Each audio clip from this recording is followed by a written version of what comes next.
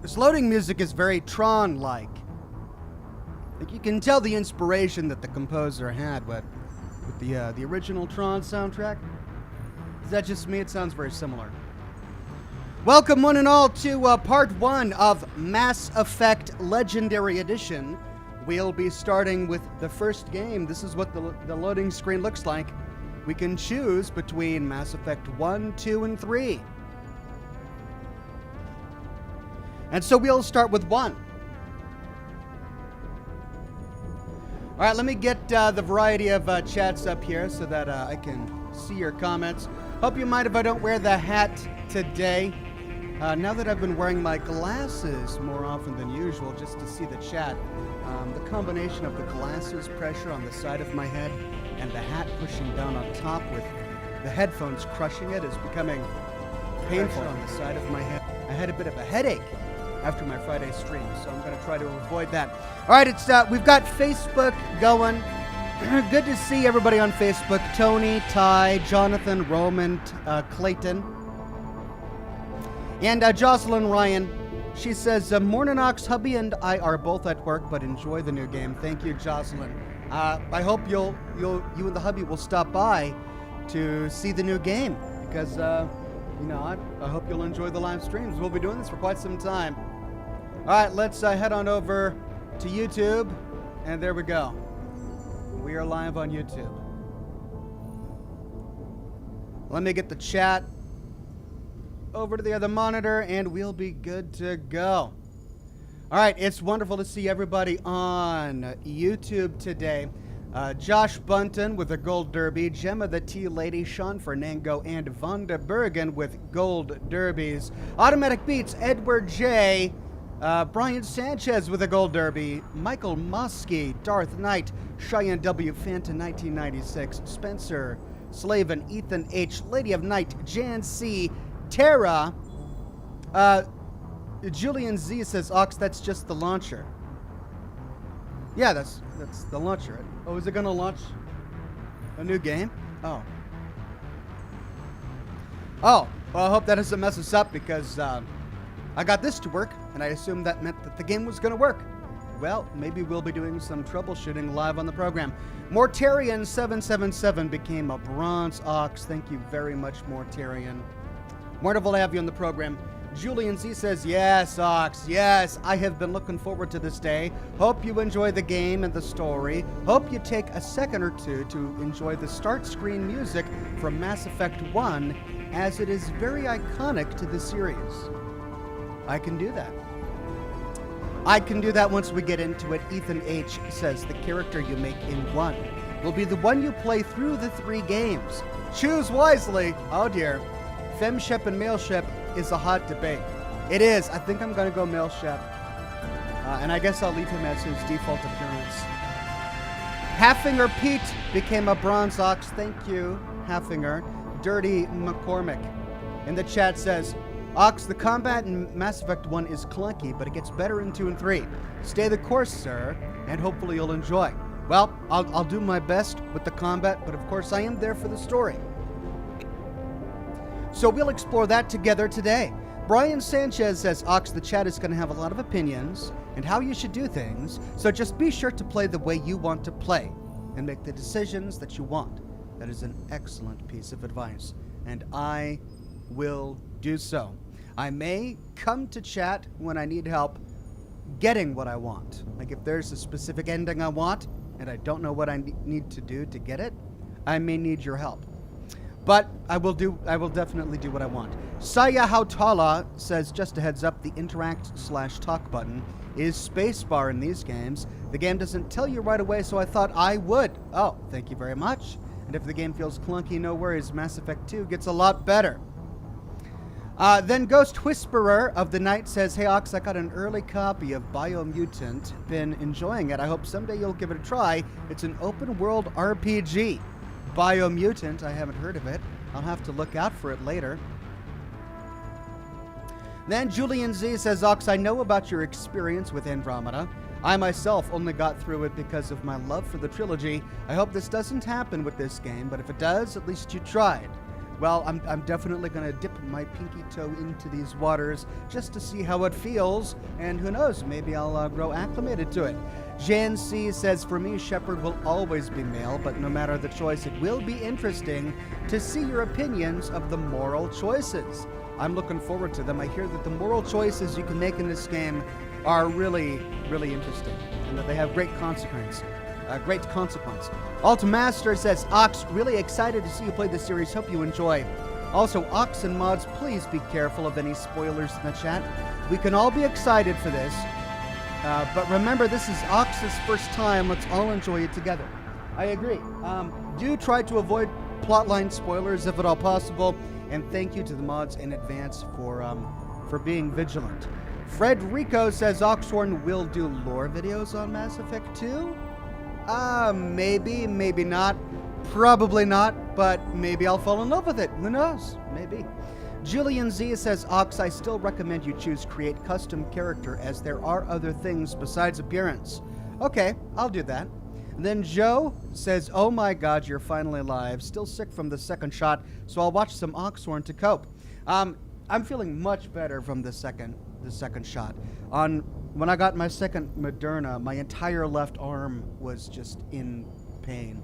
The first shot was fine. Like, I had a small, tiny little pain here at the site of the injection, but the second shot, my entire arm was in pain. But it only lasted a day. When I woke up the next day, like, it wasn't even sore. It wasn't even tender. So thankfully it was short-lived.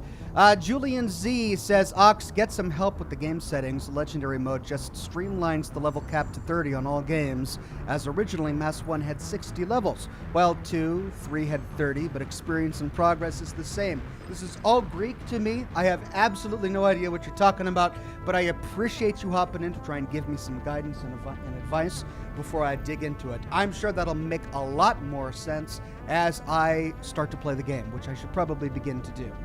Jared on Facebook, with a donation of stars, says, I'm glad you're playing Mass Effect. Please play the way you want and have fun. By the way, did you hear about the men who asked out an Assaultron? You never will. Right. They are terrifying, as we all know from Cleo and Good Neighbor.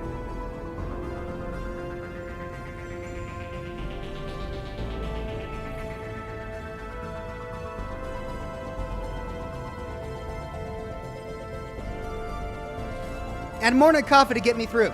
First name, last name says, just gonna leave this here with a donation. Thank you. First name, last name.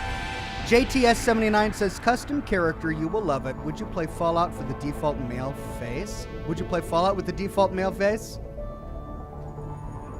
I mean, that's a good point. All right, maybe I should make my own character. Okay, let's dive in. Hey, where's my screen?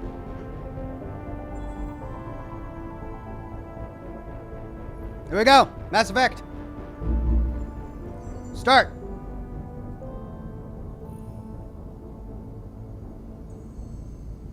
Jack Wise says, I'll just say this. Try your best to work with the Paragon/Renegade system. It has far-reaching implications.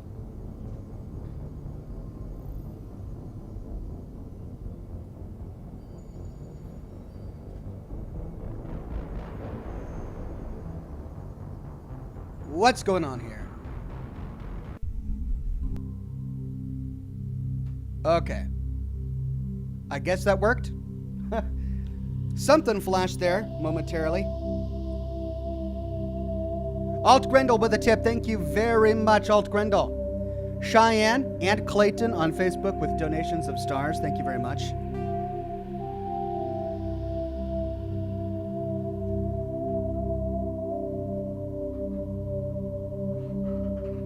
Music reminds me a little bit of Spore. Start new character, extra. Options.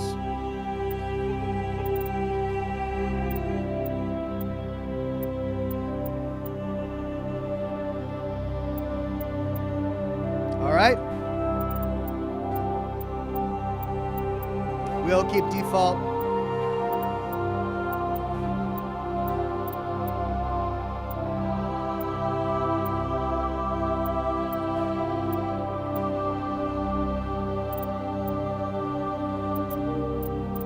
Walk. Toggle walk is T. Toggle crouch is left control. I like that.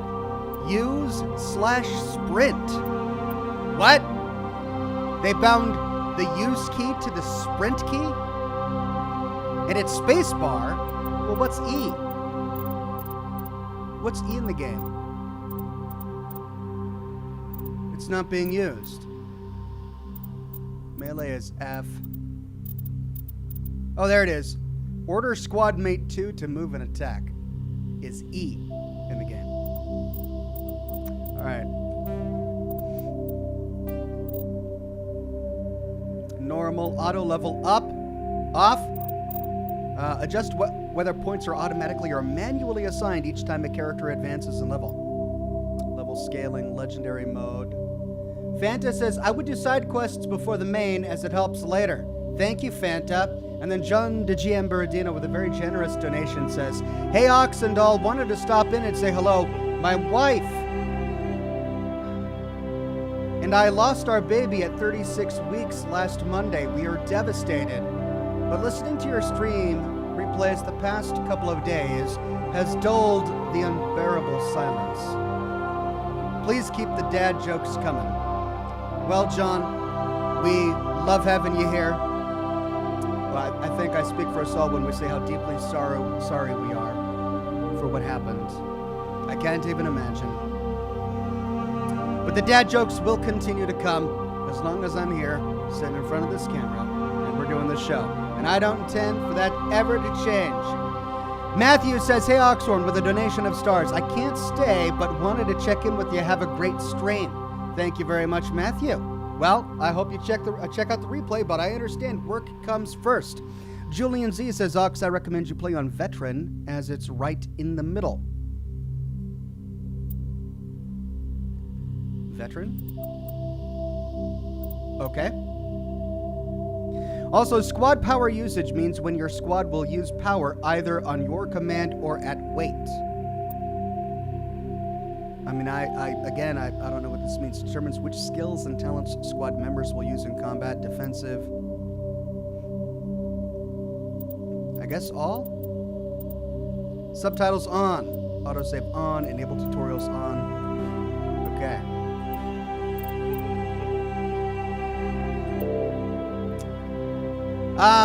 Sunkiller says, Hey, this is my first time catching one of your streams. How's your day been so far? I was up until 3 a.m. last night grinding in Destiny. My day has been really good so far. I'm looking forward to diving into the game. I'm glad you enjoyed Destiny, but hopefully you'll get some sleep when you need it. And then Ranker says, I see you've ticked over to 1.47 mil. I have Aragon, just saying. No Cole Phelps, no caravan, no tour, just a free book. That is hilarious. Well, Rancor, when the time comes, I'll definitely make a decision. Tara, with a donation of stars on Facebook, says, Hey, Ox, just wanted to let you know that I got really into your videos because of the Fallout 4 series you did on your channel. It made me really dive into the game and create conspiracies for the characters in the Commonwealth pre-war. And it's a really long comment, so I now have to Alt-tab over to flip it out. It made me really dive into the game and create conspiracies for the characters in the Commonwealth pre-war. I really think Bethesda should do something with showing off more of Boston before the bombs fell, because I'm very intrigued by the lifestyle. Imagine if that's what our world would look like 50 years from now. How would you feel about it? I would be excited, but also a little nervous because some of the things seem a bit dangerous. Yeah. Thank you for all you do. Sorry for the long message. Just wanted to let you know. Well, thank you very much, Tara. I deeply appreciate it. And I, for one, am very grateful that we're not going to find out what we would do in a Fallout-type situation, at least not anytime soon. Julian Z says, Ox, codex entries come as you interact/speak with the world. You'll see a notification pop up. Depending on how you want to tackle them, reading them as they unlock may keep from piling up. Okay, thank you for that one, Julian. I'll do my best. Okay, let's start the game. Welcome to Alliance Military Database. Classified information requested. Establishing secure connection. Secure connection confirmed. Pavel says, "Hi Ox, I wonder how you will like Mass Effect 1. It's high on my list of the best, just behind Planescape, Fallout 1, 2, and Knights of the Old Republic. But I'm an old-style RPG player. I've never gotten used to FPS games. Well, we'll find out once I dive into it." Zane Slayer says, "Hi Ox, hi chat. I've missed you all very much, and I'm so happy to see you playing one of my favorite games, and I can't wait to hear about all of the lore that I missed when I played the game." Well, I don't know if I'm going to be able to find all of it, but I'll do my best. Edward J. says, "I was wondering why music was coming from my printer. Apparently the paper was jamming." Thank you for that one, Edward. Nice addition to the dad joke list of the day. And then Mark Dodd became a bronze ox. All right, John Shepard. Jane Shepard, enter new ID.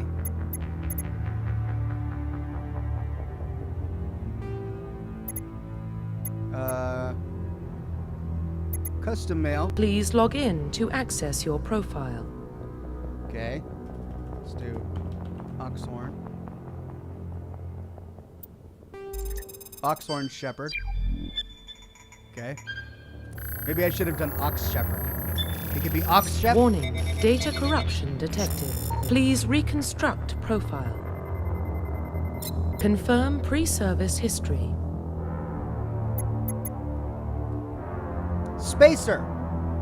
Both of your parents were in the Alliance military. Your childhood was spent on ships and stations as they transferred from posting to posting, never staying in one location for more than a few years. Following in your parents' footsteps, you enlisted at the age of 18.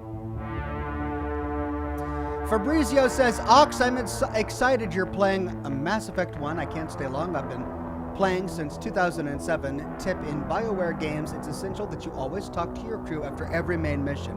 All right, I will do that. Tony J says, "You should be Oxnard Shepherd." Maybe. Following your parents' footsteps, you enlisted at the age of 18. Then there's Colonist. You were born and raised on Mindwar, a small border colony in the Attican Traverse. When you were 16, slavers raided Mindwar, slaughtering your family and friends. Yikes! You were saved by a passing Alliance patrol, and you enlisted with the military a few years later. Earthborn. You were an orphan raised on the streets of the great megatropolises covering Earth. You escaped the life of petty crime and underworld gangs by enlisting with the Alliance military when you turned 18. Interesting. Spacer, Colonist, or Earthborn. All good choices. I wonder if that'll affect dialogue options. I think Earthborn sounds interesting.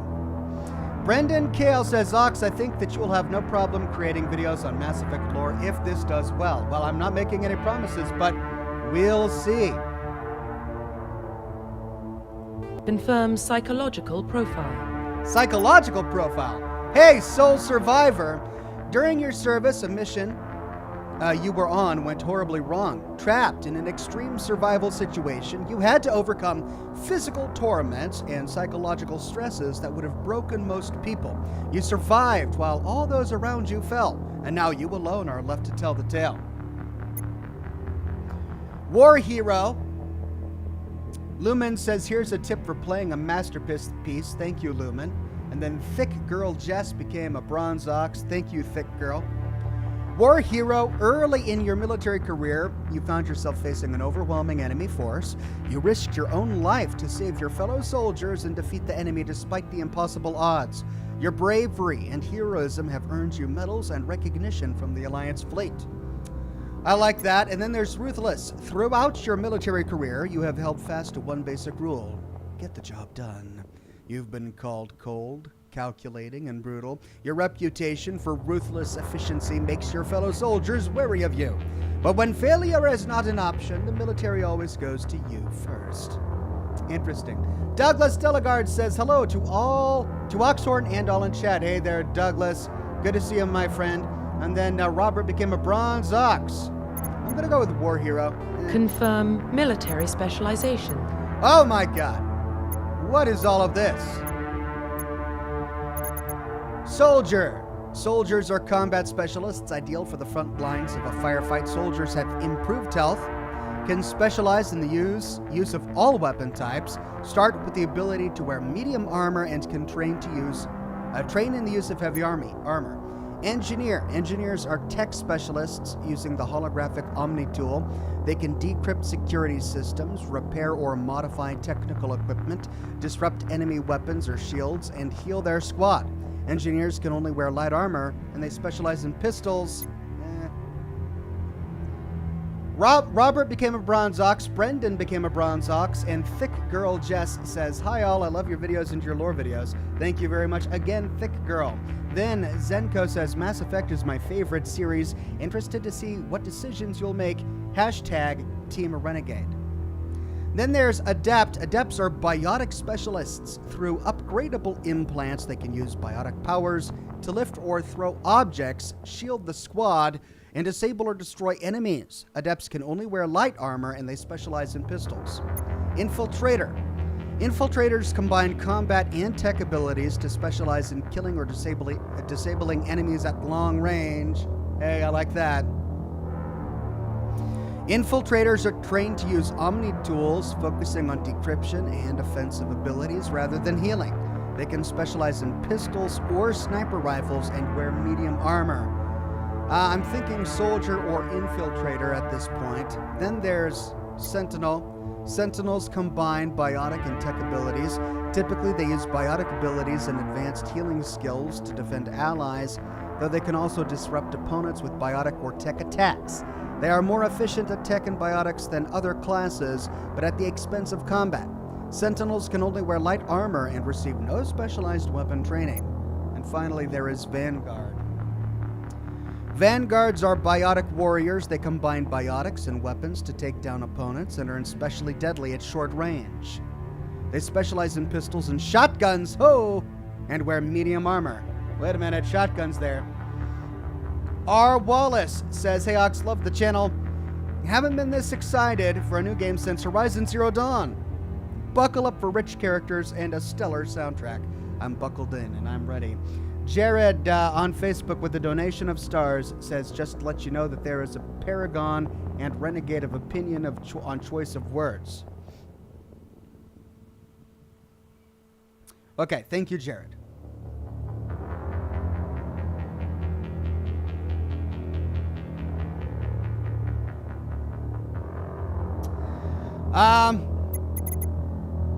Soldier seems really well-rounded. And I like that I can specialize in the use of all weapon types. And I can use heavy armor.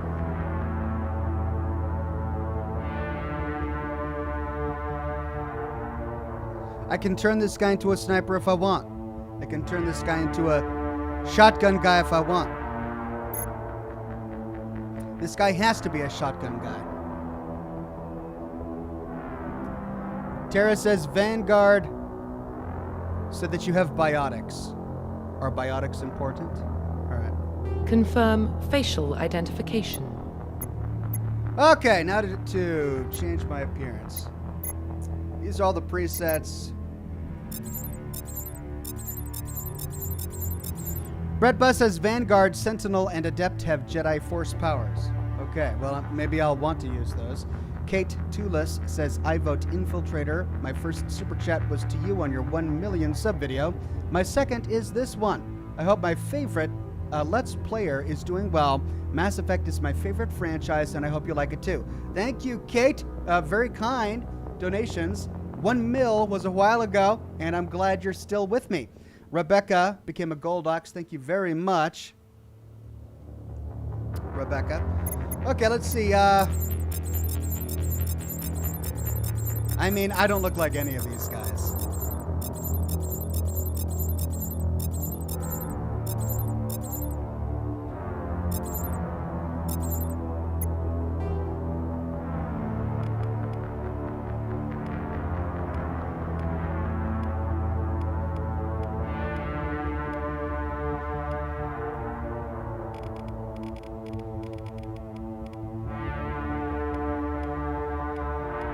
Not a lot of complexion options.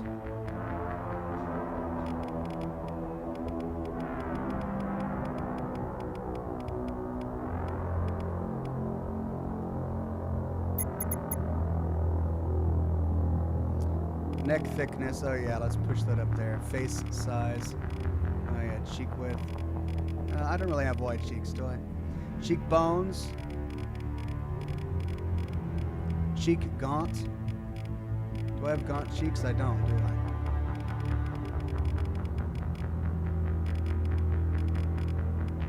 I? Ear size. I got pretty normal sized ears. Maybe the smaller ear orientation. Yeah, let's try that.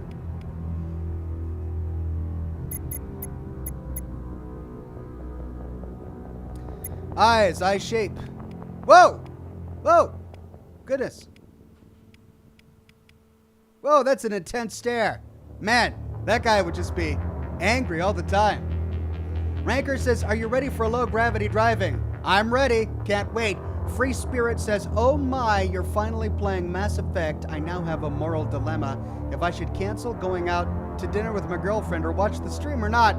My friend, go with the girlfriend. You can watch my broadcast video on demand later. Go out with the girl. That's my advice. Pavel says, I heard that class weapon restrictions of the original Mass Effect 1 was removed in the Legendary Edition. Well, I don't know what that means, but we'll see.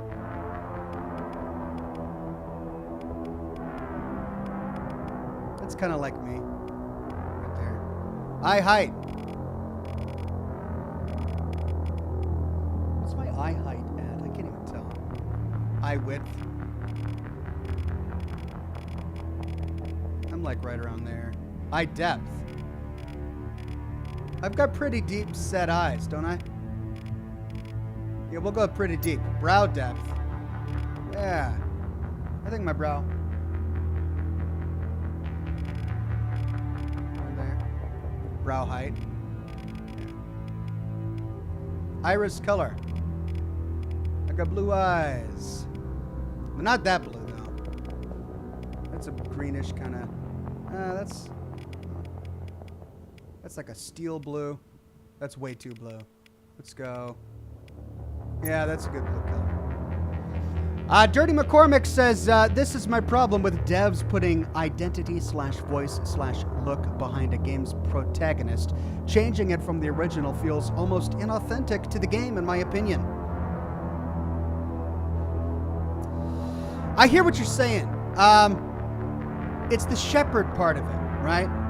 The sole survivor in Fallout 4 doesn't have a name. He or she is whatever you make him. But in this game, from what I can tell so far, this guy's kind of got a backstory already, and everyone's going to be referring to him as Shepherd. You can't choose that. So it's kind of like they wanted to write an identity for this character while also trying to give us a lot of freedom of choice. And I think you got to kind of pick the two, but between the two. Either you're going to make your protagonist, give him a backstory like Arthur in Red Dead Redemption 2, or you're just going to give your player freedom to do whatever they want.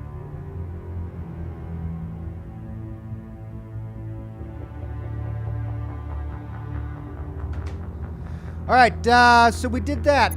Let's go to jaw. Chin height. I've got a medium-sized chin. Like that. Chin depth. What even is chin depth? Well, my chin is covered with a beard, so I don't even know what it looks like. I haven't looked at it in years. Oh, yeah, let's give it a nice big jowls. There we go. That's me right there. Mouth. Mouth shape. Oh, I see. So we got some presets here. I don't really have big, luscious lips, do I? No, it's hiding behind the... Oh, that guy's pouting.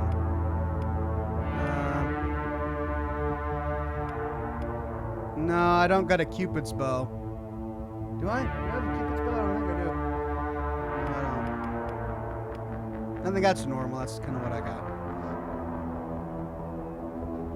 King Kinks says, thank you for the videos. I love listening to them while I'm at work fixing screens and sharpening chains. Great. Well, I'm glad I'm able to join you at work.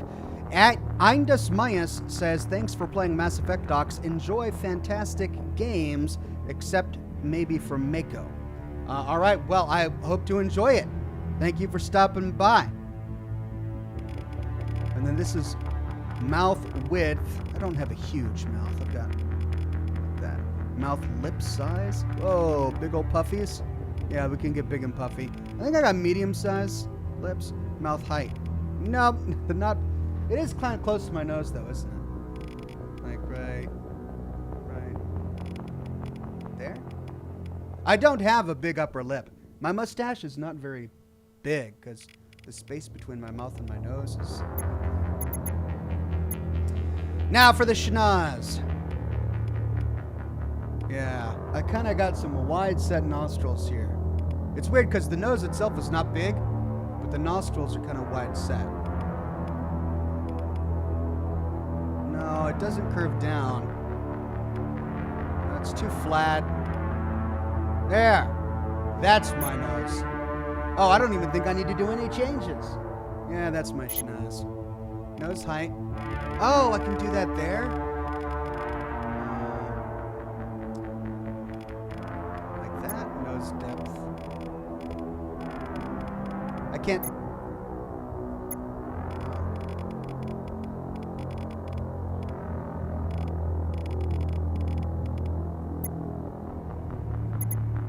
There we go. Hair. Beard. Give me a big old full beard. Oh, come on. I want a big full beard. What? What? Oh! Guys, why can't... I mean, I get that he's in the military and he's an infiltrator or whatever, but come on, guys. Give me a big full beard. Oh, man. That's so disappointing. Hair. Can't even tell. Hair color. Let's make it blonde just so that we can see it.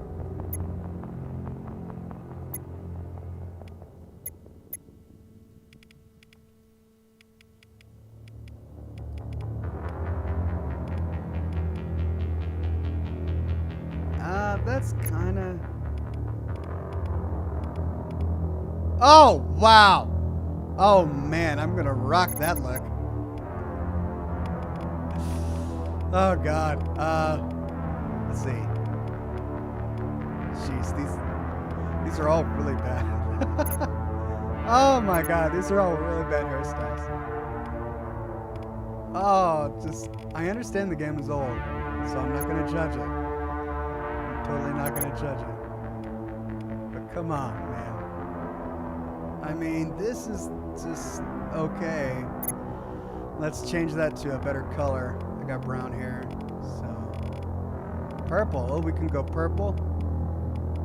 Like, that's so dark. I can barely see. Yeah, that's it. All right, brow. Eyebrows. I got bushy eyebrows, don't I? But they're not really, they're kind of just these lines. That's kind of it. Yeah, those are too long. And mine are not super long. Yeah, that's kind of what they are. Facial hair color. I want brown. I want the same color. Wow, what is that? It's like he's got peanut butter on his face. Can I just get a nice dark brown? There. Scar. Ghost Whisperer says, well, I convinced my supervisor to let me have the day off so I can watch you play Mass Effect. No worries, my friend, all is well. Okay, well, if your boss said yes, then more power to you, my friend. Let's go to Scar. So he grew up on Earth. This guy doesn't look anything like me. I chose every single option as close to me as I could, and he looks nothing like me.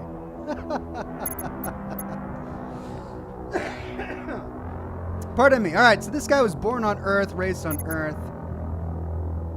He's probably got some scars somewhere. These are nasty scars, man.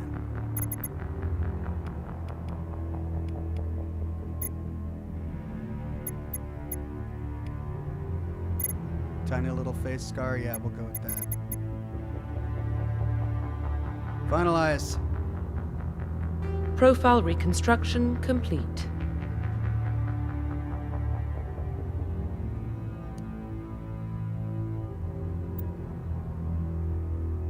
All right. Yeah. Identification confirmed.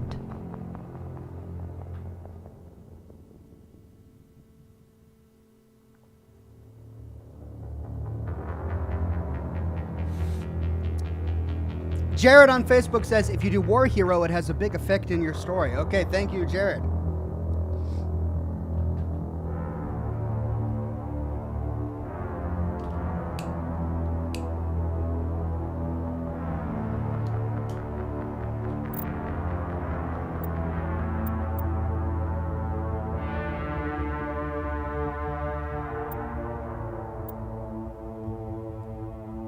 See, I don't know enough about the game to be able to choose this one. Auto level up? Is this a squad-based game? Each time a character advances in level? Squad power usage. Alright, well, here we go.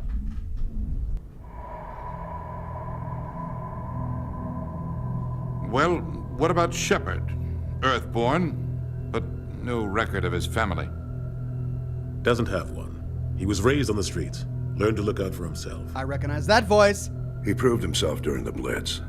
Held off enemy forces on the ground until reinforcements arrived. He's the only reason Elysium is still standing. We can't question his courage. Humanity needs a hero. And Shepard's the best we've got. I'll make the call.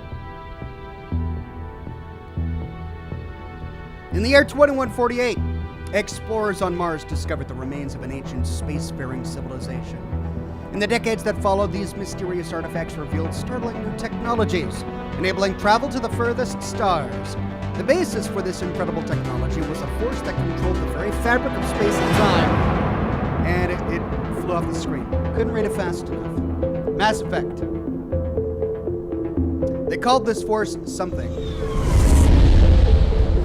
Brandon says, remember Ox, Shepard is in the military. Unfortunately, that Prime means relays in roaming range. standards. Initiating transmission sequence. Thank you, Brandon.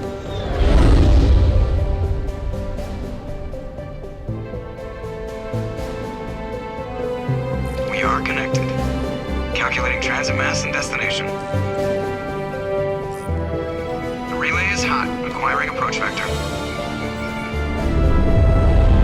All stations secure for transit.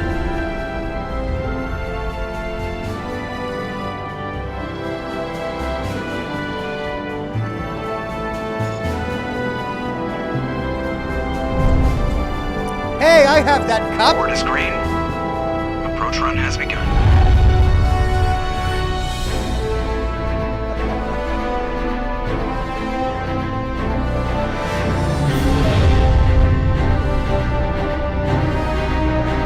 Hitting the relay in 3, 2, 1. They call the Thrusters, force Mass check. Effect. Gotcha. Navigation, check. Internal emissions sync engaged.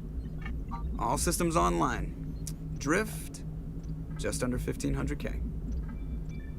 1500 is good. Your captain will be pleased. Seems really dark to me. I hate that guy. Nihilus gave you a compliment. So you hate him.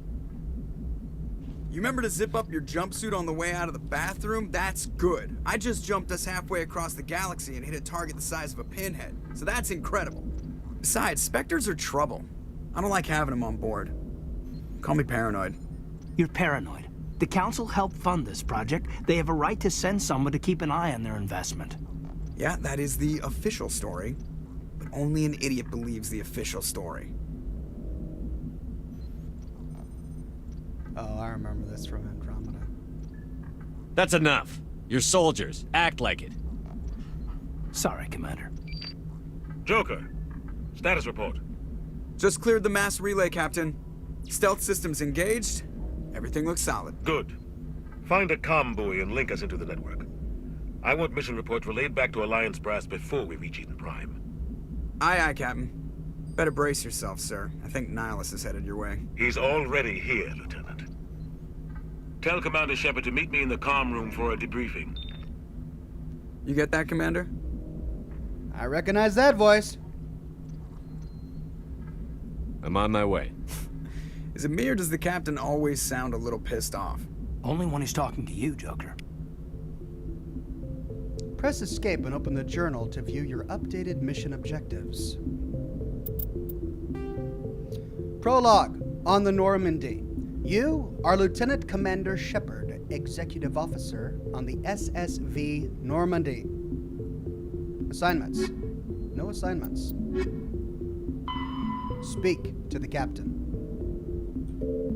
Cool. Alright,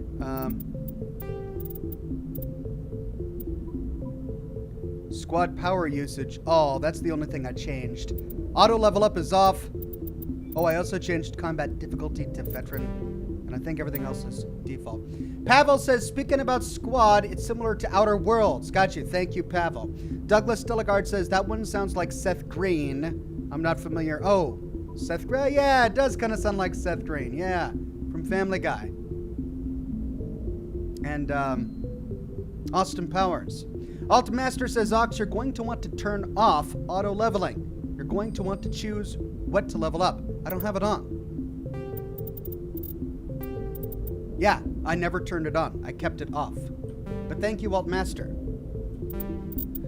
Okay, hold on a minute. Let me do... It just seems really dark.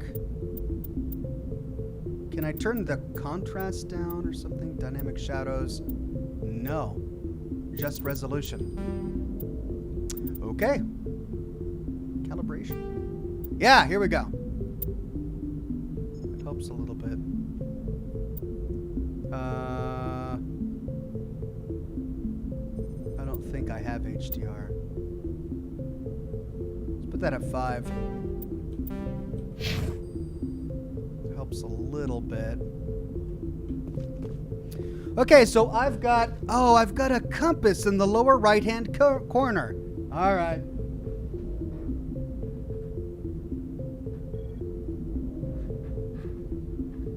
Oh, that looks much better on the other monitor.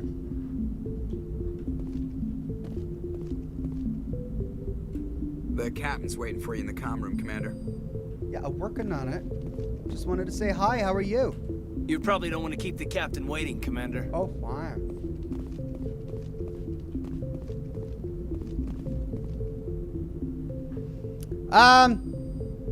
Angel Spartanus says you're missing out on not playing FemShep. The voice actress is so much better. Lol, it'll be fun either way. Well, yeah, I know. Thank you, Angel. I had to choose one. Part of me regrets not choosing FemShep. Ethan says invest as much into charm or intimidate as early as possible, depending on the type of character you want, in order to access all dialogue options. Great tip. Thank you, Ethan. And then Bill with a donation. Thank you very much, Bill. Okay. I'm telling you, I just saw him. He marched by like he was on a mission. He's a Spectre. They're always on a mission. And we're getting dragged, right along with him. Relax, Presley. You're gonna give yourself an ulcer.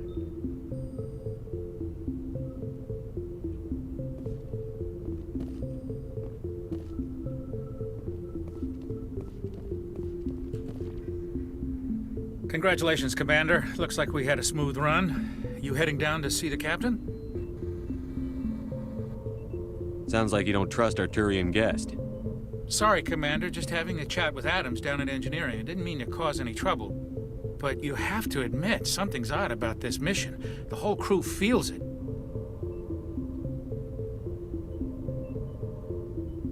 You think the Alliance brass is holding out on us? If all we're supposed to do is test out the stealth system, why is Captain Anderson in charge? And then there's Nihilus. Spectres are elite operatives, top covert agents. Why send a Spectre, a Turian Spectre, on a shakedown run? It doesn't add up. Interesting. What do you know about the stealth systems? I just know it masks our location from scans and sensors. Cutting-edge technology. The Normandy's the only ship with this prototype drive. But why are we fully staffed? A skeleton crew would be cheaper, less chance of security leaks too. Plus there's Nihilus. It's pretty obvious this shakedown run is just a cover.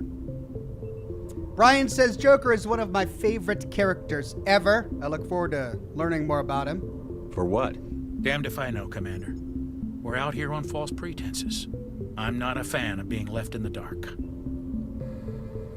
Do you have a problem with the captain? No, sir. But I can't figure out what he's doing here. Captain Anderson is one of the most decorated Special Forces officers in the service. If he melted down all his medals, he could make a life-size statue of himself. You don't send a soldier like that on a do-nothing mission. He's treating this shakedown run too seriously. Something big is going on. You don't trust Nihilus? I don't like Turians in general. It runs in my family. My grandfather fought in the First Contact War. Lost a lot of friends when the Turians hit us.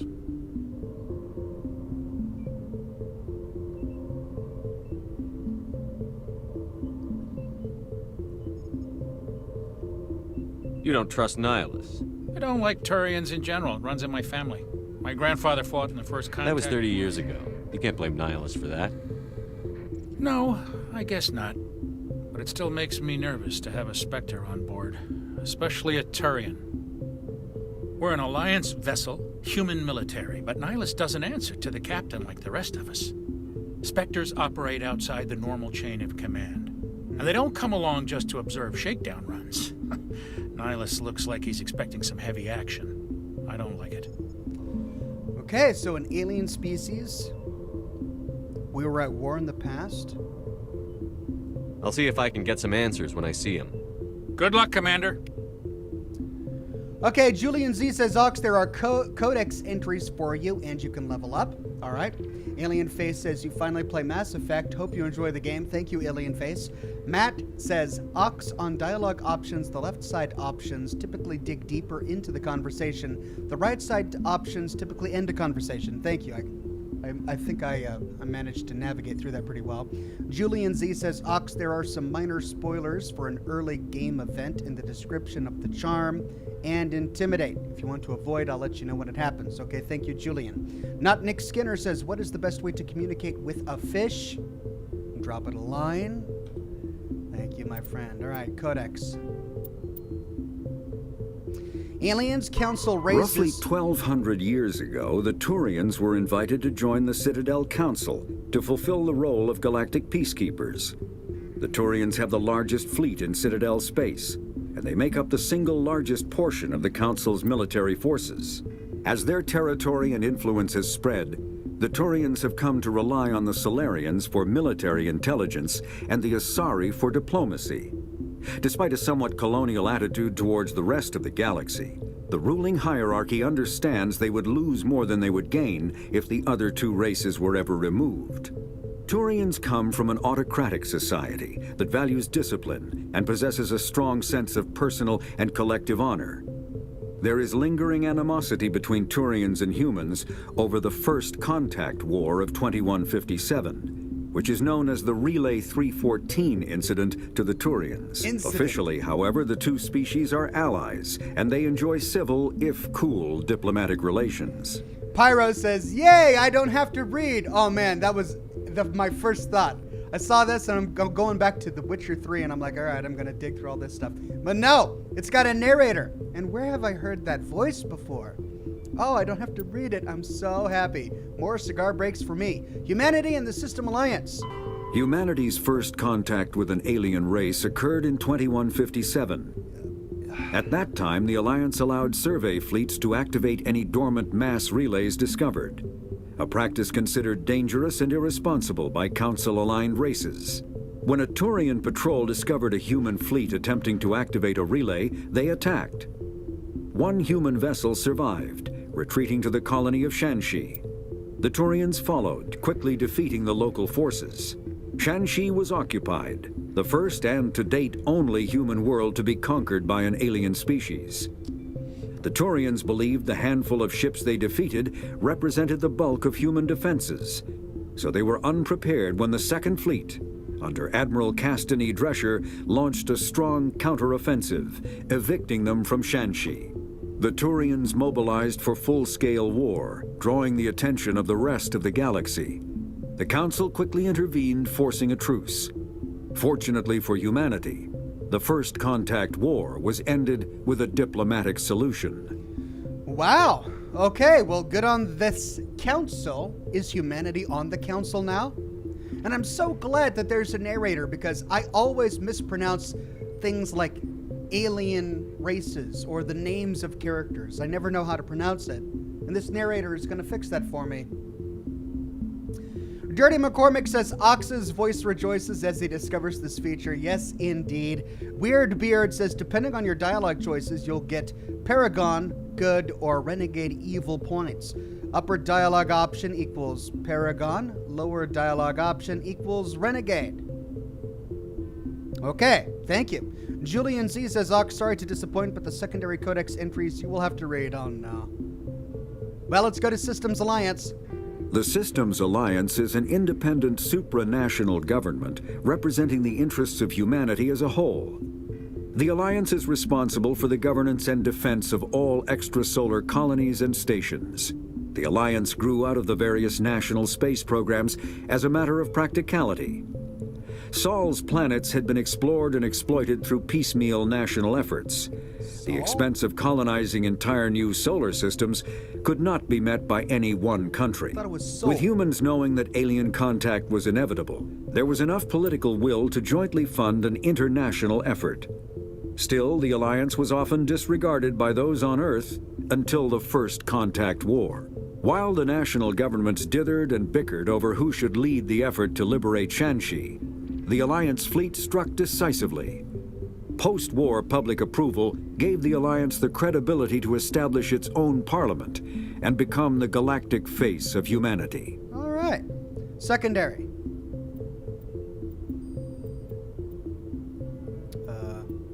Roughly 1,200 years ago, the Turians were invited to join the... Okay. Personal history summary. This is my character.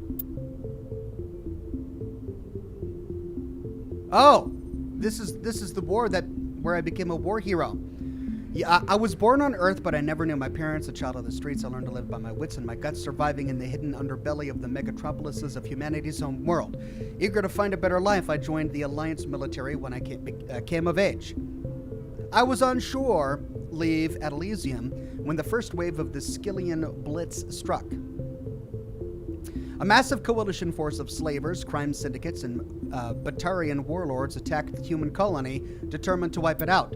I rallied the civilian inhabitants, leading them in their desperate fight to hold off the invaders. When enemy troops broke through the colony's defenses, I single-handedly held them off and sealed the breach. Wow, this guy really is a war hero. Single-handed. After hours of brutal fighting, reinforcements finally arrived and the enemy broke ranks and fled. Because of my actions, Elysium was saved, and I am regarded throughout the Alliance as a true hero.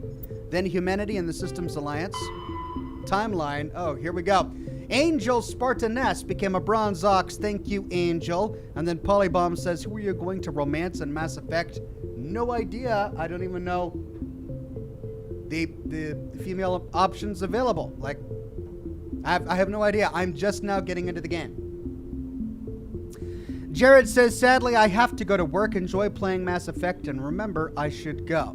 Thank you very much for the donation of stars. Okay, timeline, 2069. Armstrong Outpost at Shackleton Crater becomes the first human settlement on Luna. It is formally founded on July 24th, the 100th anniversary of the first lunar landing.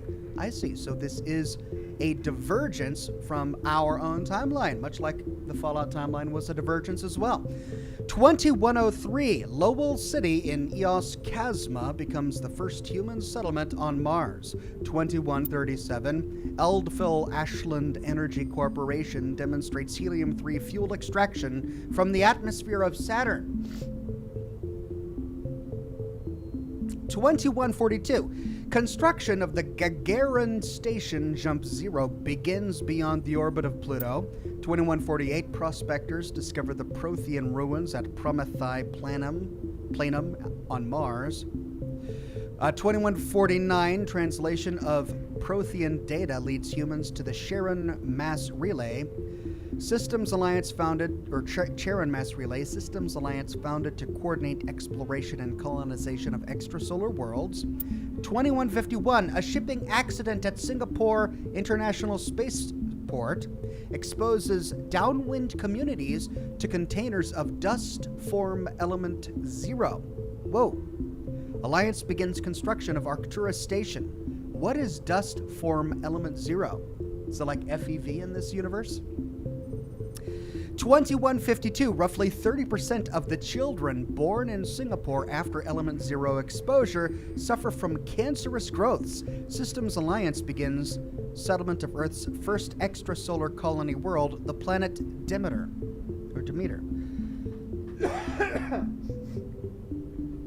2154, Commander Shepard is born. 2155, System Alliance occupies completed portions of Arcturus Station as a headquarters. 2156, some children of Singapore exhibit minor telekinetic abilities. Oh god. 2157, Turians encounter human explorers. First Contact War, occupation and liberation of the human colony Shanxi. 2158, humans learn potential of biotics. I see. So this is where the magic of the universe comes from. Exposure to element 0. An international effort to track element 0 exposures begins. Roughly 10% of exposed children show some level of biotic ability. 2160, Systems Alliance Parliament formed. 2165, humans establish embassy on Citadel. 2170, Batarian slavers attack the Alliance colony of Mindwar. 2176, Skillian Blitz, pirates and slavers attacked Elysium, the human capital of the Skillian Verge. 2177, Thresher Maws devour the Alliance colony of Akuz. 2178, in retaliation for the Skillian Blitz, an Alliance fleet wipes out an army of slavers on the moon of Torfan. 2183, current date. Mark Lane says, Ox, your romance choices here are a naive alien or a literal space racist. Not even kidding, he says. Also, the most taboo knight of Camelot, Sir Eptititius. Eptititius? I don't get that one. The most taboo knight in Surreptitious. Sir Eptitius. Really? Surreptitious? Come on, Mark. Thank you, Mark. All right, ships and vehicles. Starships, sensors.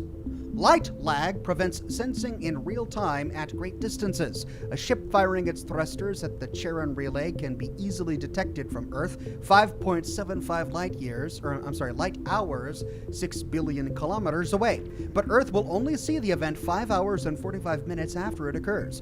Due to the light speed limit, defenders can't see enemies coming until they have already arrived. Because there is FTL travel in communications but no FTL sensors, frigates are crucial for scouting and picket duties. Passive sensors are used for long-range detection, while active sensors obtain short-range, high-quality targeting data. Passive sensors include visual, thermographic, and radio detectors that watch and listen for objects in space. A powered ship emits a great deal of energy. The heat of the life support systems, the radiation given off by power plants and electrical equipment, the exhaust of the thrusters. Starships stand out plainly against the near absolute zero background of space. Passive sensors can be used during FTL travel. But incoming data is significantly distorted by the effects of the mass effect envelope and Doppler shift. Active sensors are radars and high-resolution LADARs, laser detection and ranging, that emit a ping of energy and listen for return signals. LADARs have a narrower field of view than a radar, but LADAR resolution allows images of detected objects to be assembled. Active sensors are useless when a ship is moving at FTL speeds. Faster than light, FTL. Right. Codex done. Squad. The squad screen lets you view your team's talents. Mouse over a talent or its rank to view it. Click on a talent to spend a talent point to gain a rank in it. As you gain levels, you will acquire talent points and unlock higher ranks. Okay, level 1. I've got 60 experience to spend. I could put it into pistols, shotguns, assault training, tactical armor, throw, lift, warp. Projects a powerful mass effect field that wreaks havoc on a subatomic level. Weakens armor and inflicts damage over time on enemies caught in the area of effect. Each point spent increases the duration of the warp barrier. Now these are blocked. This is blocked off. Why is it blocked off to me? Is it because I have no points spent in it?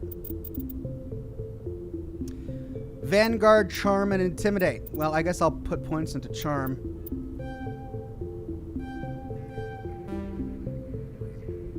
Oh, I see. The points were down here.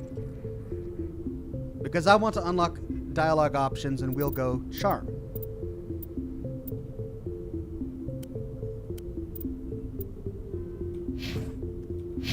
Okay. I grew up on Eden Prime, Doc. It's not the kind of place Spectres visit. There's something Nihilus isn't telling us about this mission. That's crazy. The captain's in charge here. He wouldn't take orders from a Spectre. Not his choice, Doc. Spectres don't answer to anyone. They can do whatever they want. Kill anyone who gets in their way. Oh, you watch too many spy vids, Jenkins. What do you think, Commander? We won't be staying on Eden Prime too long, will we? I'm itching for some real action. I sincerely hope you're kidding, Corporal. Your real action usually ends with me patching up crew members in the infirmary.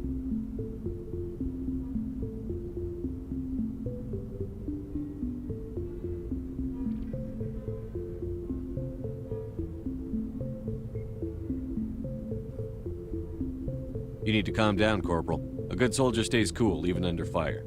Sorry, Commander, but this waiting's killing me. I've never been on a mission like this before, not one with a Spectre on board. What can you tell me about Nihilus? Turians are generally well respected by the other species. Their fleet has more patrols protecting Citadel space than any other. They don't always get on well with us, though. Some people find them too rigid. Others still blame them for the First Contact War. As for Nihilus, I haven't said more than 2 words to him. He usually only speaks to the captain. I heard Nihilus once took down an entire enemy platoon all by himself. Man, I can't believe I'm on a mission with an actual Spectre. What do you know about the Spectres? Only what I've heard. Spectre agents work directly for the Citadel Council. They usually work alone or in small groups. Spectres don't have any official power, though. Basically, they're a shadow organization with a mandate to preserve and protect galactic stability. Protect it at any cost. Don't forget that part. Spectres operate above the law. Why don't we have any of our own people in there? Spectres usually come from the Council races, like the Turians. We've been trying to get a human accepted into their ranks for years now. So far, it hasn't happened. Hey, Commander, you'd make a good Spectre. You're a war hero, right? Held off an entire enemy fleet during the Blitz single-handed? That's the kind of talent the Spectres are looking for. This is all just wild speculation. The Spectres aren't interested in recruiting humans, no matter how capable.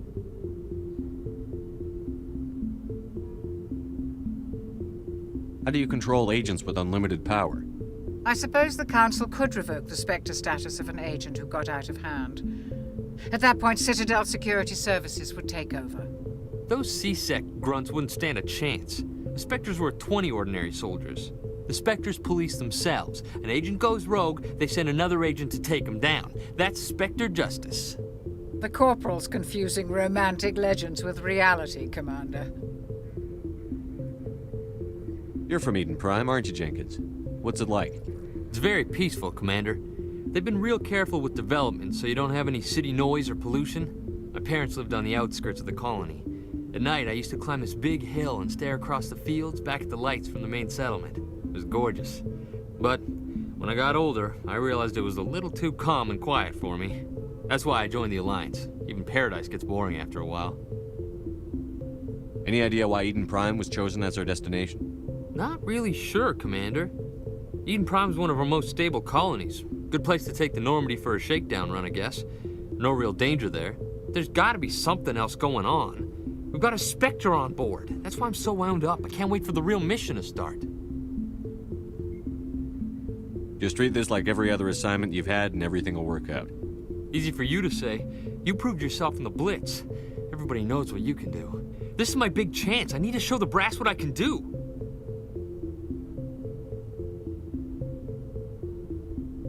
You're young, Corporal. You have a long career ahead of you. Don't do something stupid to mess it up.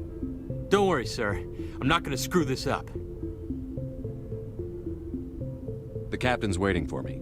Goodbye, Commander. Julian Z says, Ox, you can unlock the gray out areas by putting points in the line above it. Thank you, Julian. Frog Raider says you unlock abilities by leveling other abilities like shotguns are unlocked by pistols. I see. Thank you, Frog Raider. Mark says also, Ox, the game doesn't tell you this, but be sure to talk to everyone on the Normandy between each major mission or you will miss a lot of lore. All right, I will. Now, is there a reason why this flag is still blinking on my minimap? Is there something I forgot to say with him? Sir? Oh, that's over there. I see. Okay. That's my quest destination. Whoa! Whoop. Hold the right mouse button and move the mouse to aim at a target. Okay, can I cancel that? I was so used to pressing shift to run.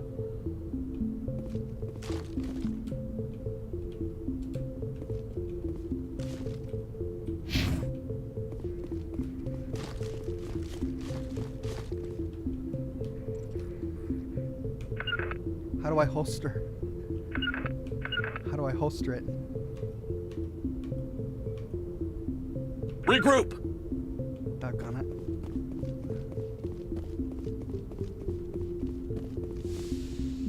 Yes, salute me. I hope I don't shoot you on accident. I don't know how to put my gun away.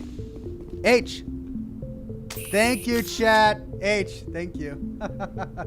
Nitaku says, hey, Ox, hope you enjoy one of my favorite series. Thank you, I hope I do too. Commander Shepard, I was hoping you'd get here first. It will give us a chance to talk. What about? I'm interested in this world we're going to. Eden Prime. I've heard it's quite beautiful. They say it's a paradise. Yes, a paradise. Serene, tranquil, safe. Eden Prime has become something of a symbol for your people, hasn't it? Proof that humanity can not only establish colonies across the galaxy, but also protect them.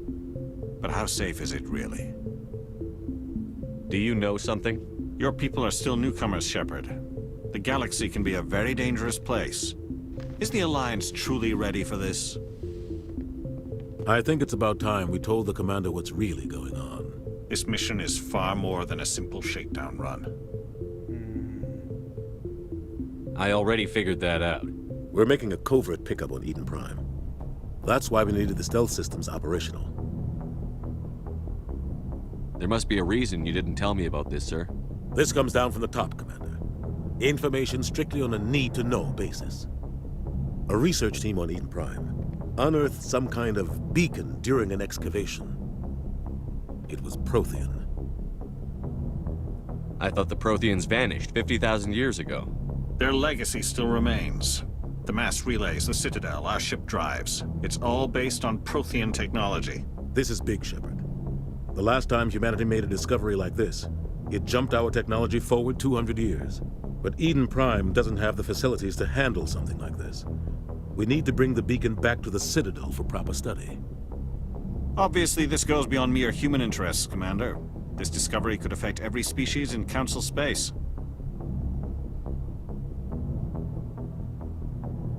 Why didn't we keep the beacon for ourselves? You humans don't have the best reputation. Some species see you as selfish, too unpredictable, too independent, even dangerous.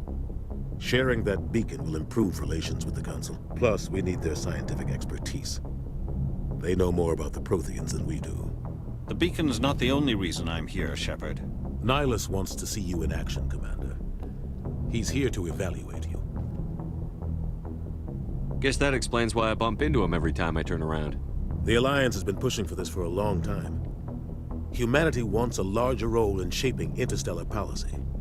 We want more say with the Citadel Council. The Spectres represent the Council's power and authority.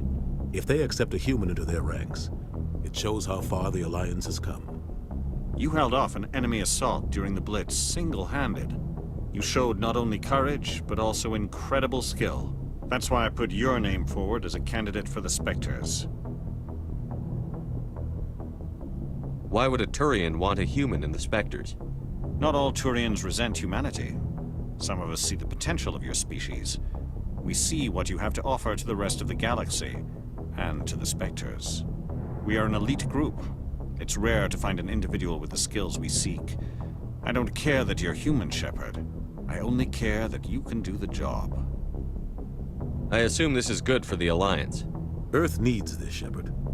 We're counting on you. I need to see your skills for myself, Commander. Eden Prime will be the first of several missions together. You'll be in charge of the ground team. Secure the beacon and get it onto the ship ASAP. Nihilus will accompany you to observe the mission. What do you know about the Protheans? Just what they taught us in school. They were a technologically advanced species that ruled the galaxy 50,000 years ago. Then they vanished. Nobody really knows how or why, though I've heard plenty of theories. But everyone agrees, galactic civilization wouldn't exist without them. Their Citadel is the very heart of galactic society, and without their mass relays, interstellar travel would be impossible. We all owe the Protheans a great debt. New Darganism says, love to see you play Mass Effect docs. Like Witcher, Shep's job/background are established, but your choices shape skills, plot outcomes, and NPC relationships. Thank you, New Darganism. Julian Z says, Ox, just to let you know, early on in the game, almost after every conversation, it'll have new codex entries for your information. All right, we'll check the codex again after this conversation. Sarah says, was AFK last week, but went to a cigar enthusiast on my birthday. Thought of you. Sadly, we got too drunk and forgot to smoke the cigars, lol. That sounds like you had a good time nonetheless. I'd like to know more about Eden Prime before we touch down. It's a peaceful farming world, but it represents something much bigger. Eden Prime is one of our oldest and most successful colonies. It proved we were ready to face the challenges of settling new worlds, to forge a place for humanity beyond Earth. It symbolizes humanity's growth and evolution as a spacefaring species. And after this, it will be known as the world where humans made a discovery of galactic importance. Why is this beacon so important? All advanced galactic civilization is based on Prothean technology, even yours. If we hadn't discovered those Prothean ruins buried on Mars, we'd still be stuck on Earth. That was just a small data cache. Who knows what we can learn from this beacon? What if it's a weapons archive? We can't let it fall into the wrong hands. Like who? The Attican Traverse isn't the most stable sector of Citadel space. There are plenty of raiders and criminal groups active in the region. They might figure a Prothean beacon is worth the risk of attacking an Alliance ship. Plus, Eden Prime is right on the border of the Terminus systems. The Attican Traverse is under Citadel protection. If the Terminus systems attack, it's an act of war. Technically, yes. But some of the species in the Terminus might be willing to start a war over this. The last thing the Council wants is to get dragged into a major conflict with the Terminus systems. We have to keep this low-key. Just give the word, Captain. We should be getting close to Eden. Captain, we got a problem. What's wrong, Joker? Transmission from Eden Prime, sir. You better see this. Uh-oh. Bring it up on screen.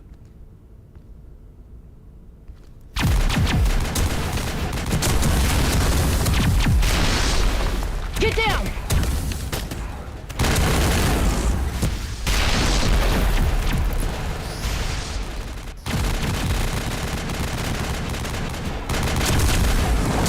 We are under attack, taking heavy casualties. I repeat, heavy casualties.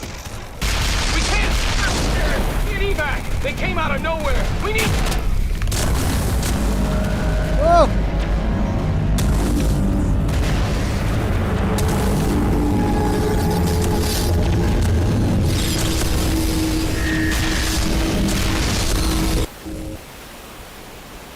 Everything cuts out after that. No comm traffic at all.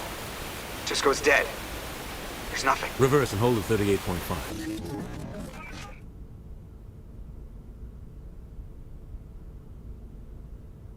Status report. 17 minutes out, Captain. No other Alliance ships in the area.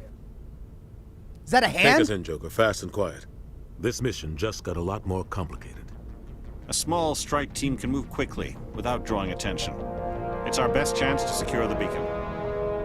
Grab your gear and meet us in the cargo hold.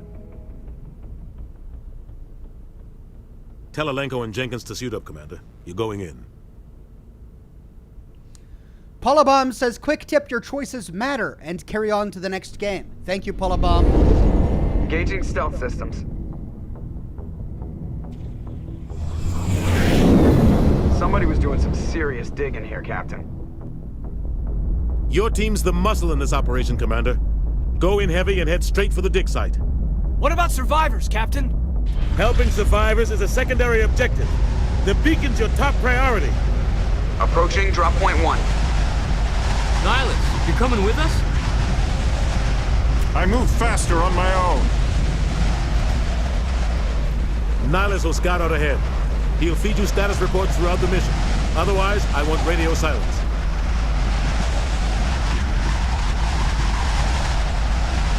We've got his back, Captain. The mission's yours now, Shepard. Good luck! We are approaching drop point 2.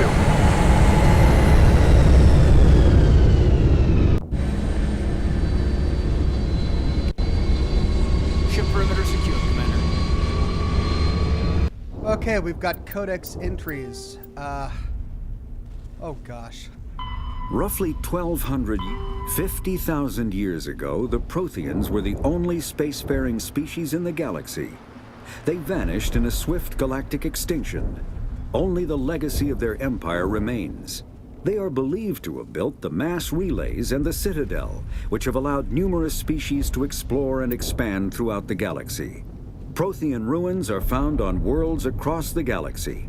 While surprisingly intact for their age, functioning examples of Prothean paleotechnology are rare. Time and generations of looters have picked their dead cities and derelict stations clean. Some believe the Protheans meddled in the evolution of younger races. The Hanar homeworld of Kadje, for example, shows clear evidence of former Prothean occupation. The presence of a former Prothean observation post on Mars has caused a rebirth of interventionary evolutionists among humans. These individuals believe the god myths of ancient civilizations are misremembered encounters with aliens. Interesting. Spectres are agents from the Office of Special Tactics and Reconnaissance, and answer only to the Citadel Council. They are elite military operatives, granted the authority to deal with threats to peace and stability in whatever way they deem necessary. They operate independently or in groups of 2 or 3. Some are empathetic peacekeepers, resolving disputes through diplomacy. Others are cold-blooded assassins, ruthlessly dispatching problem individuals. All get the job done one way or another, often operating outside the bounds of galactic law. The Spectres were founded after the Solarians joined the Council. For many years, they operated in secrecy as backroom problem solvers. Only after the Krogan rebellions did their activities become publicized. Assignment of a Spectre is less contentious than a military deployment, but makes it clear that the Council is concerned about a situation. The Terminus systems are located on the far side of the Attican Traverse, beyond the space administered by the Citadel Council or claimed by the Human Systems Alliance. It is populated by a loose affiliation of minor species, united only in their refusal to acknowledge the political authority of the Council or adhere to the Citadel conventions. Their independence comes at a price. The Terminus is fraught with conflict. War among the various species is common, as governments and dictators constantly rise and fall. The region is a haven for illegal activities, particularly piracy and the slave trade. At least once a year, a fleet from the Terminus invades the nearby Attican Traverse. These attacks are typically small raids against poorly defended colonies.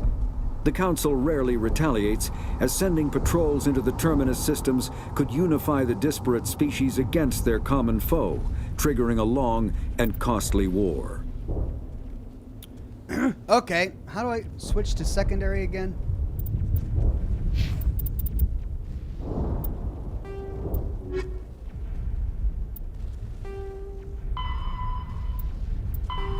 Okay, nothing new.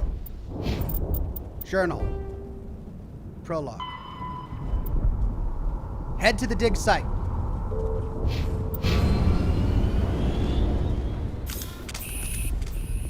This place got hit hard, Commander. Hostiles everywhere. Keep your guard up.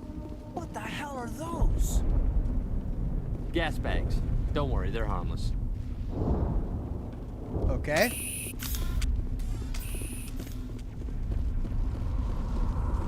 Harmless gas bags.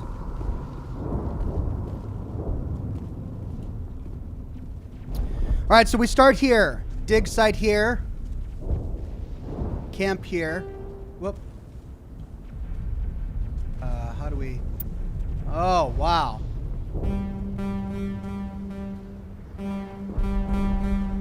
Plot, point of interest, mineral. Do we have to explore all of this?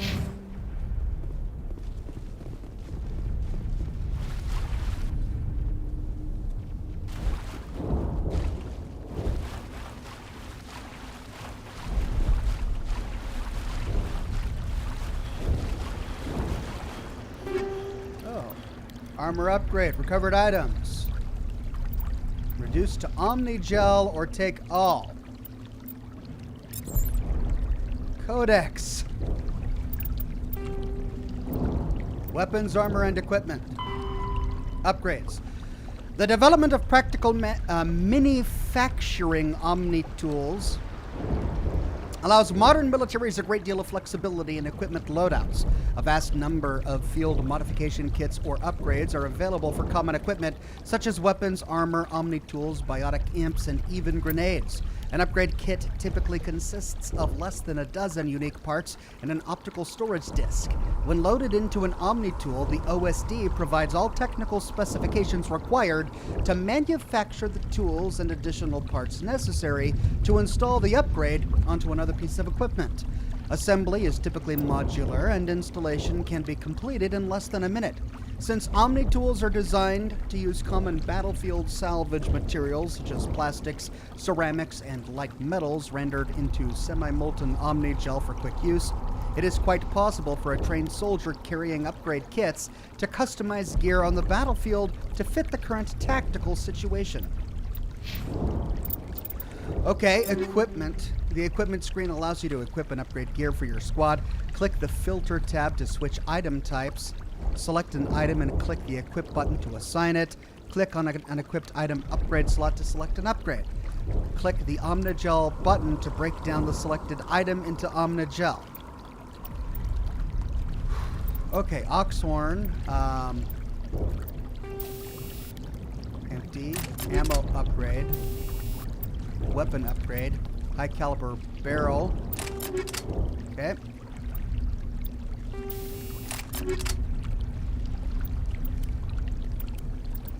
I have an assault rifle.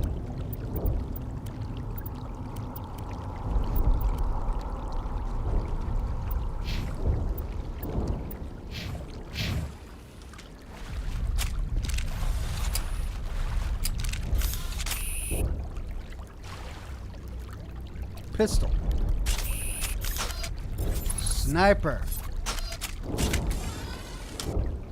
Don't know what that is. Don't know what that is. That's my pistol again. Alright, well, we'll hold the sniper. Okay, so that's the end of that.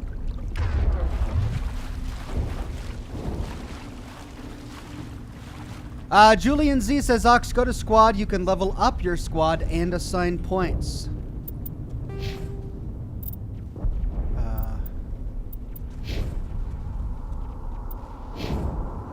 Okay, throws enemies away from the caster with a force of 600 newtons. Barrier bolsters your kinetic shields with a mass effect shield that can absorb a massive amount of damage. Attacks that penetrate shields will also penetrate this barrier. Each point spent increases the strength and duration of the barrier. Decryption can use decryption skill on easy objects, first aid, and sentinel.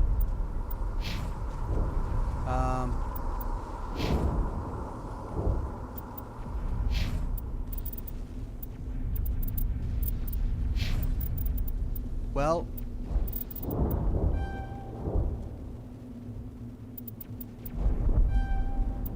deploys Medigel to all wounded squad members, restoring health. All right. Combat armor. Able to equip medium armor, assault training, assault rifles, pistols. Increases melee damage, increases weapon damage. Soldier. Frontline warriors are trained to withstand physical punishment that comes with combat. Increases health.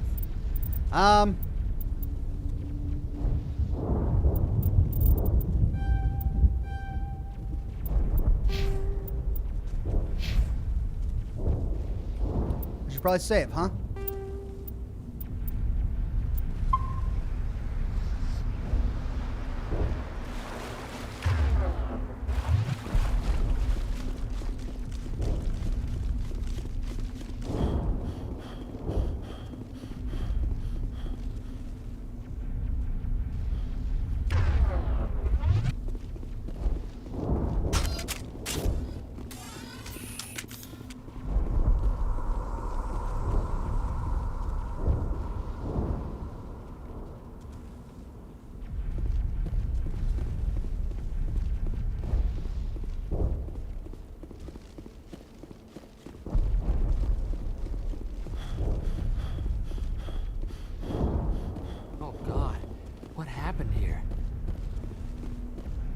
Hold left shift to switch weapons for your squad.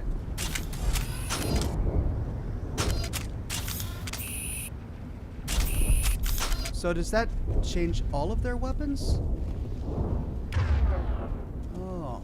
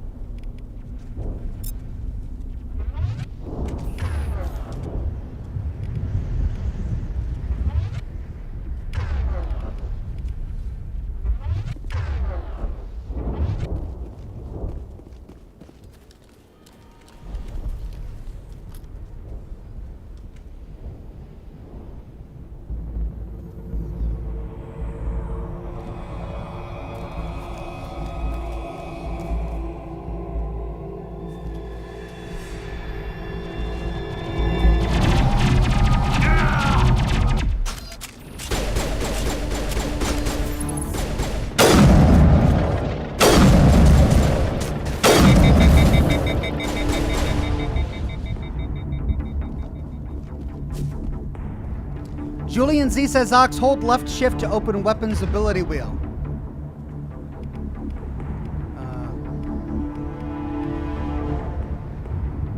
Okay.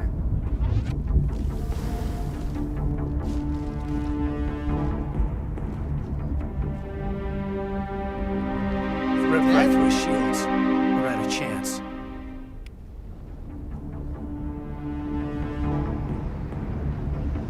We'll see that he receives a proper service once the mission is complete.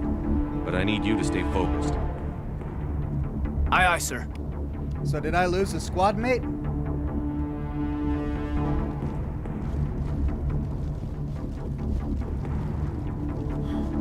Medigel is needed to heal injured squad members. Omnigel can be used to bypass decryption and electronics challenges. Both can be acquired by defeating enemies and opening containers. Press V to use Medgel to heal your squad.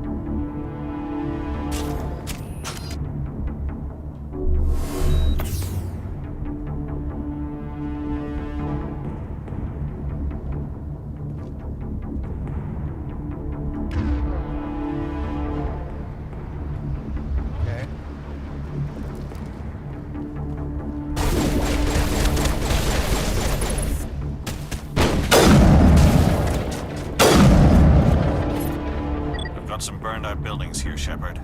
A lot of bodies. I'm gonna check it out. I'll try to catch up with you at the dig site.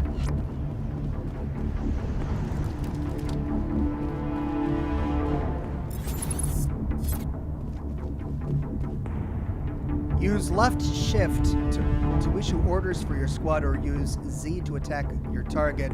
Q or E have a specific... Use Q or E to send a squad mate ahead. Press C to call them back. Okay.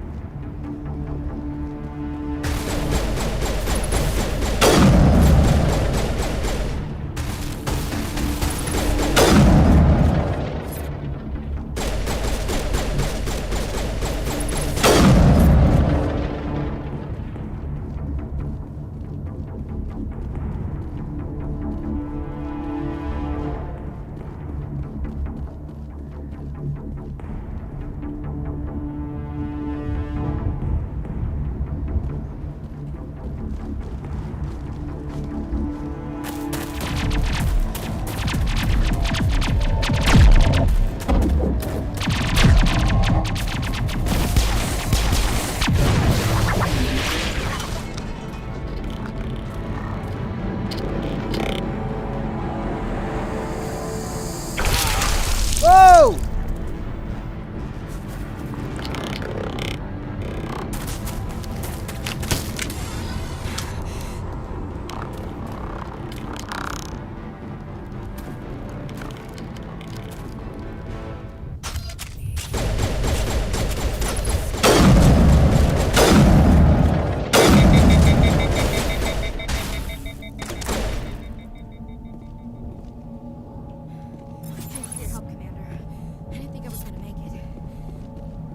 Jeff says you can drag your powers to the top right of the screen to bind them.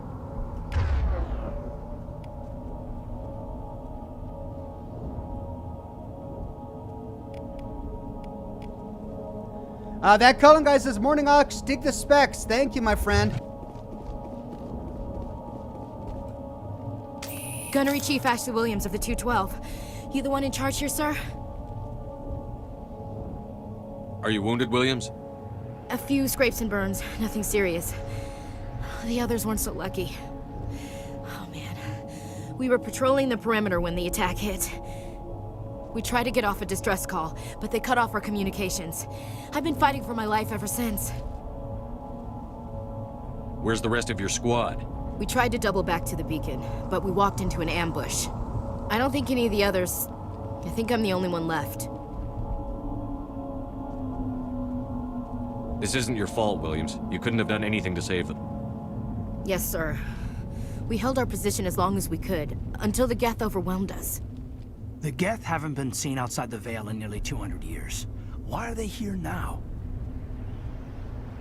They must have come for the beacon. The dig site is close, just over that rise. It might still be there. We could use your help, Williams. Aye, aye, sir. It's time for payback. What else do you know about the Geth? Just what I remember from history class back in school. They're synthetics, non-organic life forms with limited AI programming, created by the Quarians a few centuries ago. They were supposed to be a source of cheap labor, but ended up turning on the Quarians and drove them into exile. Well, after that, they just kind of disappeared behind the Perseus Veil. Nobody's really heard much from them since. Jeff says top left, sorry. Okay. Tell me everything you know about the beacon. They were doing some digging out here to extend the monorail and expand the colony. A few weeks ago, they unearthed some Prothean ruins, and the beacon. Suddenly, every scientific expert in the colony was interested. That's when they brought us in to secure the site. I don't know much about the beacon itself, but I heard one of the researchers say this could be the biggest scientific discovery of the century. What happened to the researchers at the dig site? I don't know. They set up camp near the beacon. The 232 was with them. Maybe their unit fared better than mine. Describe what happened leading up to the attack. We were sent out a couple of nights ago from the main colony to secure the area. Seemed like a routine patrol, until the Geth hit us. We never knew they were coming. Move out.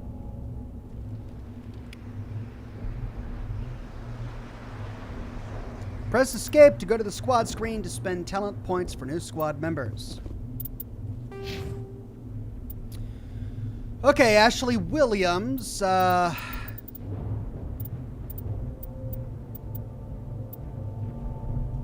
I already lost one squad mate. I guess I should give them health. That increases health by 10%.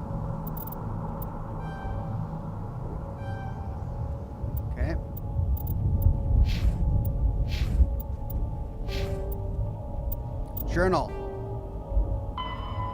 Continue to the dig site. Codex. Lots of stuff. Okay. The Geth are a humanoid race of networked AIs. They were created by the Quarians 300 years ago as tools of labor and war. When the Geth showed signs of self-evolution, the Quarians attempted to exterminate them. The Geth won the resulting war. This example has led to legal, systematic repression of artificial intelligences in galactic society. The Geth possess a unique distributed intelligence. An individual has rudimentary animal instincts, but as their numbers and proximity increase, the apparent intelligence of each individual improves. In groups, they can reason, analyze situations, and use tactics, as well as any organic race. Geth space is located at the trailing end of the Perseus Arm, beyond the lawless Terminus systems. The Perseus Veil, an obscuring dark nebula of opaque gas and dust, lies between their space and the Terminus systems. Kinetic barriers, more commonly called shields, provide protection against most mass accelerator weapons. Whether on a starship or a soldier's suit of armor, the basic principle remains the same. Kinetic barriers are repulsive mass effect fields, projected from tiny emitters. These shields safely deflect small objects traveling at rapid velocities. This affords protection from bullets and other dangerous projectiles, but still allows the user to sit down without knocking away their chair. The shielding afforded by kinetic barriers does not protect against extremes of temperature, toxins, or radiation. Okay, again, I can't switch to secondary without... All right, there we go.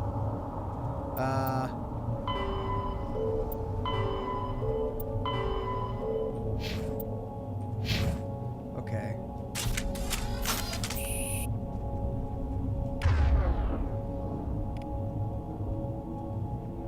Caden. Oh, quick slots. Okay. Shepherd Warp damages all nearby enemies and objects and makes them more vulnerable to further damage.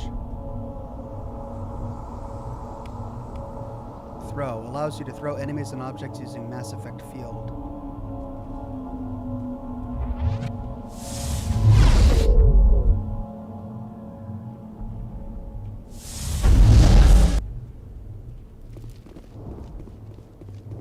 The beacon's at the far end of this trench.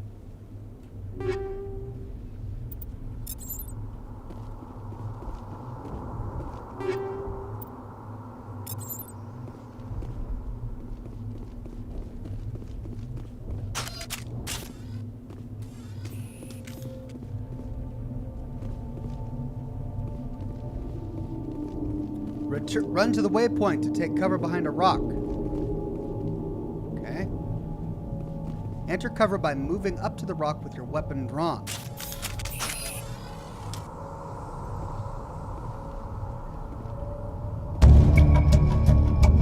Move to the edge of cover and press left mouse button to fire. Hold right mouse button to lean out and aim.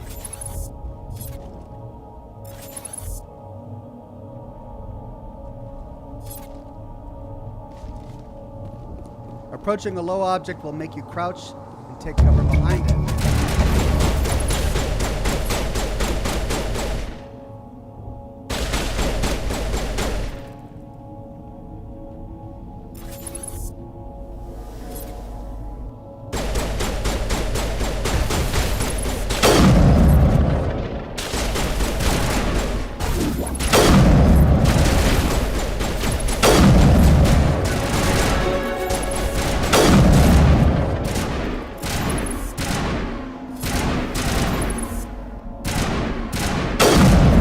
Spacebar while moving to storm forward rapidly on console.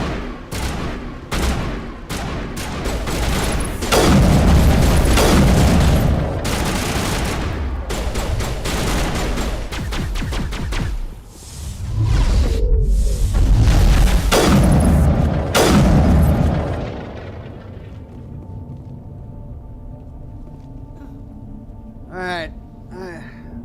It's going to take some adjustment. Julian Z says, Ox, that squad death was scripted. There's no squad permadeath in regular combat. They just go down. Oh, good. Whew, I was worried for a minute. Julian says, Ox, don't worry. Unless the tab is blinking, there's no new codex entries. Okay. Right, I think we made it. I think this is the dig site.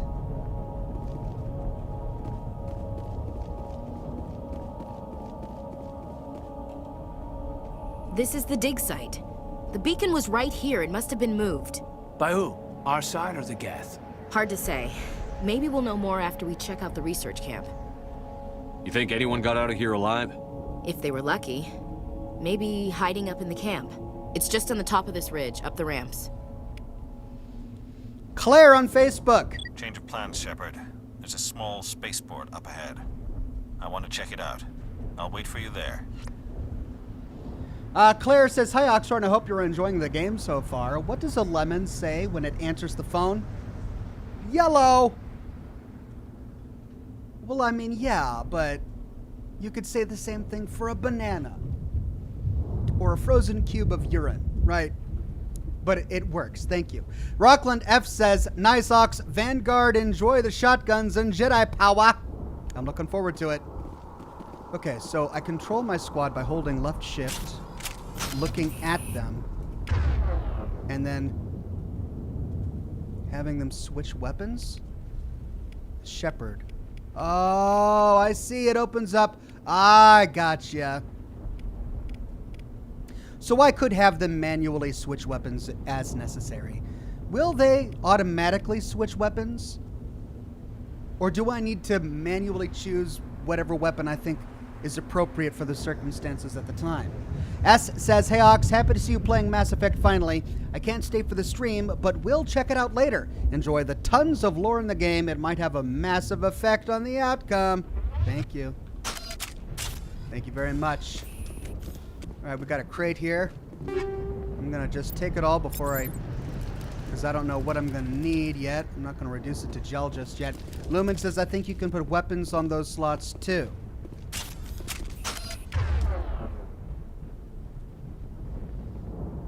Ah. Okay. New cigar.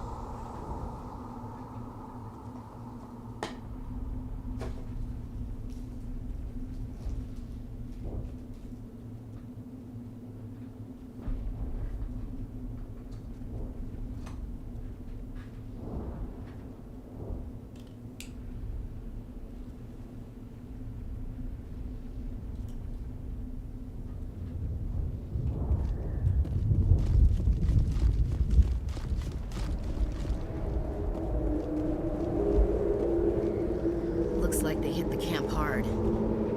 It's a good place for an ambush. Keep your guard up. Ooh. Oh God, they're still alive. What did the Geth do to them?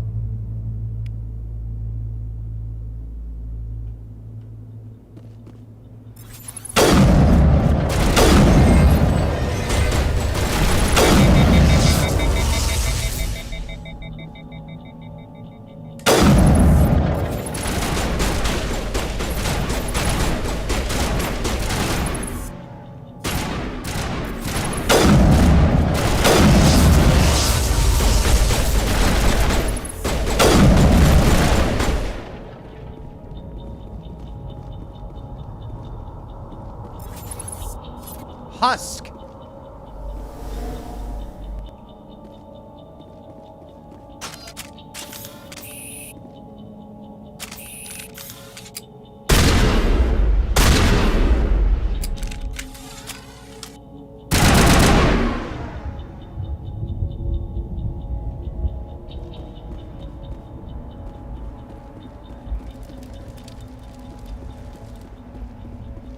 That door, it's closed.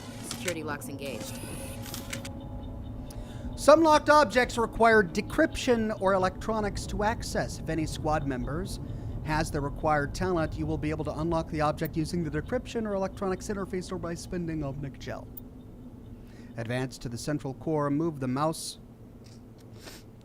to move around the ring. Left click and right click to move inward and outward. Avoid the security programs. Oh.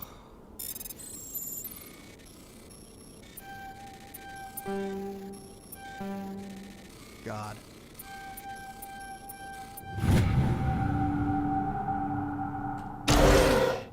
Humans. Thank the Maker. Hurry! Close the door before they come back. Don't worry. We'll protect you. Thank you. I think we'll be okay now. It looks like everyone's gone. You're Dr. Warren, the one in charge of the excavation. Do you know what happened to the beacon? It was moved to the spaceport this morning. Manuel and I stayed behind to help pack up the camp. When the attack came, the Marines held them off long enough for us to hide. They gave their lives to save us. No one is saved. The age of humanity is ended. Soon, only ruin and corpses will remain. Calm down, buddy. MeWe says, head pats and snuggles for Ox and everyone in chat. Thank you, MeWe. Always good to have you in the chat. Taser Smurf says, Ashley loves snipers and assault rifles. Caden is more of a pistol user. When not using his biotics, you can combo skills.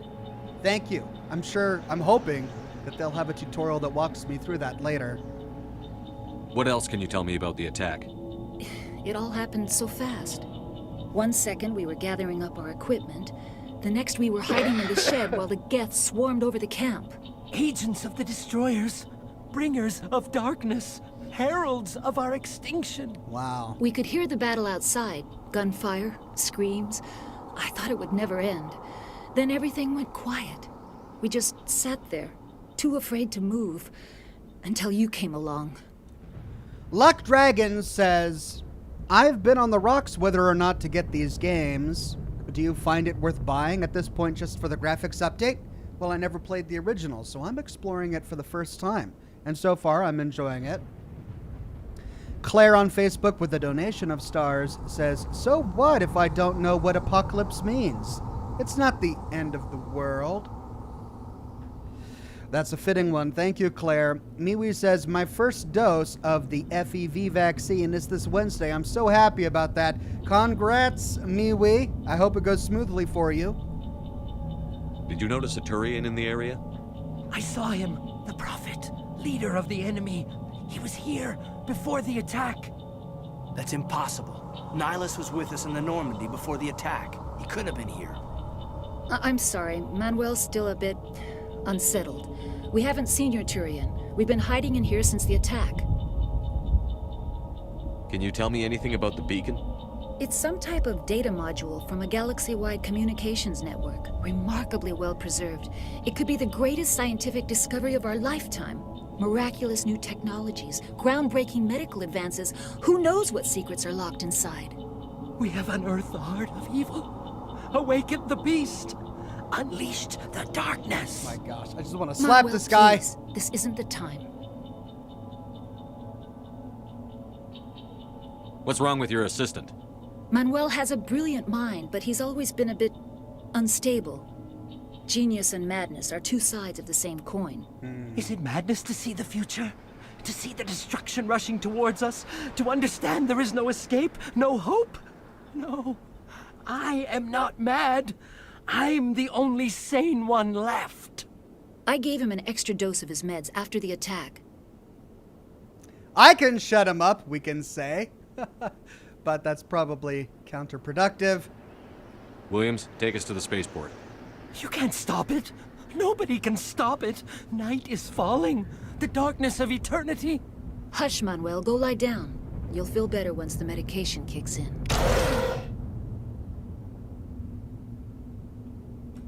You're wasting your time. The age of humanity is over. Our extinction is inevitable. Manuel, I need to ask you something. It's probably best if you just leave him alone. I don't have time for this. Time? Our time is over.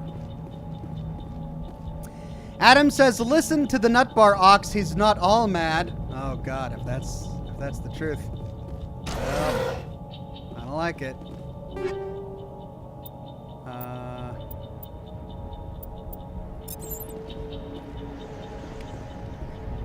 Alright, so do I have a bunch of weapon upgrades? Let's try... Oh, we've got a codex entry here. Oh, here we go. After the Geth secure a location, they round up and impale dead and living bodies on mechanical spikes. The spikes rapidly transform these victims into withered husks, extracting water and trace minerals, and replacing them with cybernetics. The cybernetics reanimate the lifeless flesh and tissue, transforming the bodies into mindless killing machines. Some Alliance soldiers refer to the husk-generating spikes as dragon's teeth, a reference to the mythological berserkers who sprang up from the earth wherever the teeth of the dragon Eris were planted. Dragon's teeth and husks bear little resemblance to other pieces of Geth technology. No one is sure why a synthetic race would bother to drain the minuscule amount of recoverable resources from organic corpses, though the value of reusing them as shock troops is obvious.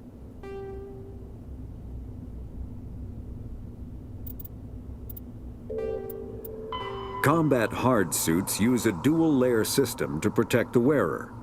The inner layer consists of fabric armor with kinetic padding. Areas that don't need to be flexible, such as the chest or shins, are reinforced with sheets of lightweight, ablative ceramic. The outer layer consists of automatically generated kinetic barriers.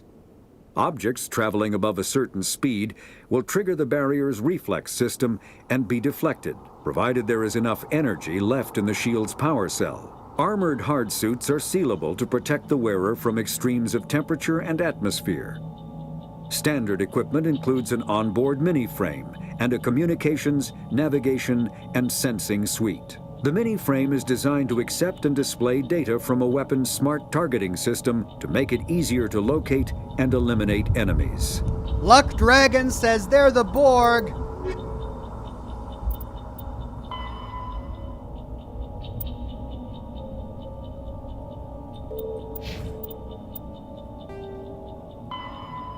Head to spaceport. I've got 6 points. Wow. I can't upgrade charm anymore. All right, how do I get shotgun? So, do I have to go through pistol or assault?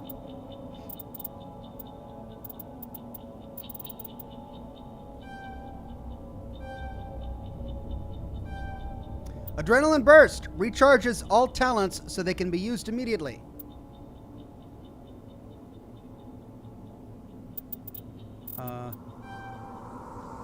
Okay.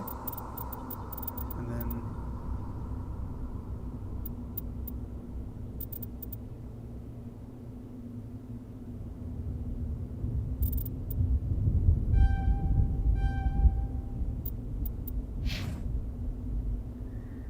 All right, Caden.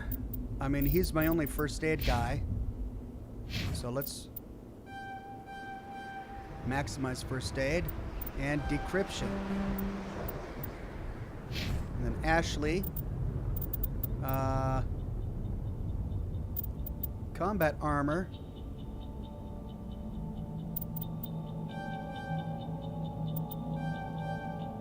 Shield boost restores a portion of your shields even when you're under fire. Okay.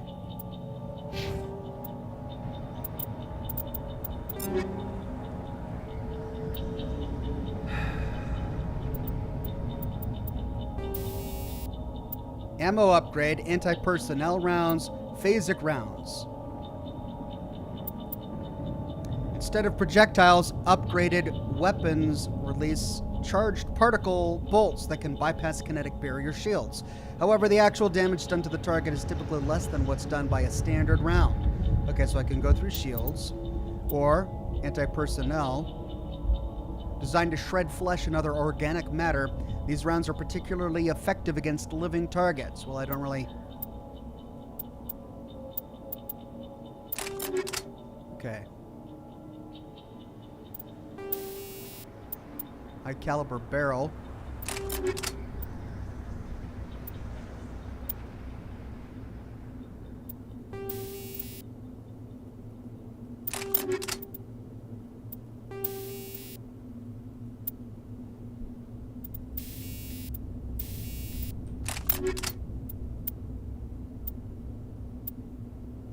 I have 2 pistols.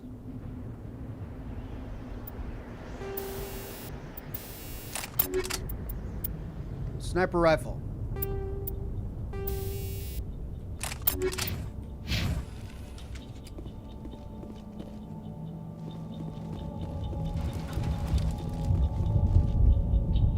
Cutscene.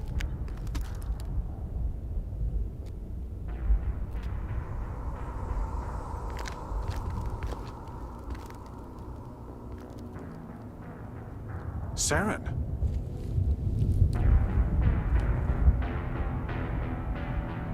Nihilus. This isn't your mission, Saren. What are you doing here? The Council thought you could use some help on this one. I wasn't expecting to find the Geth here. The situation's bad. Don't worry. I've got it under control. Oh, God. Pavel says for Grace skills, there is an unlocked spot in the skill above. Awesome, thank you. Jared says, Oxhorn, before I clock in, you need to know to look for hidden loot, and please shut up, Manuel. All right, I'm looking. Thank you.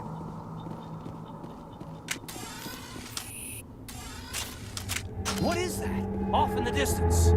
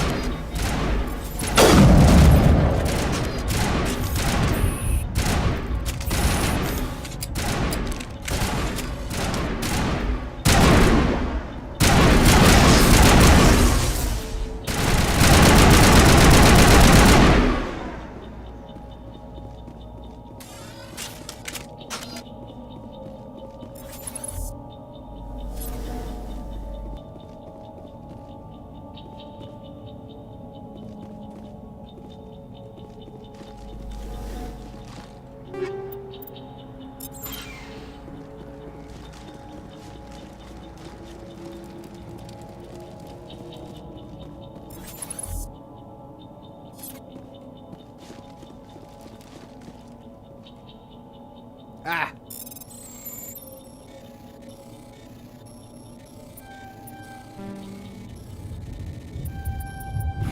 Everybody stay calm out there. We're coming out. We're not armed. Is it safe? Are they gone? You're okay now. Nobody's gonna hurt you. Those things were crawling all around the shed. They would have found us for sure. We owe you our lives. I still can't believe it. When we saw that ship, I thought it was all over. It showed up right before the attack. Knew it was trouble the second I saw it, so we made a break for the sheds. Tell me everything you remember about the attack. The 3 of us were working the crops when that ship showed up. We just saw it and ran. I don't know what happened to the rest of the crew. They were by the garage, over near the spaceport, right where that ship came down. No way they survived. You don't know that. We survived. If they made it to the garage, they could have had a fighting chance. Do you know anything about the Prothean beacon they dug up? We're just farmers. We heard they found something out there, but it never really mattered to us. Not until now. Julian says, Ox, before you go down to the spaceport and trigger a cutscene, check the locked building to your left. Oh, you mean the one that I just got, I think. I'll keep looking, though, before I go down. What else can you tell me about the ship you saw? I was too busy running to get a clear look at it. I think it landed over near the spaceport. Tell them about the noise, Cole. That awful noise. It was emitting some kind of signal as it descended. It sounded like the shriek of the damned. Only it was coming from inside your own head. It was probably trying to block communications. Whatever it was, felt like it was tearing right through my skull. Almost made it impossible to think. I have to go. Hey, Cole, we're just a bunch of farmers. These guys are soldiers. Maybe we should give them the stuff. Jeez, Blake, you gotta learn when to shut up. You have something to tell me, Cole? Some guys at the spaceport were running a small smuggling ring, nothing major. In exchange for a cut of the profits, we let them store packages in our sheds. What kind of packages? I found a pistol. Figured it would come in handy if those things came back. But you'll probably get more use out of it than we will. We're risking our lives to save this colony. You sure there's nothing else in here that could help us out? Yeah, there's one more thing. I was gonna sell it after this was over, but you probably deserve it more than I do. Who's your contact at the spaceport, Cole? What's his name? He's not a bad guy. I don't want to get him in trouble. Besides, I'm not a snitch.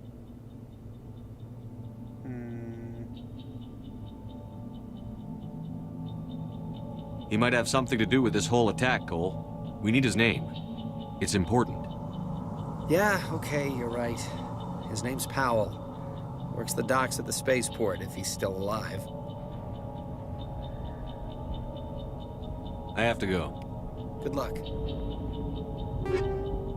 Recovered items, Stinger 2 and combat sensor.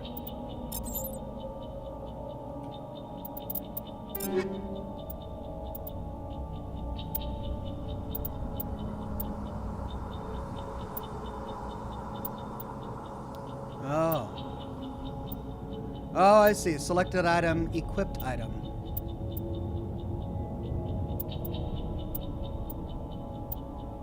Stinger 2 is way better. I've now got it equipped.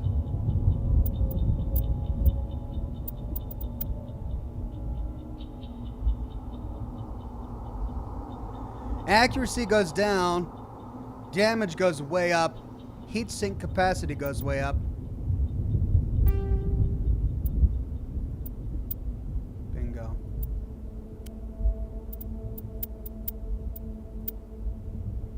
Hammer or Reaper. 3 different sniper rifles to choose between.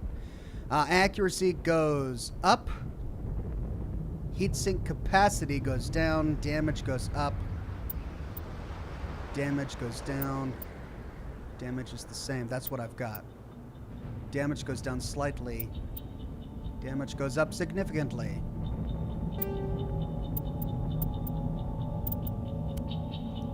Grenade launcher. Okay, this is armor. Biotic protection.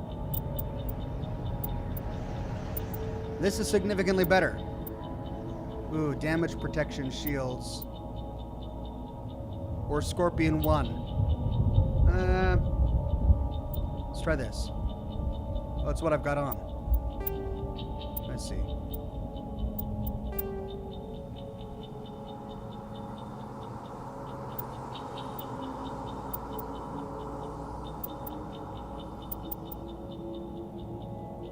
Alright, so that's what I've got on. Julian Z says, yeah, Ox, you got it. It's just easy to miss. Okay, thanks, Julian. Then he says, Ox, blue dialogue are charm options, Ox. If you can't pass it, they will be grayed out. Gotcha. Brian says, the blue Paragon is good. The red Renegade is mean. I see. Thank you. Liberty Prime with the tip. Thank you.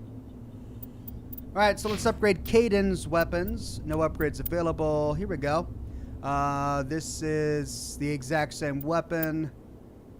He's got 3 pistol options. Damage goes up. Damage goes up. And that's what he's currently got. Let's give him the edge too. Let's go to Ashley here. She's our sniper. That's what she's got. Damage goes up. Accuracy goes down. We'll try it.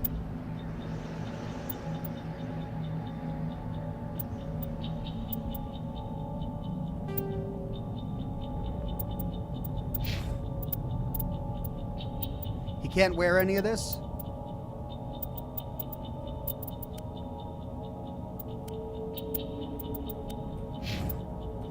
Right. Can I quick save? Yep.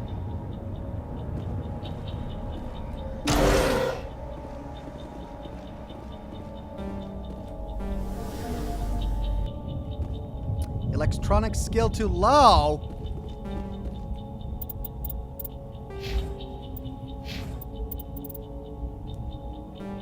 Ah, bummer.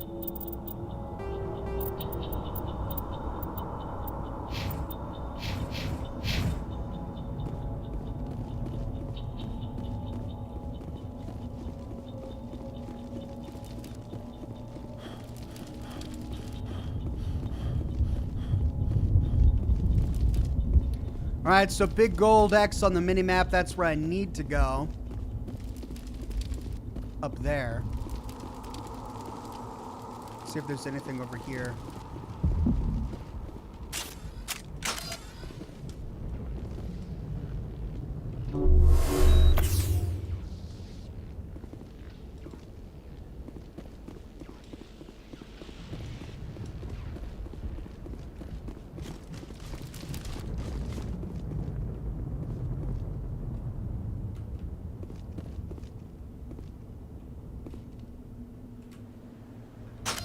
Containment cell. What is that? Commander, it's Nihilus.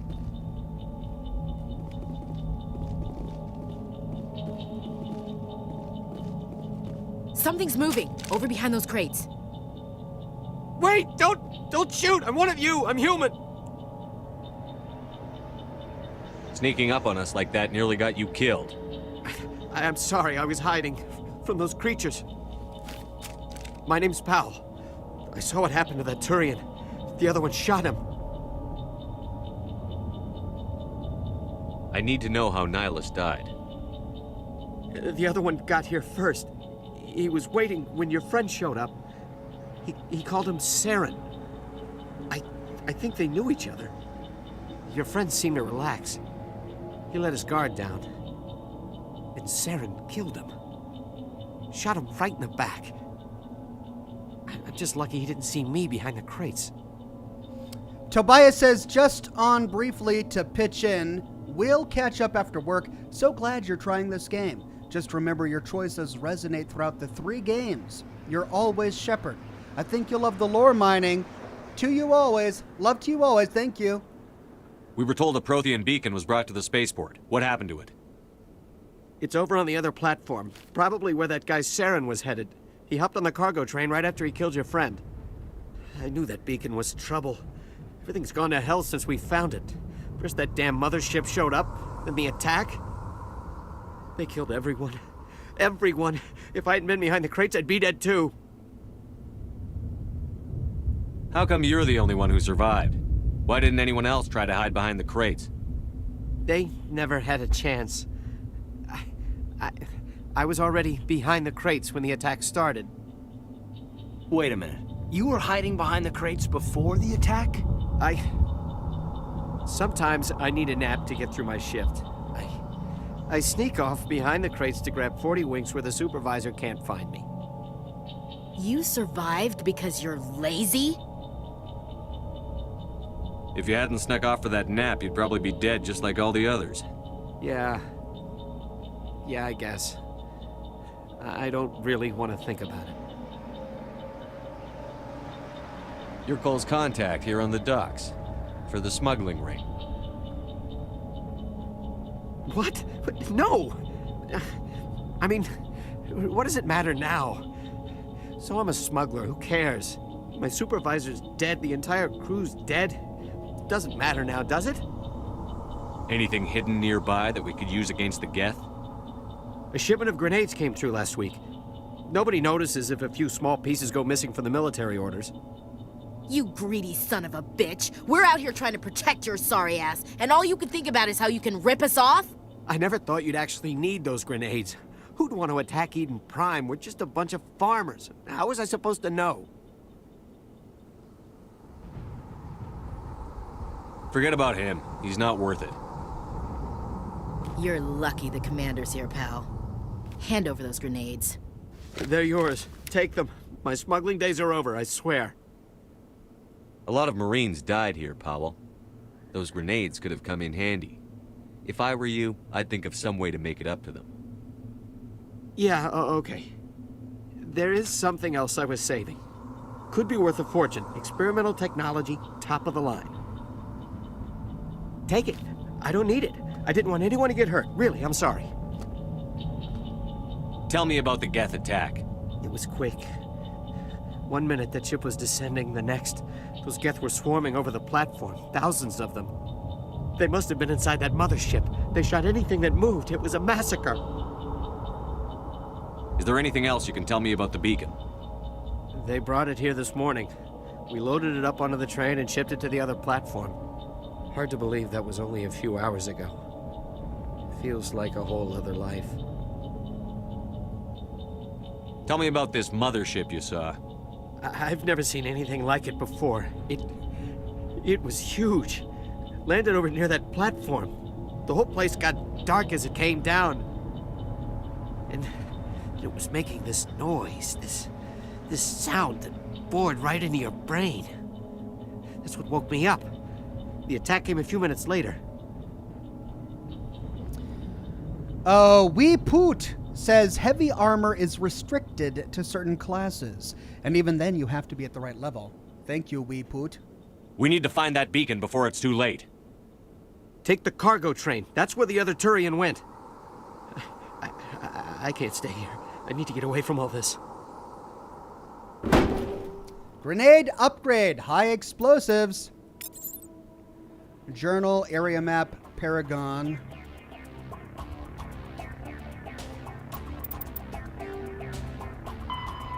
Take the train.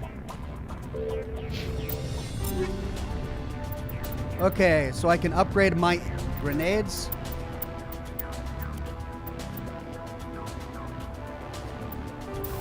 High explosive or incendiary explosive.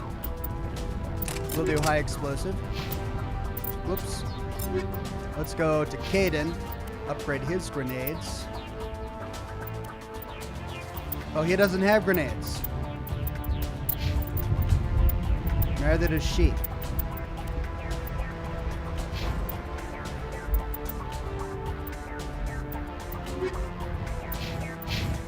All right, how do I throw grenades?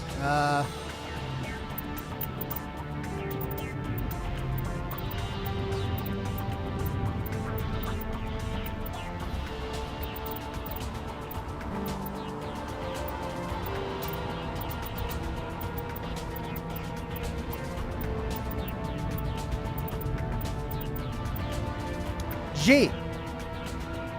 That'll be a little awkward. Okay.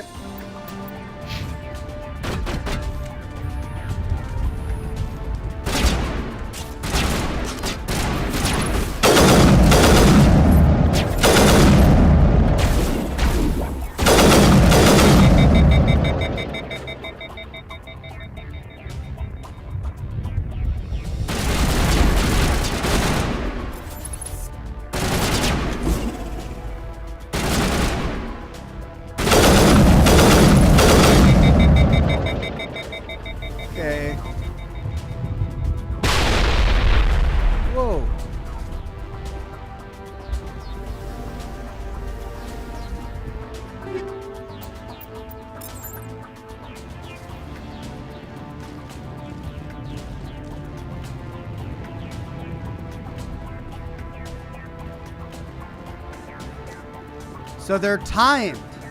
Kind of like timed sticky grenades. That's weird. All right.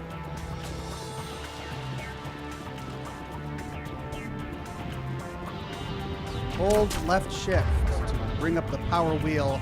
The power wheel lets you use the powers and special abilities of your squad.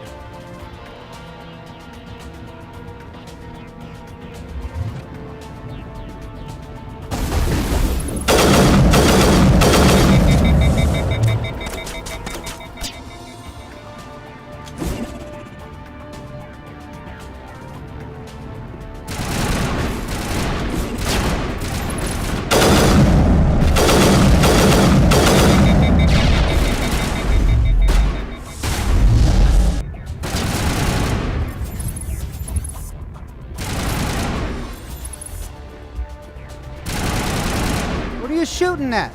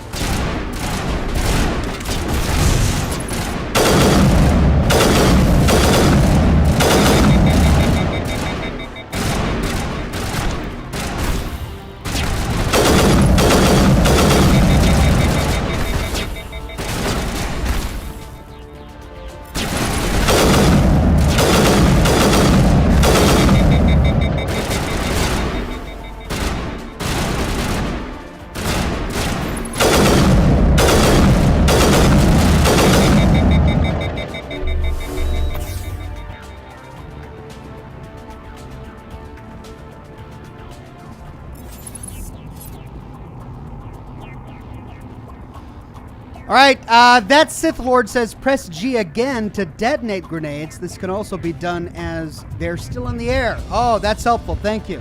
Then Rockland says after throwing grenades, press again to detonate. Thanks, everybody.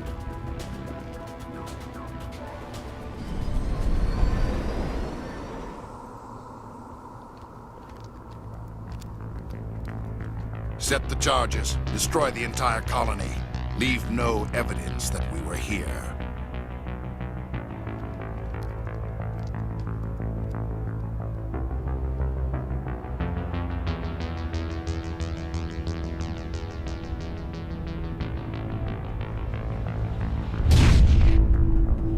Whoa!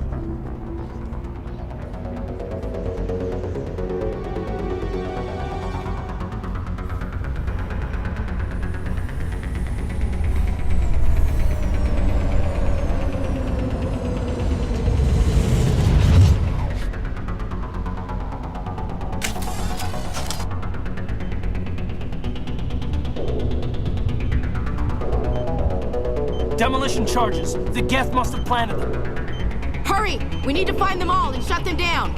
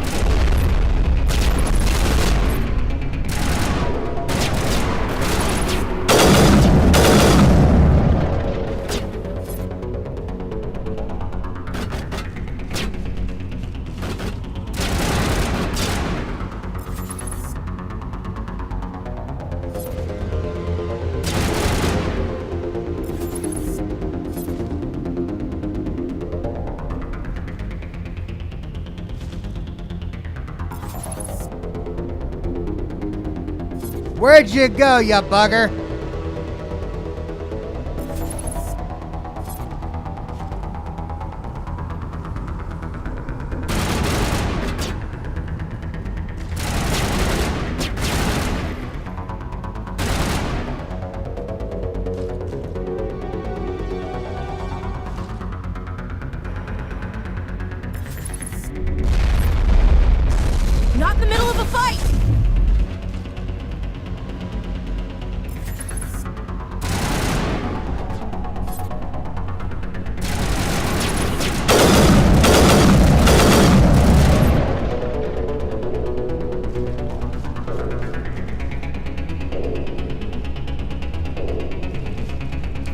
Alright, so we got this bomb over here.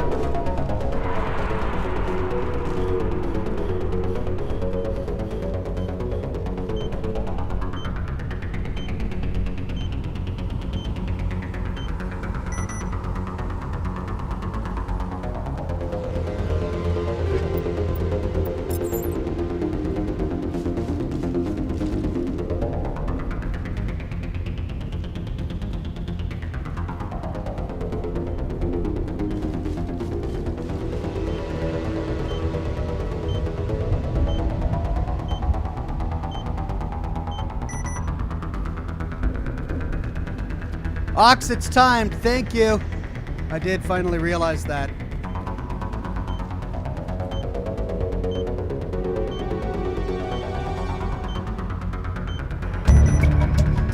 I think I got it. Whew. Thank you, Julian.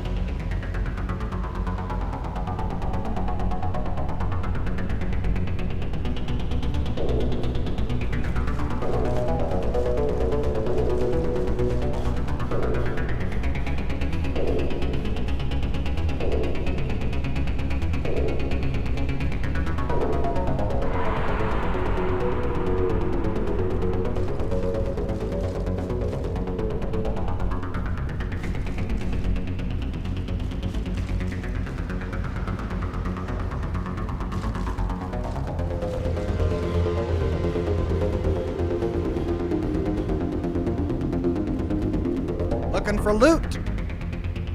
Nothing.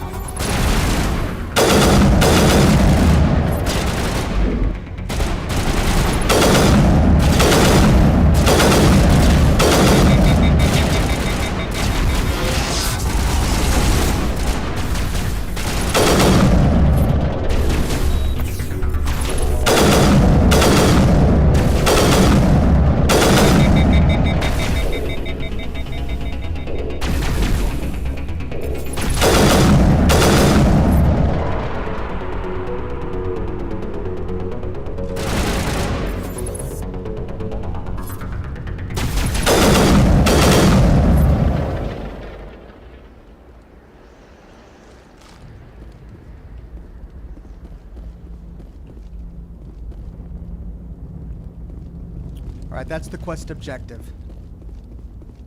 What's over here? Maybe we'll find loot.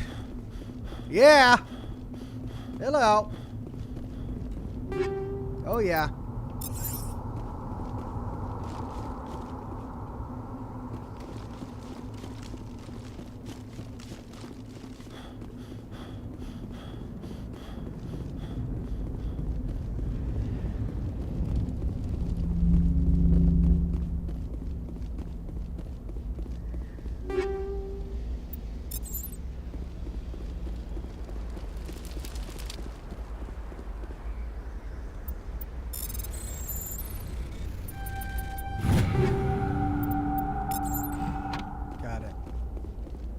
Alright. Well.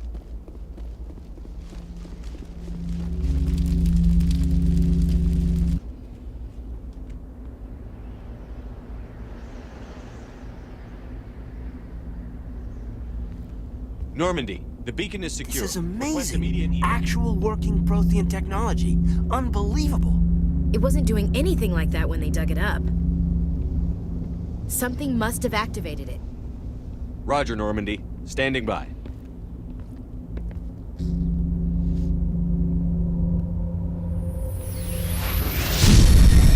Whoa! It's sucking her in!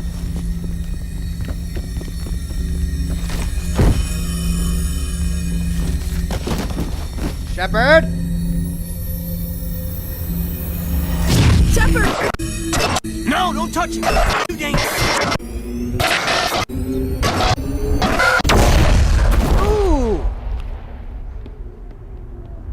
What just happened to Shepard?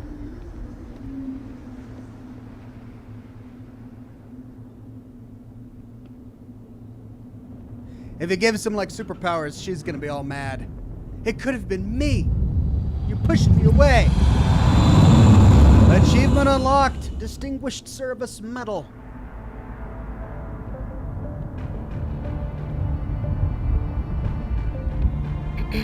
We identified the ship that touched down on Eden Prime. The Normandy. A human alliance vessel. It was under the command of Captain Anderson. They managed to save the colony. And the beacon. One of the humans may have used it.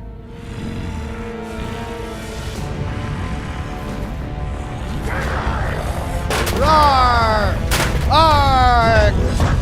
Rage!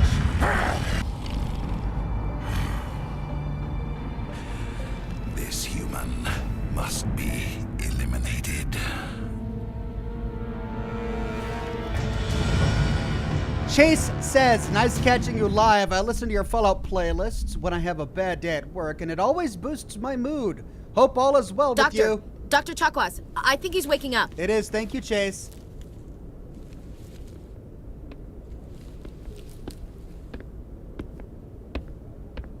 You had us worried there, Shepard. How are you feeling?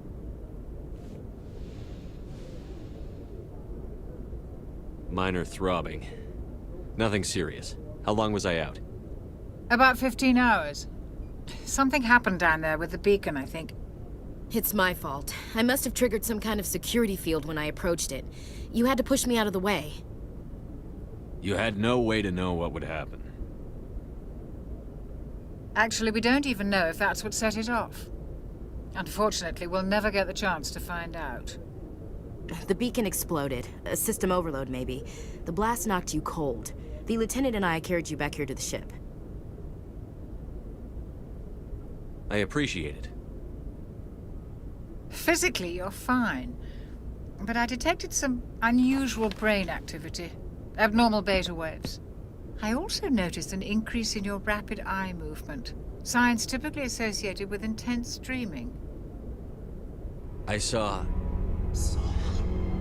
I'm not sure what I saw. Death? Destruction? Nothing's really clear. I better add this to my report. It may... Oh, Captain Anderson. How's our XO holding up, Doctor? Well, all the readings look normal. I'd say the commander's going to be fine. Glad to hear it. Shepard, I need to speak with you. In private. Aye, aye, Captain. I'll be in the mess if you need me. Sounds like that beacon hit you pretty hard, Commander. Are you sure you're okay? Miwi says, little trivia, the one who voiced Captain Anderson also voiced Decker in Fallout 1, Keith David's debut role. He also has voiced many others, but that's the one you probably recognize the most, Ox. Decker in Fallout 1. Trying to remember what his voice sounded like, but I do remember Decker. Thank you, Miwi. I don't like soldiers dying under my command. Jenkins wasn't your fault. You did a good job, Shepard. Chief Williams isn't part of the Normandy crew. I figured we could use a soldier like her. She's been reassigned to the Normandy.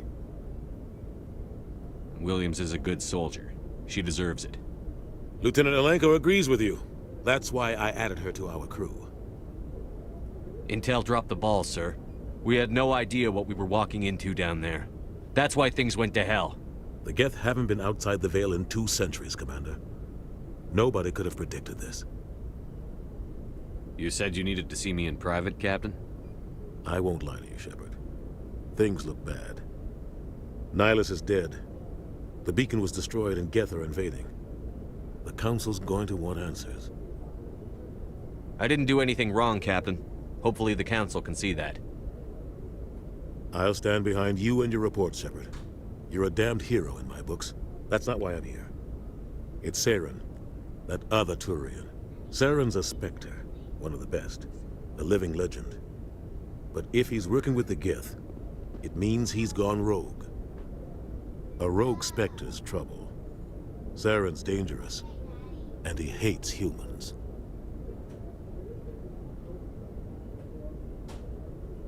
Why? He thinks we're growing too fast, taking over the galaxy. A lot of aliens think that way. Most of them don't do anything about it. But Saren has allied himself with the Geth. I don't know how, I don't know why. I only know it had something to do with that beacon. You were there just before that beacon self-destructed. Did you see anything? Any clue that might tell us what Saren was after? Just before I lost consciousness, I had some kind of vision. A vision? A vision of what? I saw synthetics. Geth, maybe. Slaughtering people. Butchering them. We need to report this to the Council, Shepard. What are we gonna tell them? I had a bad dream? We don't know what information was stored in that beacon. Lost Prothean technology? Blueprints for some ancient weapon of mass destruction? Whatever it was. Saren took it. But I know Saren. I know his reputation is politics. He believes humans are a blight on the galaxy. This attack was an act of war. He has the secrets from the beacon. He has an army of Geth at his command, and he won't stop until he's wiped humanity from the face of the galaxy. I'll find some way to take him down. It's not that easy. He's a Spectre. He can go anywhere, do almost anything. That's why we need the Council on our side. We prove Saren's gone rogue, and the Council will revoke his Spectre status. I'll contact the Ambassador and see if he can get us an audience with the Council. He'll want to see us as soon as we reach the Citadel. We should be getting close. Head up to the bridge and tell Joker to bring us into dock. Journal, Codex, and Experience. Holy cow, a lot has just happened. Let's start with Codex. We've got a secondary one here. Citadel and Galactic Government. Statistics. Citadel Station. Although the Citadel is equipped with Mass Effect generating Element 0 cores, most of the gravity on the station is generated by the centrifugal force of rotation. Rotation, 3.5 minutes per revolution. Rotational gravity in wards, 1.02 Earth. Rotational gravity in Presidium, 0.3 Earth. Total length open, 44.7 kilometers. Diameter open, 12.8 kilometers. Boy, this is scintillating stuff. Ladies and gentlemen, I think we'll leave it at that. All right, we've got a new Citadel and Galactic Government. The Citadel is an ancient deep space station, presumably constructed by the Protheans. Since the Prothean extinction, numerous species have come to call the Citadel home. It serves as the political, cultural, and financial capital of the galactic community. To represent their interests, most species maintain embassies on the Presidium, the Citadel's inner ring. The Citadel Tower in the center of the Presidium holds the Citadel Council chambers. Council affairs often have far-reaching effects on the rest of the galactic community. 5 arms, known as the wards, extend from the Presidium. Their inner surfaces have been built into cities, populated by millions of inhabitants from across the galaxy. The Citadel is virtually indestructible. If attacked, the station can close its arms to form a solid, impregnable shell. For as long as the station has existed, an enigmatic race called the Keepers has maintained it. Interesting. MeWe says, for all those saying the game looks terrible remastered among other things, they are wrong and don't listen to them. Just enjoy this grand trilogy of games however you wish, whether you enjoy it or not in the end. You know, I have nothing to compare it to, so I honestly didn't even notice people in the chat were saying that it looked ugly. I never played the first games when they came out, so I have nothing to compare it to. As far as I'm concerned, it looks dated, but it doesn't look awful. I mean, it's playable. It's a playable game. All right, Journal. Speak to Joker. Squad. 0 points. Oh, where's my squad? Oh. I can undo talent points? Oh, cool. Let's save.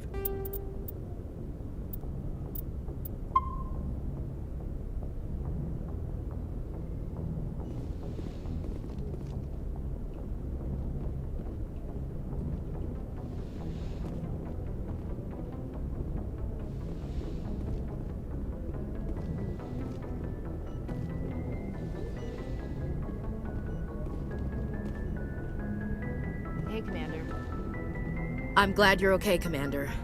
The crew could use some good news after what happened to Jenkins. Jenkins was a valuable part of this crew. Part of me feels guilty over what happened. If Jenkins was still alive, I might not be here. You're a good soldier, Williams. You belong on the Normandy. Thanks, Commander. That means a lot from you. I've never met anyone who was awarded the Star of Terra. Things were pretty rough down there. Are you okay? I've seen friends die before. Comes with being a Marine. But to see my whole unit wiped out, and you never get used to seeing dead civilians. But things would have been a lot worse if you hadn't shown up. We couldn't have done it without you, Williams. Thanks, Commander. I have to admit, I was a little worried about being assigned to the Normandy. It's nice when someone makes you feel welcome. I think you're gonna fit in here just fine, Williams. Thanks, Commander. All right, I'm getting Paragon points. Yes, Commander? Is there something you need? How did you end up serving on an Alliance ship? I enlisted right out of med school. Earth always seemed boring to me. Too safe, too secure. I figured the colonies were teeming with exotic adventure. I wanted to travel the stars, tending the wounds of tough soldiers with piercing eyes and sensitive souls. Yes. Turns out military life isn't quite as romantic as I'd imagined. But humanity needs the Alliance if we want to keep expanding through the Traverse, and the Alliance always needs good doctors. So I stayed on to do my part. Big J says, Mass Effect will always be one of my favorite games. I can't wait for you to meet some of the best characters in video games. Thank you, Big J. Ever think you made the wrong choice? Sometimes I think about opening a private practice back on Earth. Or maybe taking a position at one of the new med centers out in the colonies. But there's something special about working on soldiers. If I left the Alliance now, I'd feel like I was abandoning them. What do you know about Captain Anderson? I've served with him for a few tours now. He knows when to let things slide and when to crack the whip. The crew knows he's seen pretty much anything they'll ever run into. And he cares about the people under his command. How well do you know the lieutenant? I'd never worked with him before this mission. But he has an impressive service record, over a dozen special commendations. Tends to keep to himself, though. Maybe because of the headaches. It's not easy being an L2. Headaches? What does that have to do with it? Well, most biotics now use the L3 implants. Lieutenant Alenko was wired with the old L2 configuration. Sometimes there are complications. What kind of complications? Severe mental disabilities, insanity, crippling physical pain. There's a long list of horrific side effects. Caden's lucky. He just gets migraines. Jeez. Lucky! Migraines are awful. I should go. Goodbye, Commander. Alex says you're going to love the Citadel. So many side missions and lore. Have fun. Thank you, Alex. Glad to see you're okay, Commander. All right, looks like I got a new codex entry update. Technology. Biotics and biotic amps. Biotics manipulate Mass Effect fields using dozens of Element Zero nodules within their nervous systems that react to electric stimuli from the brain. Amplifiers allow biotics to synchronize the nodules so they can form fields large and strong enough for practical use. Amplifiers can improve a specific discipline or trait. An implant with a surgically embedded interface, a port into which amps are plugged in. It is a surgically embedded interface. On humans, the implant is usually placed at the base of the skull for convenient access, though the user must be careful to keep it free of contaminants.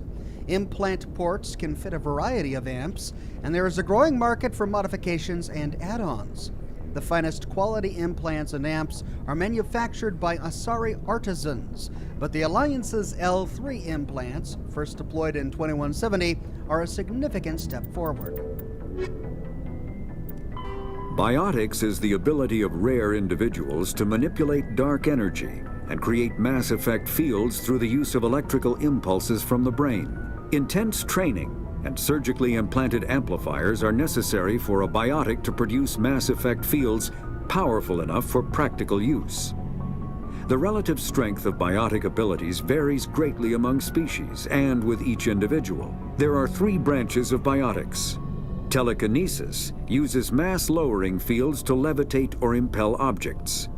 Mass-raising kinetic fields are used to block or pin objects. Spatial distortion uses rapidly shifting mass fields to shred objects. Most organic species are capable of developing biotic abilities, though there are risks involved. Biotics are the result of an in utero exposure to element 0.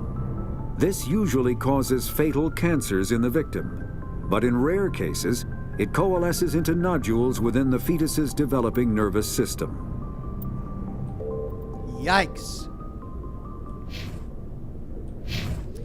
Miwi says Dr. Chakwas is voiced by Carolyn Seymour, who voiced Mira in Gears of War series, Sub-Commander Taras, Mirasta Yale, and Commander Torith in Star Trek The Next Generation, and Mrs. Templeton in one episode of Voyager. Thank you, Miwi, our resident encyclopedia. Right, where do we even go? We came from lab and storage and medical. Looks like those are elevators, so let's go to sleeping pods and captain's office.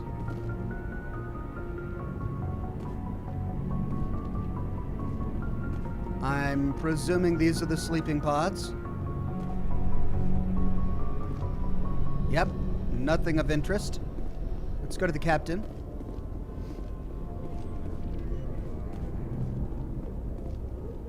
Sleeping pods are right next to the captain. Interesting. Go speak to Joker when you're ready. Tell him to bring the Normandy into dock. Right, okay. Can't access the terminal. So up the elevators we go.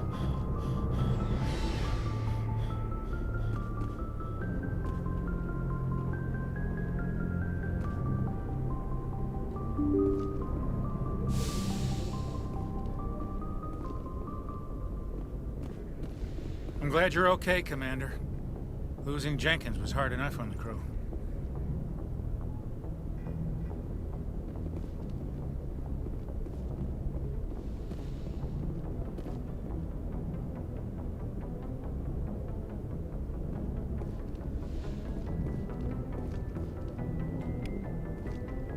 Codex. Technology. Communications. Real-time communication is possible thanks to networks of expensive mass relay comm buoys that can daisy chain a transmission via lasers. Comm buoys are maintained in patterns built outward from each mass relay. The buoys are little more than a cluster of primitive miniature mass relays. Each individual buoy is connected to a partner of another buoy in the network, forming a corridor of low-mass space. Tight beam communication lasers are piped through these tubes of faster-than-light space, allowing virtually instantaneous communication to anywhere on the network. The networks connect across regions by communications lasers through the mass relays. With this system, the only communications delay is the light lag between the source or destination and the closest buoy. So long as all parties remain within half a light second, 150,000 kilometers of buoys, seamless real-time communications are possible. Since buoys are maintained in all traveled areas, most enjoy unlimited instant communication. Ships only suffer communications lag when operating off established deep space routes around uninhabited outer system gas giants and other unsettled areas. During wartime, comm buoy networks are the first target of attack. Once the network is severed, it can take anywhere from weeks to years to get a message out of a contested system. In systems where a buoy network has not yet been built or has been destroyed, rapid communication means ferrying information through high-speed courier ships and unmanned data drones.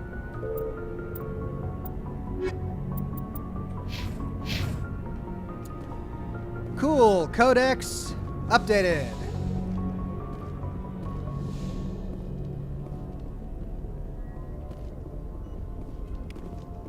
Codex again.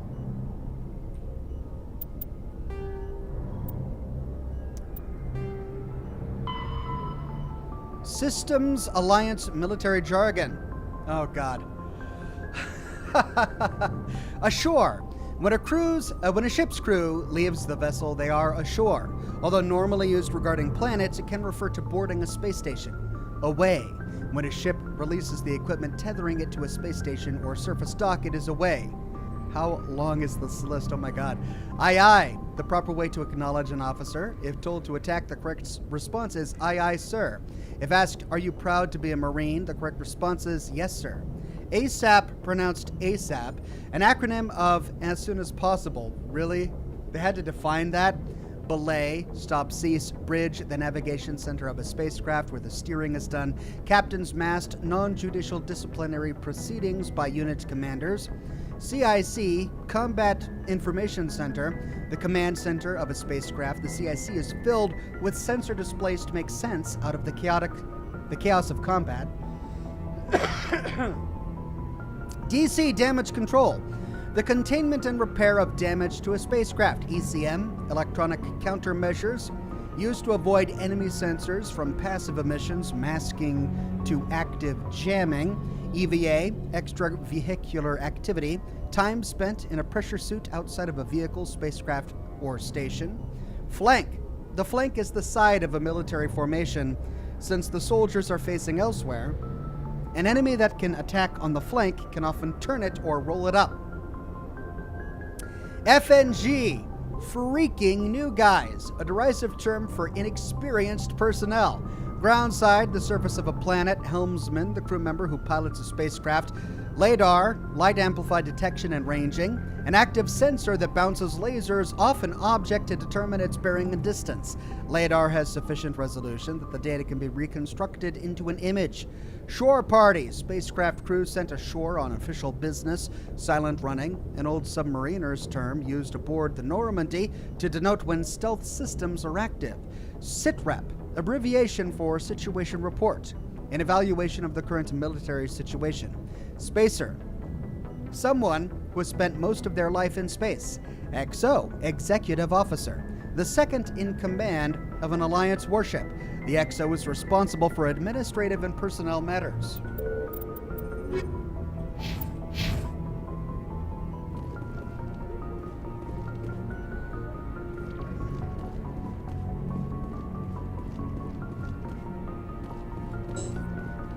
Galaxy map. Only the commanding officer may specify a destination of the Normandy. Okay.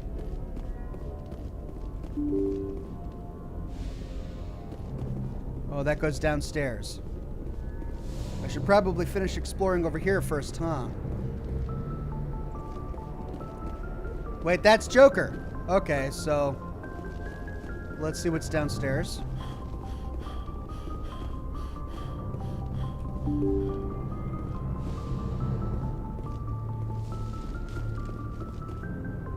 Wait, this is where I came from, isn't it?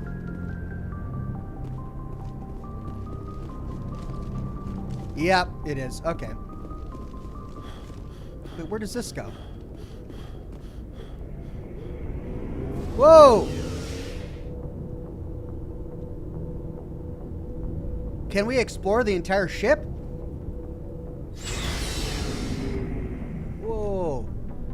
In the Normandy's vehicle bay, using a squad member's locker allows you to assign equipment to them. New equipment may be purchased from the requisition officer. Oh. Hey, Commander. Looking for some extra supplies before you head out? What have you got? Whatever you want. Armor, weapons, mods. It's not standard Alliance issue, but that's not necessarily a bad thing.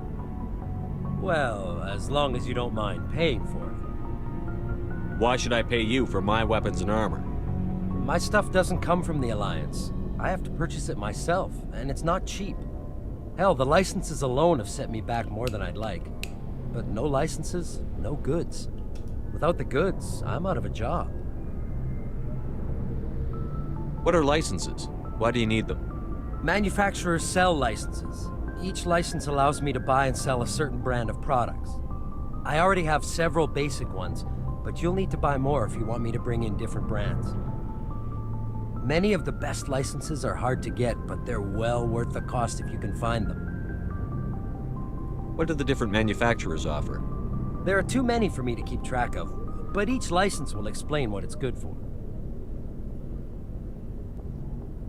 How often will you get new items? Well, that depends on how many licenses you've purchased. But I'll rotate items on a regular basis regardless. And anytime we land someplace with a big enough port, I'll buy, sell, and trade whatever I can.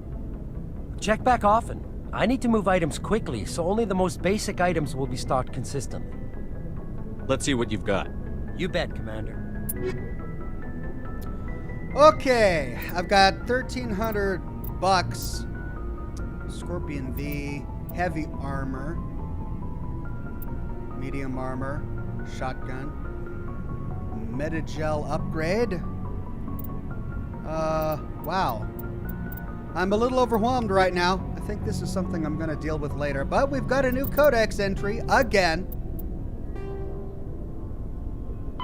Biotics is the ability of rare and Omni-tools are handheld devices that combine a computer microframe, sensor analysis pack, and manufacturing fabricator. Versatile and reliable, an Omni-tool can be used to analyze and adjust the functionality of most standard equipment, including weapons and armor, from a distance. The fabrication module can rapidly assemble small three-dimensional objects from common reusable industrial plastics, ceramics, and light alloys. This allows for field repairs and modifications to most standard items, as well as the reuse of salvaged equipment. Omni-tools are standard issue for soldiers and first-in colonists.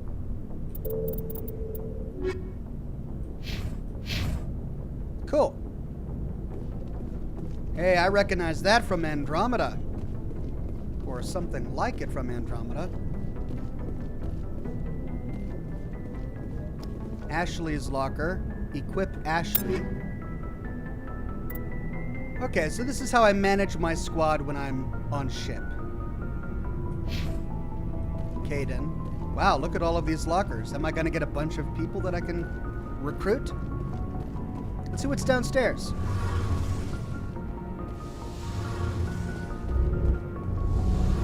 Whoa, engineering. Cool. Codex. Biotics is the element zero can increase or decrease the mass of a volume of space-time when subjected to an electrical current. With a positive current, mass is increased. With a negative current, mass is decreased. The stronger the current, the greater the magnitude of the dark energy mass effect.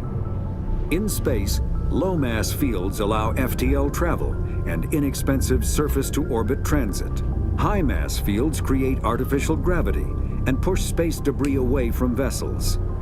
In manufacturing, low-mass fields permit the creation of evenly blended alloys, while high-mass compaction creates dense, sturdy construction materials. The military makes extensive use of mobility-enhancing technologies, with Mass Effect utilizing fighting vehicles standard frontline issue in most military forces. Mass Effect fields are also essential in the creation of kinetic barriers or shields to protect against enemy fire. Lumen says, in my early 20s, I was put into a middle management position in retail. I stumbled upon this game soon after. The experience in this trilogy taught me a lot about being a leader and serving others. Awesome. Well, I'm glad you got something personal out of it.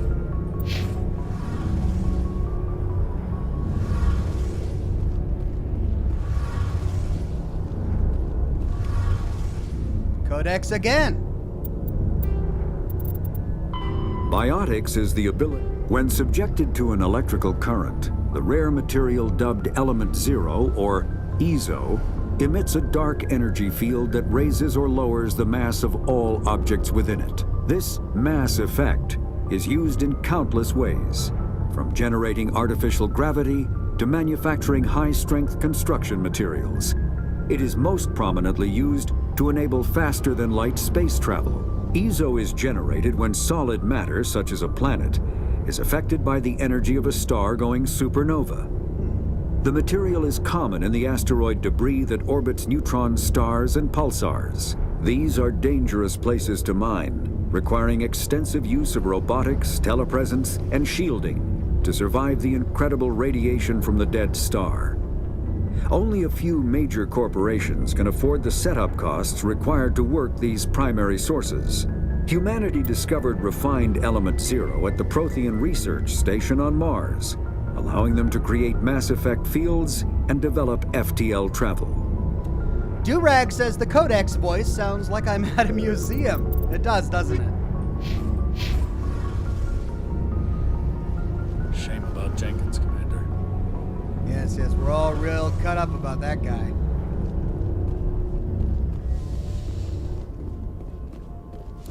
Right.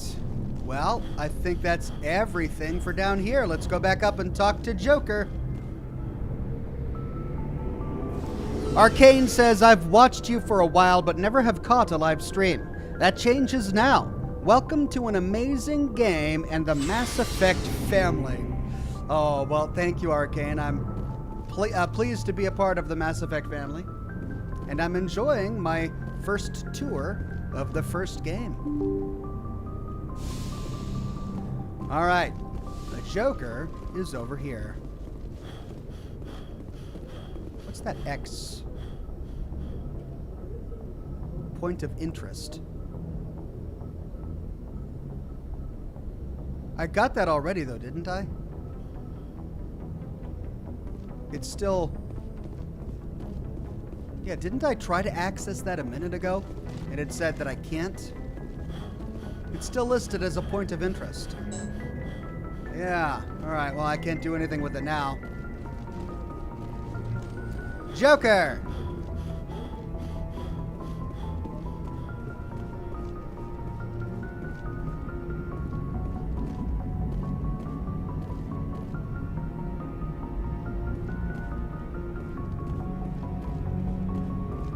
Good timing, Commander. I was just about to bring us into the Citadel. See that taxpayer money at work.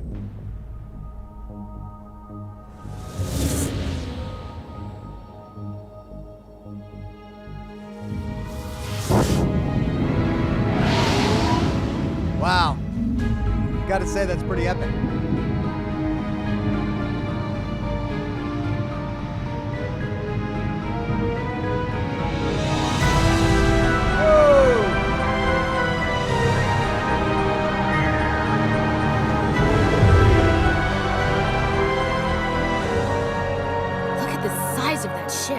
The Ascension, flagship of the Citadel fleet. Well, size isn't everything. Why so touchy, Joker? I'm just saying you need firepower, too. Look at that monster. Its main gun could rip through the barriers in any ship in the Alliance fleet. Good thing it's on our side, then. Citadel Control, this is SSV Normandy, requesting permission to land. Stand by for clearance, Normandy. Clearance granted. You may begin your approach. Transferring you to an Alliance operator. Roger, Alliance Tower, Normandy out. How much of this place can I Alliance explore? Tower, please proceed to Dock 422.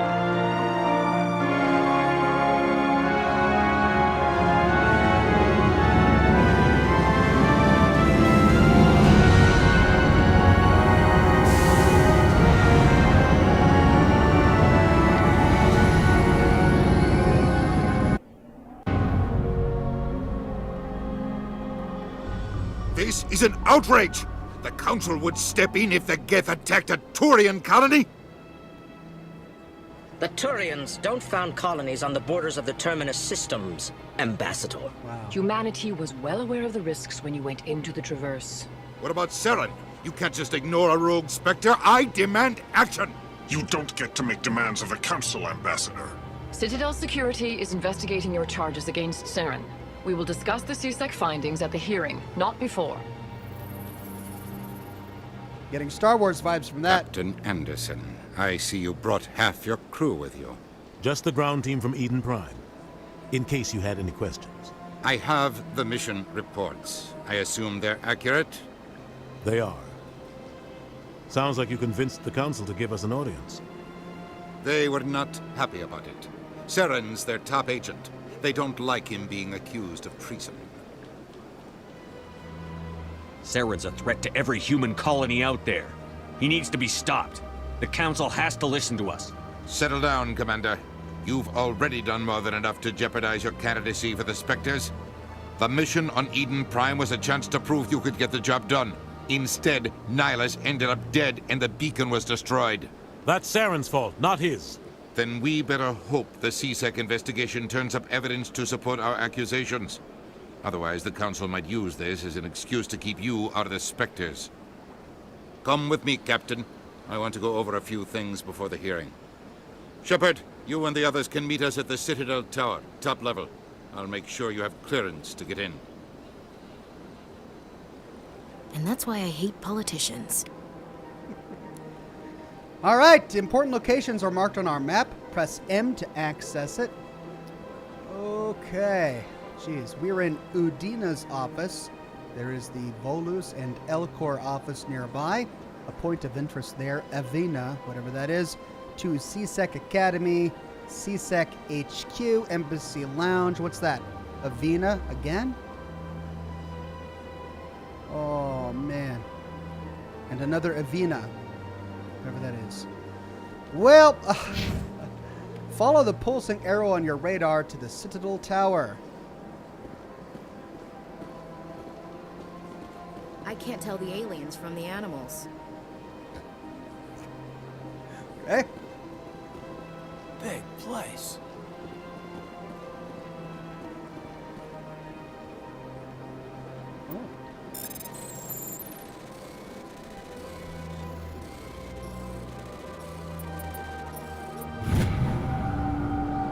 Alliance Patrol Report. Captain Hendrickson reported some unusual energy readings during a patrol of the Argos Row Cluster.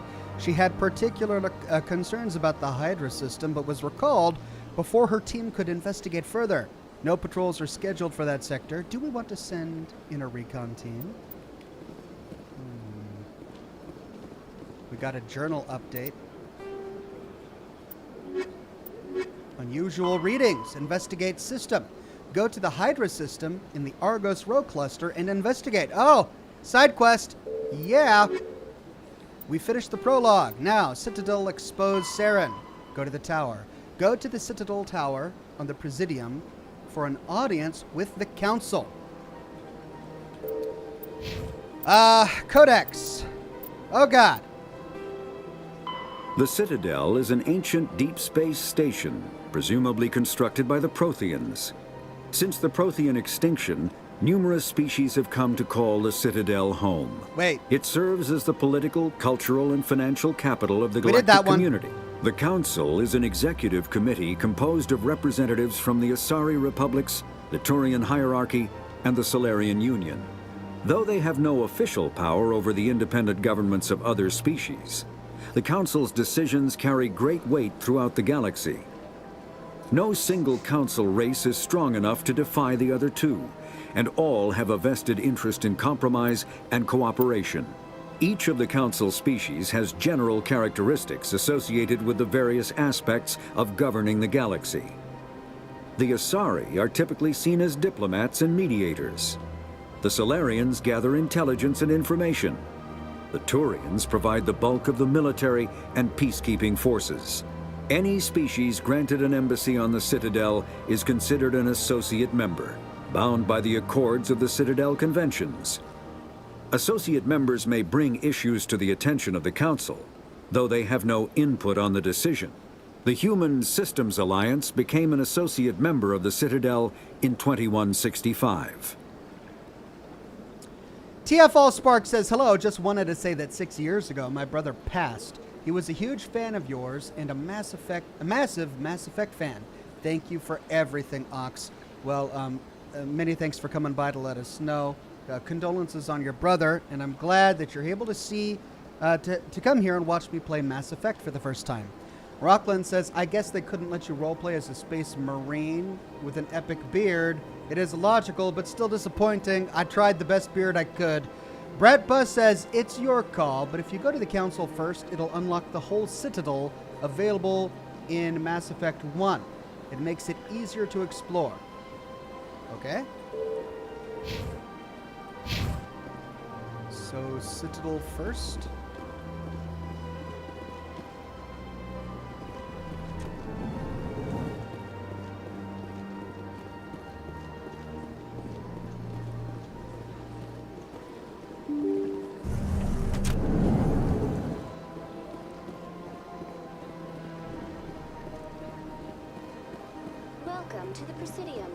Allow me to be your guide. Greetings and welcome to the Presidium. My name is Avina, and I am pleased to be your virtual guide throughout this level of the Citadel space station. So are you a person or a program? I am a fully interactive virtual intelligence, programmed to provide spontaneous guidance at predetermined locations of interest throughout this level of the Citadel. I may also be contacted through any of the Presidium VI terminals, should you require assistance. Give me the tour. You are standing at Presidium Tourism Terminal 1. On either side of this lobby are the embassies of the various Citadel races, along with CSEC headquarters. On the far end of this level, you can see the Citadel Tower, where the Council meets regularly to discuss matters of interstellar importance. I want to know more about Citadel security. Citadel security serves as law enforcement for all regions of the Citadel, though the majority of officers serve in the wards. Executor Palin, a Turian, is the current head of CSEC, but individuals from virtually every species across Citadel space serve as officers beneath him. If you wish to learn more, Executor Palin's office is located in the CSEC headquarters just across the lobby. Tell me about the embassies. Each species in Citadel space important enough to be consulted on matters of galactic politics maintains an embassy on the Presidium. The Volus were the first non-council species to be granted an embassy, roughly 2,384 galactic standard years ago. As Citadel space has expanded, more embassies have been added. The most recently added embassy belongs to your own species, humanity. It was added 19 galactic standard years ago, despite some rather vocal opposition. Why were people trying to keep my species out?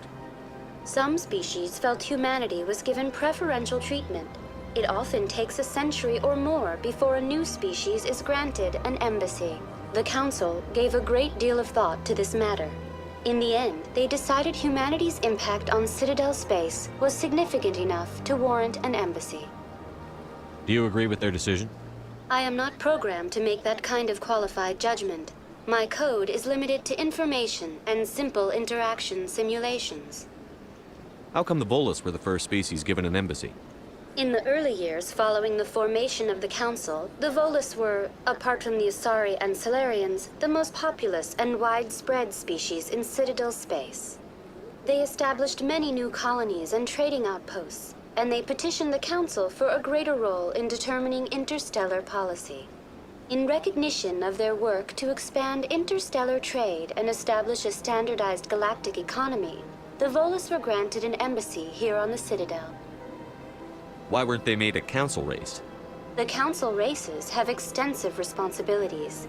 They must provide personnel and ships for the Citadel fleets. They often provide economic aid in times of disaster. It would be unfair to demand such an enormous burden of a species unable to meet these obligations. The embassies allow lesser species to have a voice on the Citadel. That's pretty damn arrogant. I apologize if my personality has offended you. Please submit all formal complaints in writing to the Citadel Tourist and Visitor Board. Do you know anything about specters? The term Spectre is derived from the branch of Special Tactics and Reconnaissance. Each Spectre agent is handpicked by the Council. Their primary role is preserving galactic stability and resolving volatile situations that cannot be handled through normal political channels. In this role, they are granted extraterritorial rights and jurisdictions. Spectres answer to no law or authority except the Council itself. What can you tell me about the Citadel Council? Originally, the Council consisted of representatives from the Asari and Salarians, the two dominant species in Citadel space. Roughly 1,304 galactic standard years ago, Turians were invited to join the Council in recognition of the role they played during the Krogan Rebellion. Since then, the three Council races have worked together to ensure the peaceful coexistence of the galactic community, while preserving individual autonomy for each species. It can't be as simple as that. There must be problems somewhere in the system. I am not programmed to make that kind of qualified judgment. My code is limited to information and simple interaction simulations. Goodbye. Goodbye, and thank you for using Avina. Please Lots enjoy your visit to the Citadel. Of Codex updates. Dirty McCormick says, Ox, go back to by the human ambassador's office and enter the office next door. Lol. Okay. Ethan H says, my heart is breaking that you're skipping the L-Core. All right, I'll go back. Ward says, hey, Oxhorn, I'm such a fan that I even slapped your logo on my race car that I use to race on the weekends. Keep up the good work, man. Love the Fallout lore vids and new live games you play. I can send a pic of it later if you want to see it. Yeah, you can send it on Twitter. I'd love to see it. Thank you, Ward.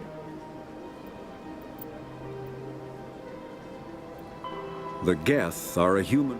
The Volus are a member species of the Citadel with their own embassy, but they are also a client race of the Turians.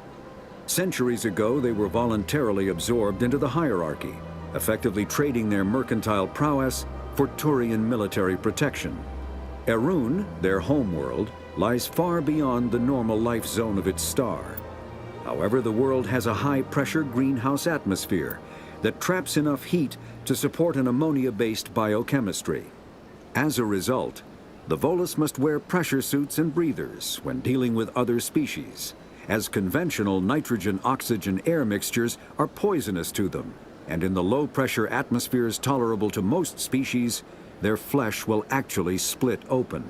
Yikes! Volus culture is tribal, bartering lands and even people to gain status. This culture of exchange inclines them to economic pursuits. It was the Volus who authored the Unified Banking Act, and they continue to monitor and balance the Citadel economy. So, dwarves. Biotics is the ability of rare individuals to manipulate dark energy and create. A virtual intelligence is an advanced form of user interface software. VIs use a variety of methods to simulate natural conversation, including an audio interface and an avatar personality to interact with. Although a VI can provide a convincing emulation of sentience, they are not self-aware, nor can they learn or take independent action. VIs are used as operating systems on commercial and home computers. Minimal VI agents are also available. Agents are compact and specialized. Some serve as personal secretaries, filtering calls and scheduling meetings based on user-defined priorities. Others are advanced search engines, propagating themselves across the extranet to collate user-requested data. Commercial VIs in a variety of stock personalities are available at any software retailer. Boutique firms and hobbyists also build unique VIs to personal specification. Although software emulation of living personalities is illegal, reconstructions of famous historical figures are common. Oh, I can see that being prone to abuse. And then technology. Biotics is the ability of rare individuals to manipulate dark energy and create Okay.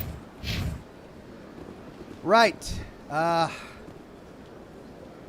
Okay.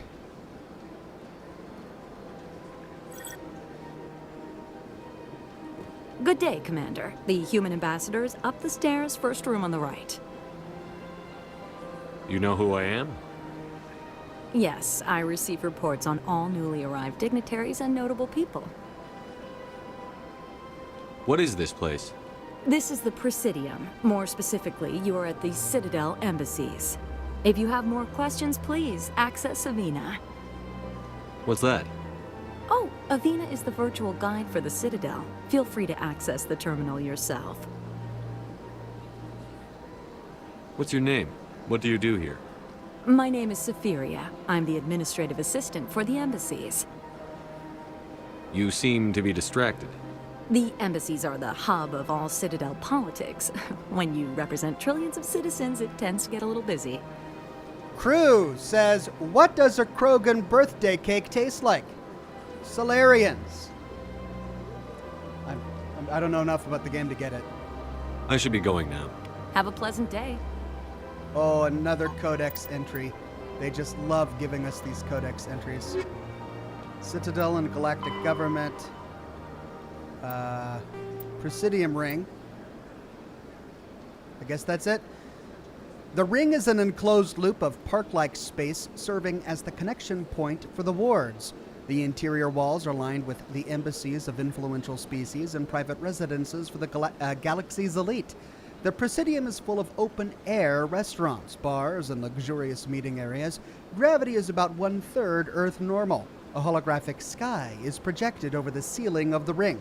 Unlike the 24/7 bustle of the wards, the Presidium maintains a 20-hour day schedule with a 6-hour night, where lights are dimmed and the sky goes through a night cycle. Offices and residences are often open to the interior. It is not unusual for embassies to have no exterior wall at all. This does not cause a crime problem due to the heavy CSEC presence and ubiquitous monitoring devices on the Presidium. Thieves are quickly identified and apprehended. The ring is the location of the Citadel's spaceports. Being closer to the center of spin, there is less motion for a ship to match, and the reduced spin gravity makes handling cargo easier. Hundreds of ships pass through the Citadel every day, and every species with an embassy is granted a private dock. The tower at the center of the ring holds the administration of the Citadel Council. The tower rises over a kilometer from the ring, appearing to thrust forward parallel to the ward arms. As the tower is at the center of the spin axis, it experiences little centrifugal force. The gravity is maintained using mass effect fields at a 90-degree angle to the ring wards. A consular dock can be found at the base of the tower, while normally used for diplomatic couriers.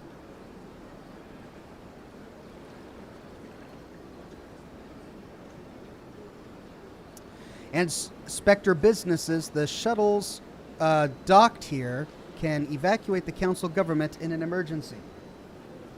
1 second.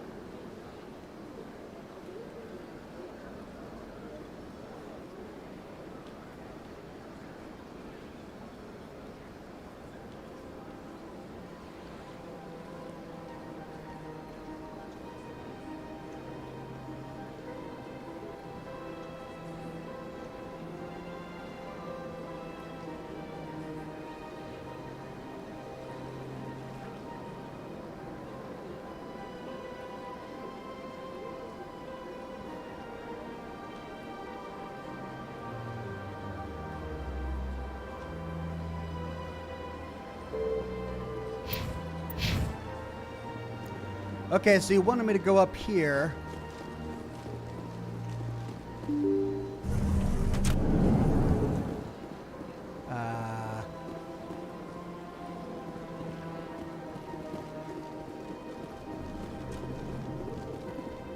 Oh, man. What even? Okay, so we came from there. That was Udina's office. Whoa! I understand what you're saying, but these allegations are very serious. I can't just... This is serious. My reputation is at stake. I spoke with the consort in confidence and heard them, and she betrayed that confidence. All right. I will look into it for you. In the meantime, do not do anything rash. EarthClan, you are in the wrong place, I think. Your ambassador is next door in the large office. Chastising remark. Don't be so rude, Din. At least introduce yourself. I am Din Korlak, Volus ambassador. Is there something I can do for you, EarthClan? What is this place? You are in the embassy for the Volus and the Elcor. Your ambassador is next door, in his own office. In this shared space, I aid my fellow Volus when I'm not being interrupted. I'd like to know more about the Volus. I'm sure our history and culture would bore you, EarthClan. Actually, I would like to know more about your history. My people came to the Citadel shortly after the Asari and Solarians had discovered it. We were instrumental in establishing a standardized galactic economy. However, despite our long association with the Citadel and our many contributions to galactic society, we still do not hold a seat on the Council. Tell me about Volus culture. We are tribal by nature, but our ways are not violent. We barter and trade our lands and tribe members in order to increase status. Larger tribes often engulf smaller ones and eventually split again. Our society is very malleable, and our government is always shifting and changing. Since we're not physically adept, we trade our services for protection. What is it you do here? I look out for the best interests of the Volus people. No easy task considering how often we are overlooked by the Council. Chastising rebuke, Din. And yet the Council has granted you great favor. Chastising rebuke, Din. Your species has always been granted many concessions. Volus territory has expanded tenfold since coming to the Citadel. Details. We still have no real say in the decisions that affect Citadel space. Goodbye, Ambassador.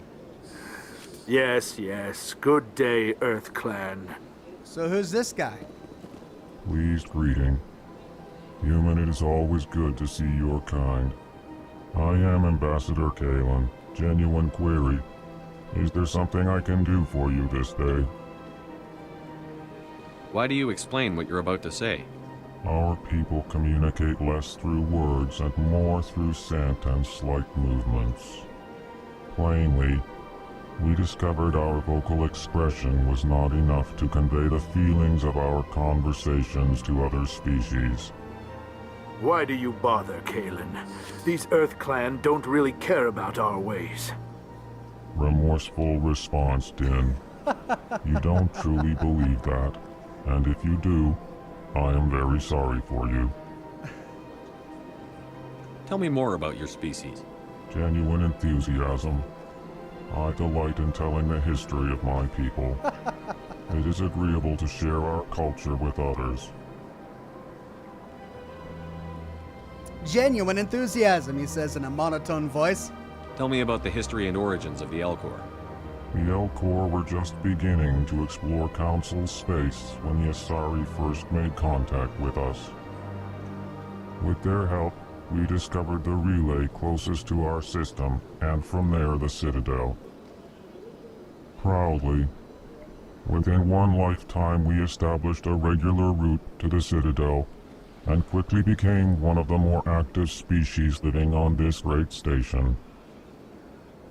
I'd like to know more about the culture of the Elcor.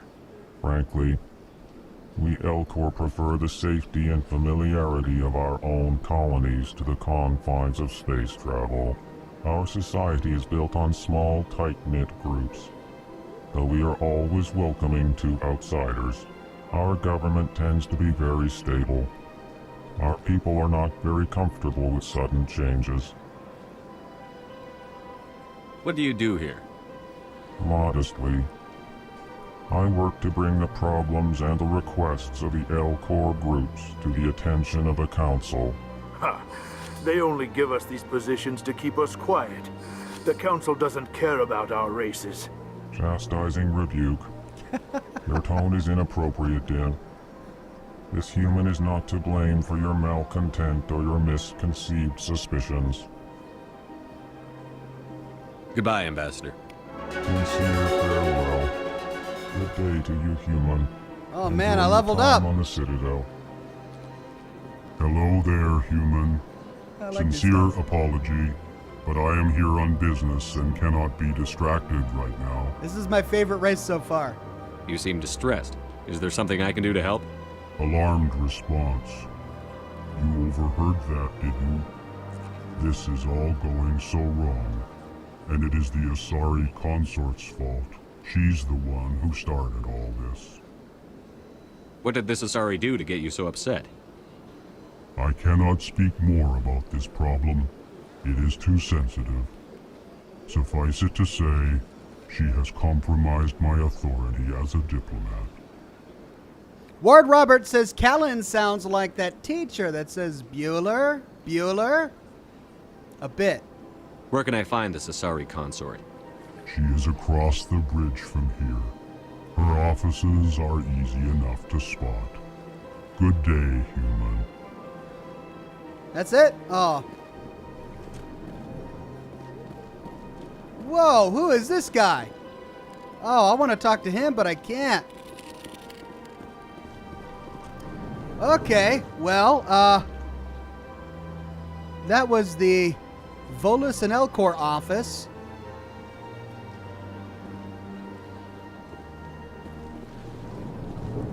And we already did this one. This is the Human Ambassador office. Looks like I've got a side quest now.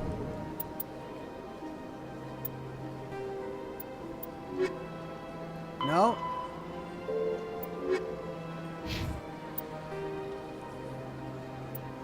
The Elcor are a Citadel species native to the high-gravity world Dakuna. They are massive creatures, standing on 4 muscular legs for increased stability. Elcor move slowly, an evolved response to an environment where a fall can be lethal. This has colored their psychology, making them deliberate and conservative. Elcor's speech is ponderous and monotone. Among themselves, scent, slight movements, and sub-vocalized infrasound convey shades of meaning that make a human smile seem as subtle as a fireworks display. Since their subtlety can lead to misunderstandings with other species, the Elcor often go out of their way to clarify when they are being sarcastic, amused, or angry. Dakuna's high gravity impedes mountain formation. Most of the world consists of flat, open plains, which prehistoric Elcor wandered across in small family bands. Modern Elcor still prefer open sky, and can become restless and uncomfortable on long starship journeys. The Asari were the first species to discover the Citadel. When the Solarians arrived, it was the Asari who proposed the establishment of the Citadel Council to maintain peace throughout the galaxy. Since then, the Asari have served as the mediators and centrists of the Council. An all-female race, the Asari reproduce through a form of parthenogenesis. They can attune their nervous system to that of another individual of any gender and of any species to reproduce. This capability has led to the unseemly and inaccurate rumors about Asari promiscuity. Asari can live for over 1,000 years, passing through 3 stages of life. In the maiden stage, they wander restlessly, seeking new knowledge and experience. When the matron stage begins, they meld with interesting partners to produce their offspring. This ends when they reach the matriarch stage, where they assume the roles of leaders and counselors. I see. Well, it'll be interesting to meet them. All right. Well, this wing explored. I can't go further there.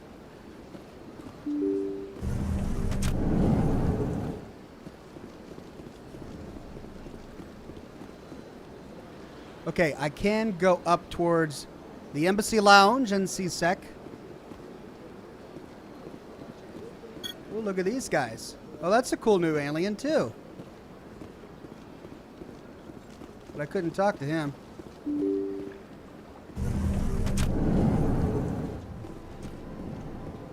I leveled up, didn't I? Yeah. Well, I can't put any more into charm. Tactical armor unlocked.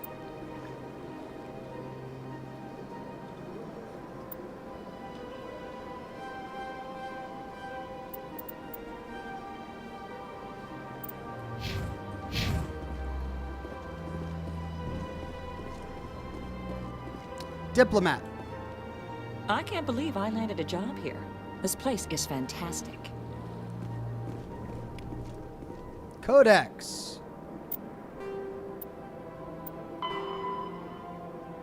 Citadel conventions. These diplomatic talks occurred in the wake of the Krogan rebellions as a response to the destruction of the conflict. and an attempt to distance the Council from the brutal Krogan warfare. The conventions regulate the use of weapons of mass destruction. A WMD causes environmental alteration to a world. A bomb that produces a large crater is not considered a WMD. A bomb that causes a nuclear winter is. Use of WMDs is forbidden on garden worlds like Earth, with ecospheres that can readily support a population. If a habitable world is destroyed, it will not be replaced for millions of years. The conventions do not forbid the use of WMDs on hostile worlds or in sealed space station environments. Many militaries continue to develop and maintain stockpiles. The conventions graded weapons of mass destruction into tiers of concern. Tier 1 is the greatest threat to galactic peace. Tier 1, large kinetic impactors such as asteroid drops or deorbiting space stations, effectively free and available in any system in the form of debris left over from planetary accretion. Kinetic impactors are the weapons of choice for terrorists and third galaxy nations. Tier 2, uncontrolled self-replicating weapons such as nanotechnology, viral or bacteriological organisms, von Neumann devices, and destructive computer viruses. These weapons can lie dormant for millennia, waiting for a careless visitor to carry them onto another world. Tier 3, large energy burst weapons such as nuclear or antimatter warheads. And Tier 4, alien species deliberately introduced to crowd out native forms necessary for the health of an ecosystem. Ecological tampering can take years to bear fruit, making it difficult to prove. Rockland F says, humble sincerity. Great job with the lore so far. Thank you, Rockland. Julian Z says, Ox, you'll unlock more charm as your Paragon meter fills and after a certain early game event takes place. Thank you, Julian. Brett Buss says, Charm and Intimidate unlock more squares by earning more Paragon or Renegade points. Unless you're a popular farming glitch, you should probably stick with one per playthrough. Got you. Thank you. Elcor. Human, delighted, welcome. It is good to meet you. These guys are great.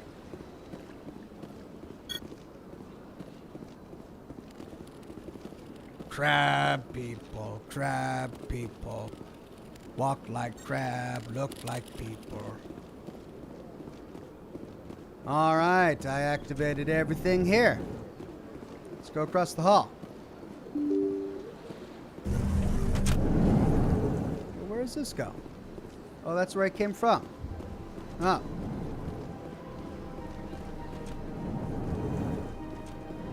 Hello. Commander Shepard, I didn't expect to see you here. Did Ambassador Udina send you?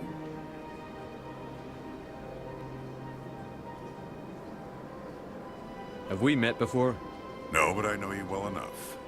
I'm Executor Palin, head of CSEC. It's my job to know when someone like you arrives on the Citadel. Was there something you needed, Commander? I get the feeling you're not too fond of humans. No, I just don't trust your kind. Not yet. You humans are eager to take all the power you can get, and you're being given a lot. If the Council wants to make humanity their new favorite pet, that's their business. But I don't have to like it. The Council treats us like second-class citizens. We have to fight for everything we get. Good. Then fight for it. But don't expect the rest of us to just sit back and let you take it. I'm a busy man, Commander. Are we done here?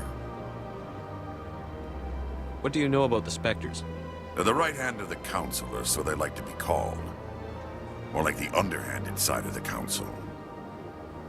What do you have against the Spectres? I can't abide any organization that considers itself above the law. Especially when it's left up to each individual Spectre to decide when and how to bend the rules. Tell me about CSEC.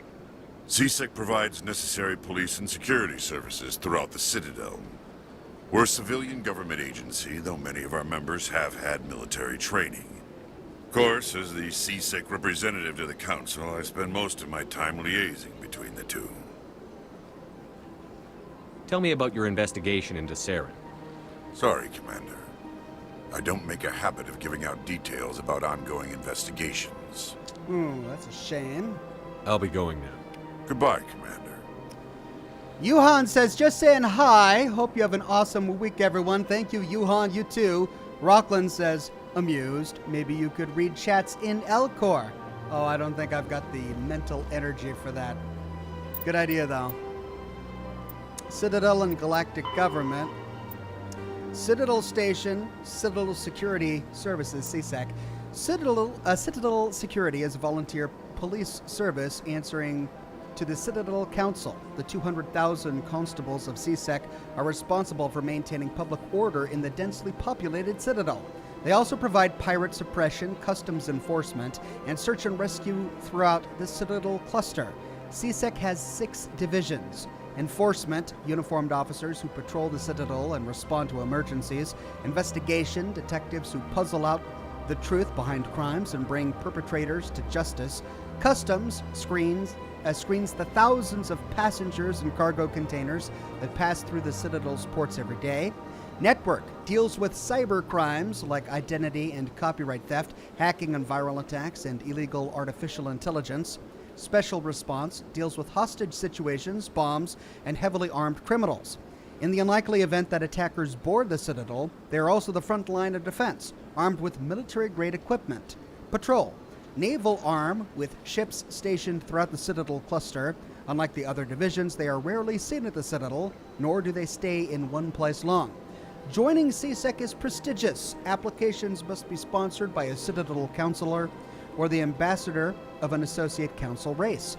Generally, applicants have many years of distinguished service in the military or police forces of their nation, but an inexperienced applicant with demonstrable talent will be fairly considered. CSEC and the Spectres are often at odds. Many CSEC members, notably current executor Venari Pollen, believe that allowing Spectres to be above the law is a dangerous practice. The actions of Saren Arterius lend credence to this position. The Spectres, in turn, are aggravated when CSEC's dedication to procedure and due process hampers their investigations.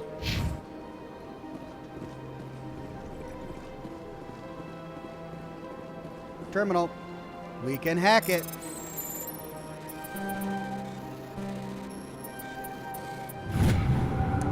Diplomatic advisory warning. The following message was transmitted from an untraceable account to multiple recipients across the extranet. Further monitoring of the situation is warranted. My fellow biotic, you have been selected to receive this transmission because of our shared plight. Few understand us. Pardon me. Fewer tolerate us. We must stand together. We must build our own new world. Come, join in the Hawking ETA cluster, the Hawking ETA cluster. Only as one body can we right the wrongs done to our kind. Whoa, and we got a journal update. Strange transmission. Fight the commune. Head to the Century system in the Hawking ETA cluster and investigate the strange biotic commune. New quest. All right. We're racking up the side quests.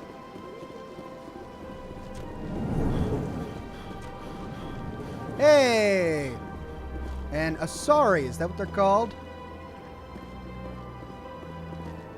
Oh, what is this again? This is the Embassy Lounge. Got it. Hello, diplomat. This place seems strange. I wish there were more humans around. Don't believe the rumors. The consort would never reveal her secrets. Of course she wouldn't. She'd be tossed out the nearest airlock if she did. I suppose. Besides, Nick, the consort's nothing like the girls back on the colonies. She's... You don't have to do it with her. You can just talk to her if you want. Is that all you did, Jazz? Just talk? I didn't say that. Ha! I bet you did too. What do you want? Oh, Commander. Is there something I can do for you? Relax, Private. This isn't an inspection. Right, sorry. What can I do for you, Commander? What can you tell me about the Asari consort? Well, she's an Asari who works here as... That is, she helps people with things. You never went to see her, did you, Fredericks? No, I never did. I couldn't afford it. It costs half a year's credits just to go in and talk to her. Yikes! Can you at least tell me where I can find her? Sure. She's across the bridge from the embassies. Thanks, kid. Have fun. Try not to get into too much trouble. I will. Have fun, that is. Have fun? With a consort? Okay. I don't have time to talk now. I'm very busy. Excuse me. Hello, Commander. Can I get you something? You know who I am? Your arrival created a bigger-than-average stir among the diplomats and hangers-on around here. There's always something new happening around here. I could fill you in on some points of interest if you'd like. What's going on around here? Well, you found the embassies, not much going on here. Across the bridge, you'll find the bank, the Emporium, and Shaira's. If you haven't heard of her, you soon will. If you need supplies, you can try the markets one level below. For entertainment, I'd try Flux or Cora's Den. What is Shaira's? The consort, she entertains clients who can afford her services. Most of the diplomats and ambassadors have visited her at one time or another. She's a very powerful woman, but also very respected. Tell me about Flux and Cora's Den. Well, Flux has gambling and dancing, certainly more lively than this place. Cora's Den, on the other hand, well, let's just say it's livelier and deadlier, all at the same time. Ooh. Goodbye. So long, Commander. Have a pleasant day. All right.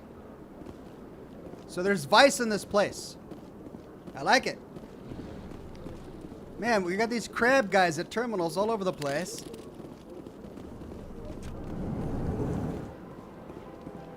Well, I think we've talked with everyone up here. You know, I think we're making good headway. Looks like we need to go down. How are we doing on time? About 20 minutes left.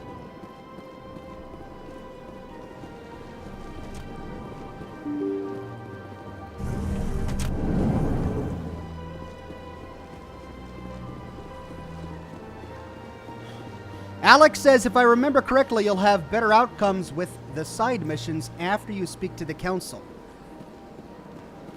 Okay, well, maybe I'll speak with the council first. To CSEC Academy. The elevator to CSEC Academy is located down the ramp to your left. The Alliance docking bay can be found there. To Citadel Tower. The Citadel Tower is the tall white structure far off to your right. It houses the council and is the heart of the Citadel politics. Okay, I mean, as long as I don't hit a cutscene. To CSEC Academy. Okay. What's this? Use Citadel Rapid Transit to travel quickly between major locations. As you explore the Citadel, more locations will unlock. Oh, God. This place is huge. What is this? To Citadel Tower. To the wards. Elevator down to the wards is located across the plaza. Far to your left. There you will find Chora's Den, Flux, the markets, and the medical center. And that goes back to CSEC Academy. Okay. So I need to go...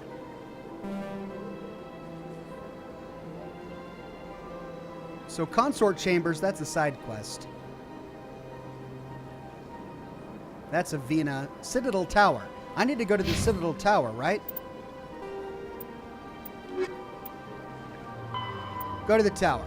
Okay.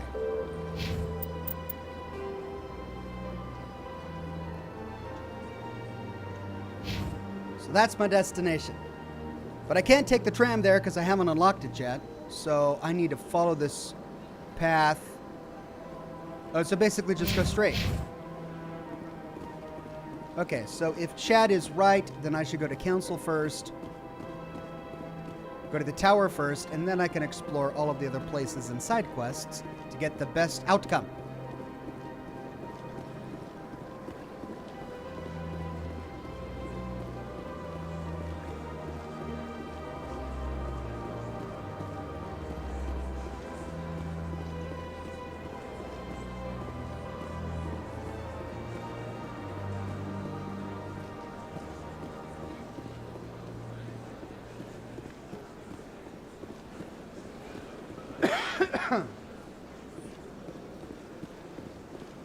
What's this guy?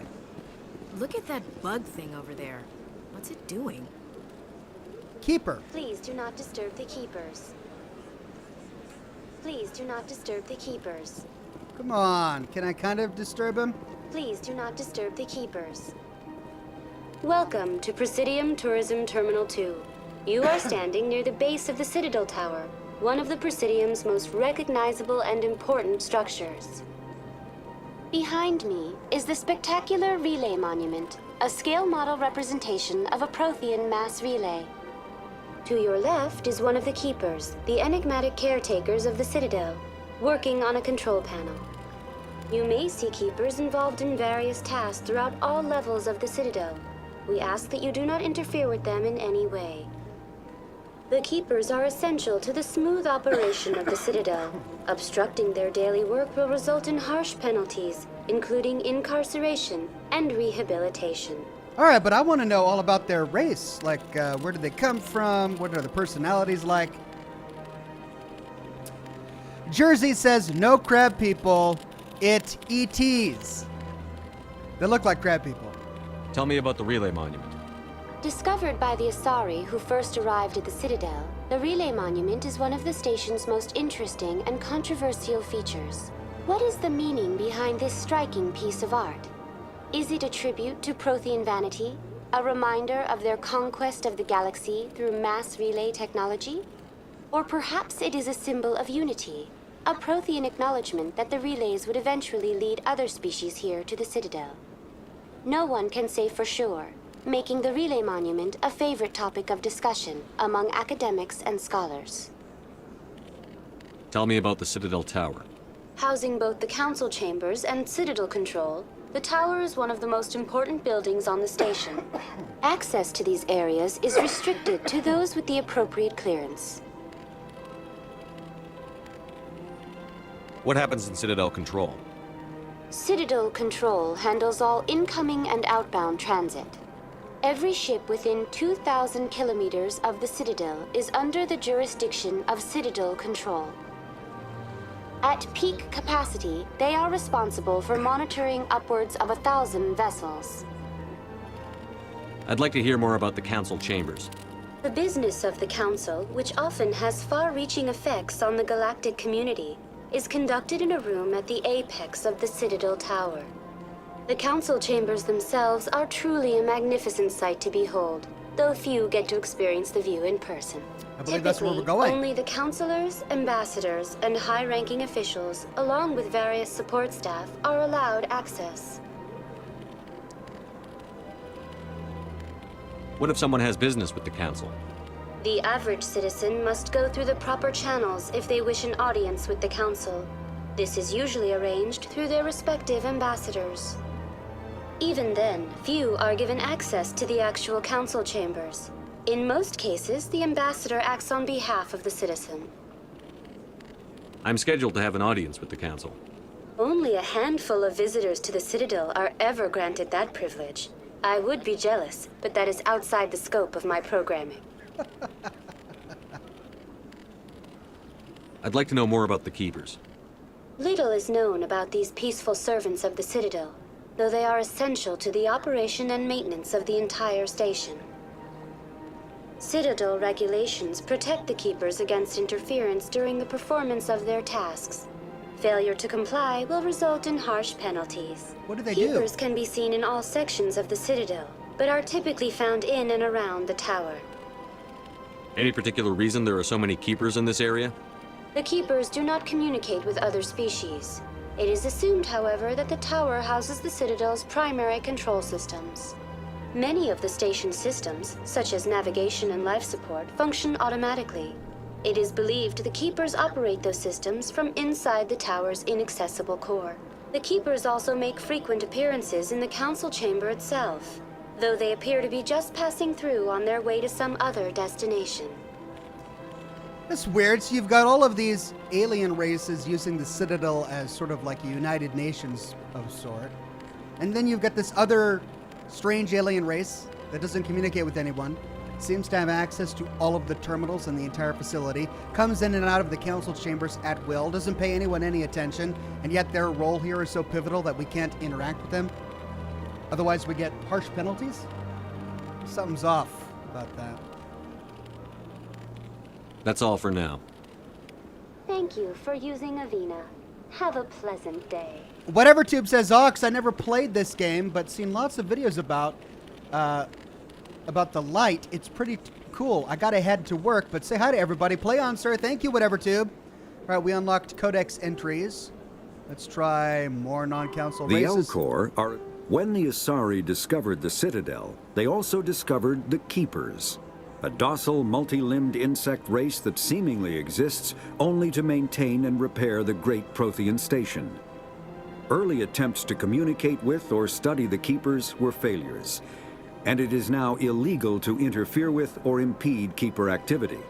Because they are completely non-threatening, Keepers have become virtually invisible to everyone else. Similarly, they seem indifferent to other species, except for their tendency to help new arrivals integrate themselves into the Citadel. No matter how many Keepers die due to old age, violence, or accident, they maintain a constant number. No one has discovered the source of new Keepers, but some hypothesize they are genetic constructs, biological androids created somewhere deep in the inaccessible core of the Citadel itself.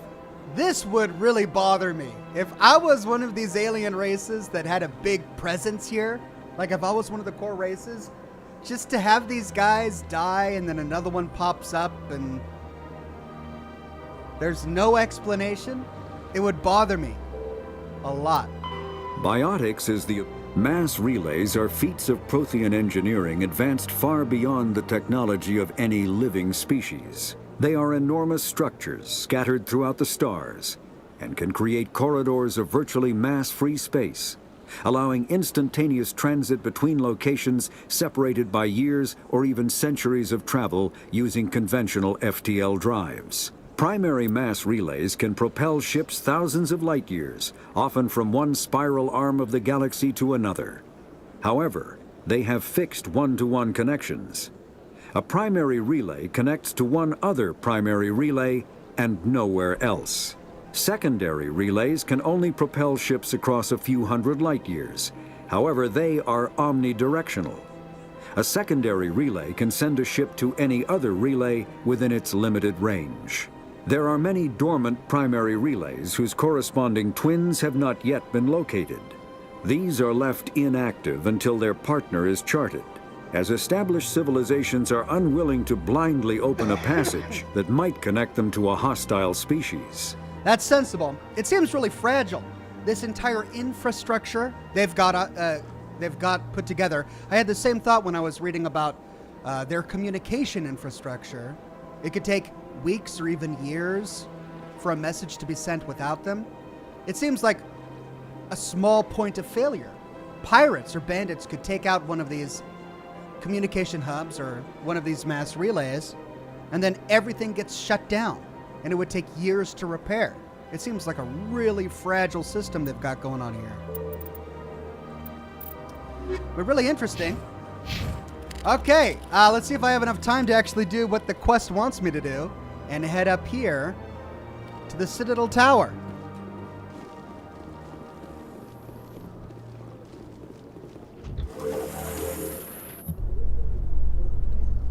The council isn't going to ask me any questions, are they? I doubt it. We've made our reports. Now we just have to trust Ambassador Udina. No, we don't, sir. I like how they included elevator music.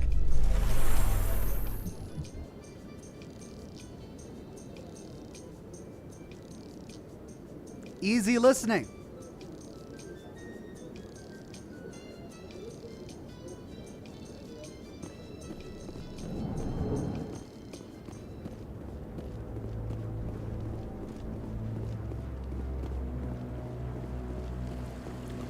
Saren's hiding something. Give me more time. Stall them. Stall the council? Don't be ridiculous. Your investigation is over, Garrus. Whoa. Commander Shepard, Garrus Vicarian. I was the officer in charge of the CSEC investigation into Saren. Sounds like you really want to bring him down. I don't trust him. Something about him rubs me the wrong way. But he's a Spectre. Everything he touches is classified. I can't find any hard evidence. I think the Council's ready for us, Commander. Good luck, Shepard. Maybe they'll listen to you. Well, this guy seems reasonable. I mean, we were there. We saw him. We heard him execute our You friend. don't want to keep the Council waiting. All right, Garrus, calm down.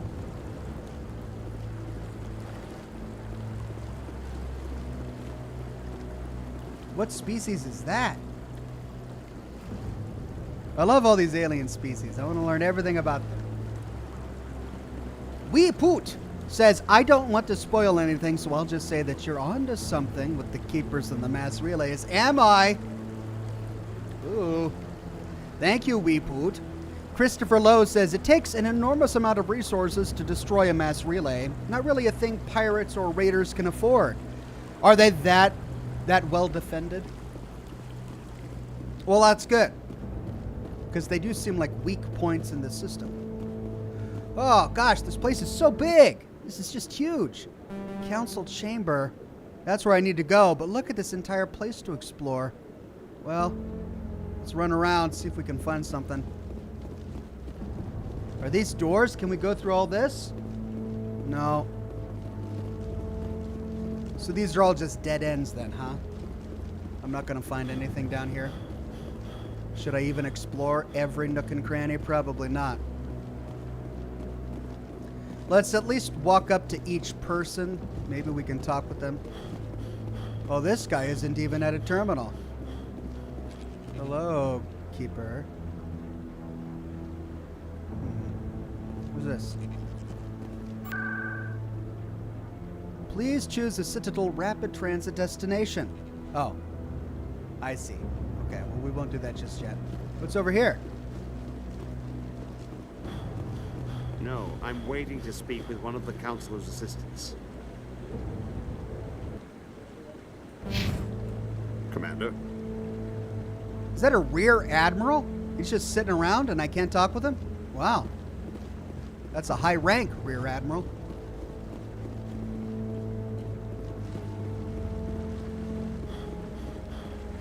The music has gotten ominous.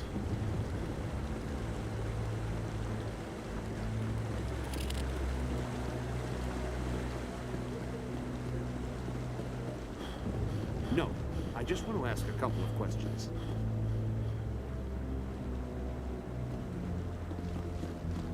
Right, I need to go up there. Let's see what's over here, though, first.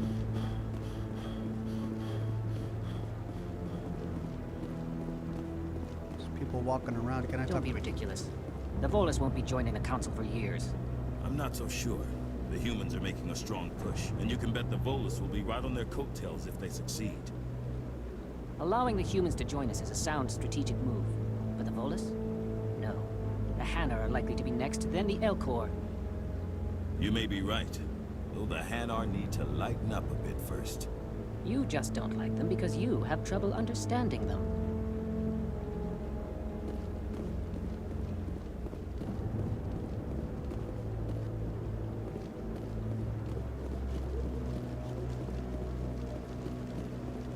All right. Well, for as large a place it is, there is deceptively little to do. But continue with our quest objective.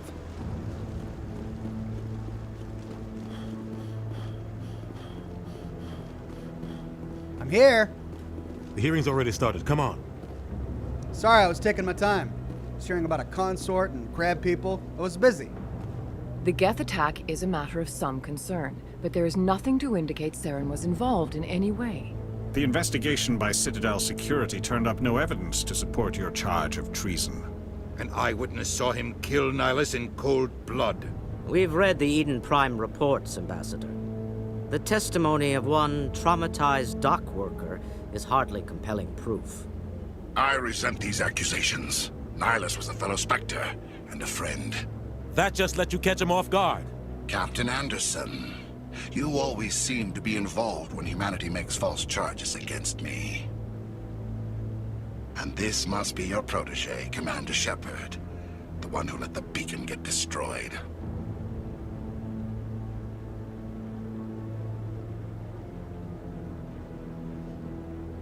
The mission to Eden Prime was top secret. The only way you could know about the beacon was if you were there. With Nihilus gone, his files passed on to me. I read the Eden Prime report. I was unimpressed. But what can you expect from a human? Saren despises humanity. That's why he attacked Eden Prime. Your species needs to learn its place, Shepard.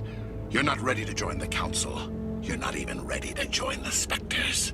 He has no right to say that. That's not his decision. Shepard's admission into the Spectres is not the purpose of this meeting. This meeting has no purpose. The humans are wasting your time, Counselor, and mine. Saren's hiding behind his position as a Spectre. You need to open your eyes. What we need is evidence. So far, we've seen nothing. There is still one outstanding issue. Commander Shepard's vision. It may have been triggered by the beacon. Are we allowing dreams into evidence now? How can I defend my innocence against this kind of testimony? I agree. Our judgment must be based on facts and evidence, not wild imaginings and reckless speculation. Do you have anything else to add, Commander Shepard?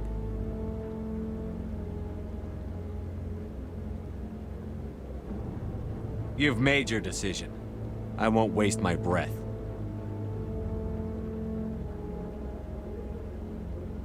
The Council has found no evidence of any connection between Saren and the Geth. Ambassador, your petition to have him disbarred from the Spectres is denied. I'm glad to see justice was served. This meeting is adjourned.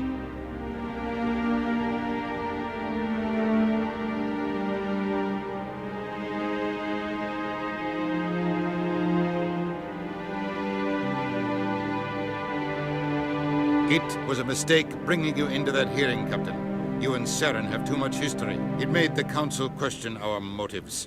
I know Saren. He's working with the Geth for one reason. To exterminate the entire human race. Every colony we have is at risk. Every world we control is in danger. Even Earth isn't safe. Julian Z says, Ox, oftentimes people you can talk to but don't have much to say might have more to say if you ask later. Always go back and try again later. Thank you. Tell me about this history between you and Saren. I worked with him on a mission a long time ago. Things went bad. Real bad. We shouldn't talk about this here. But I know what he's like. And he has to be stopped. What's our next step? As a Spectre, he's virtually untouchable. We need to find some way to expose him. What about Garrus, that CSEC investigator? We saw him arguing with the Executor. That's right. He was asking for more time to finish his report. Seems like he was close to finding something on Saren. Any idea where we could find him? I have a contact in CSEC who can help us track Garrus down. His name is Harkin. Forget it. They suspended Harkin last month, drinking on the job. I won't waste my time with that loser. You won't have to. I don't want the Council using your past history with Saren as an excuse to ignore anything we turn up. Shepard will handle this. I mean, he raises a good point, but... You can't just cut Captain Anderson out of this investigation. The Ambassador's right. I need to step aside. I need to take care of some business. Captain, meet me in my office later. Harkin's probably getting drunk at Cora's Den.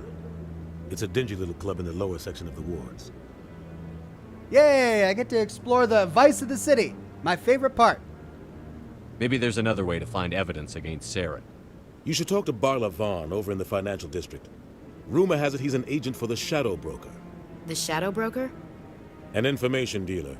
Buys and sells secrets to the highest bidder. I've heard Barla Vaughn's one of the top representatives. He might know something about Saren, but his information won't come cheap. You and Saren have a history. What happened? About 20 years ago, I was part of a mission in the Skillian Verge. I was working with Saren to find and remove a known terrorist threat. Saren eliminated his target, but a lot of people died along the way. Innocent people. and the official records just covered it all up. But I saw how he operates. No conscience. No hesitation. He'd kill 1,000 innocent civilians to end a war without a second thought. Killing innocents doesn't end wars, it causes them. I know how the world works, Commander. Sometimes you're forced to make unpleasant decisions. But only if there's no other way. Saren doesn't even look for another option. He's twisted, broken. He likes the violence, the killing. And he knows how to cover his tracks. Our ambassador doesn't seem to get along with the Council. He's just frustrated. The Council's always preaching that we need to be part of the galactic community. But for them, it's a one-way street. They want us to expand and settle unstable regions like the Skillian Verge and the Attican Traverse. But when we run into trouble, they don't want to help us out. Everyone knows it's only a matter of time until we get a seat on the Council. The ambassador just thinks it should happen sooner rather than later. And I agree.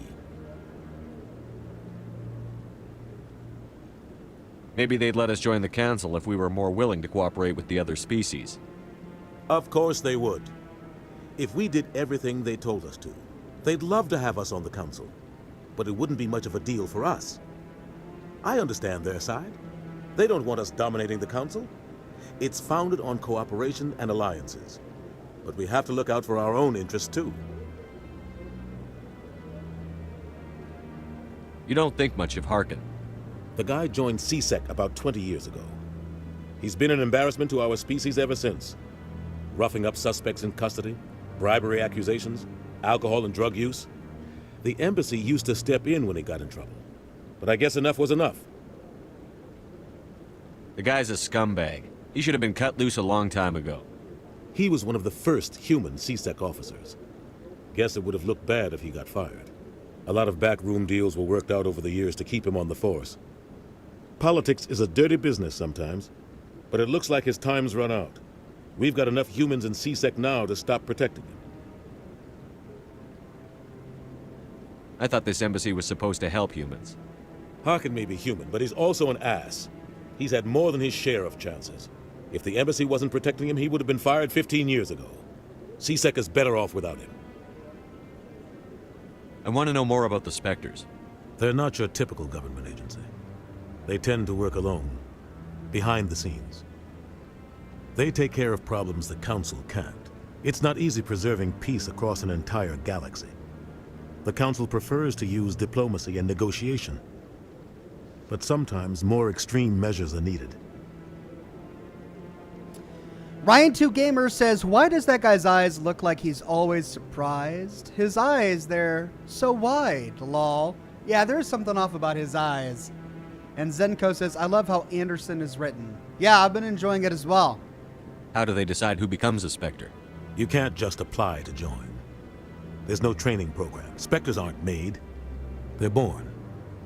The Council's always looking for exceptional individuals.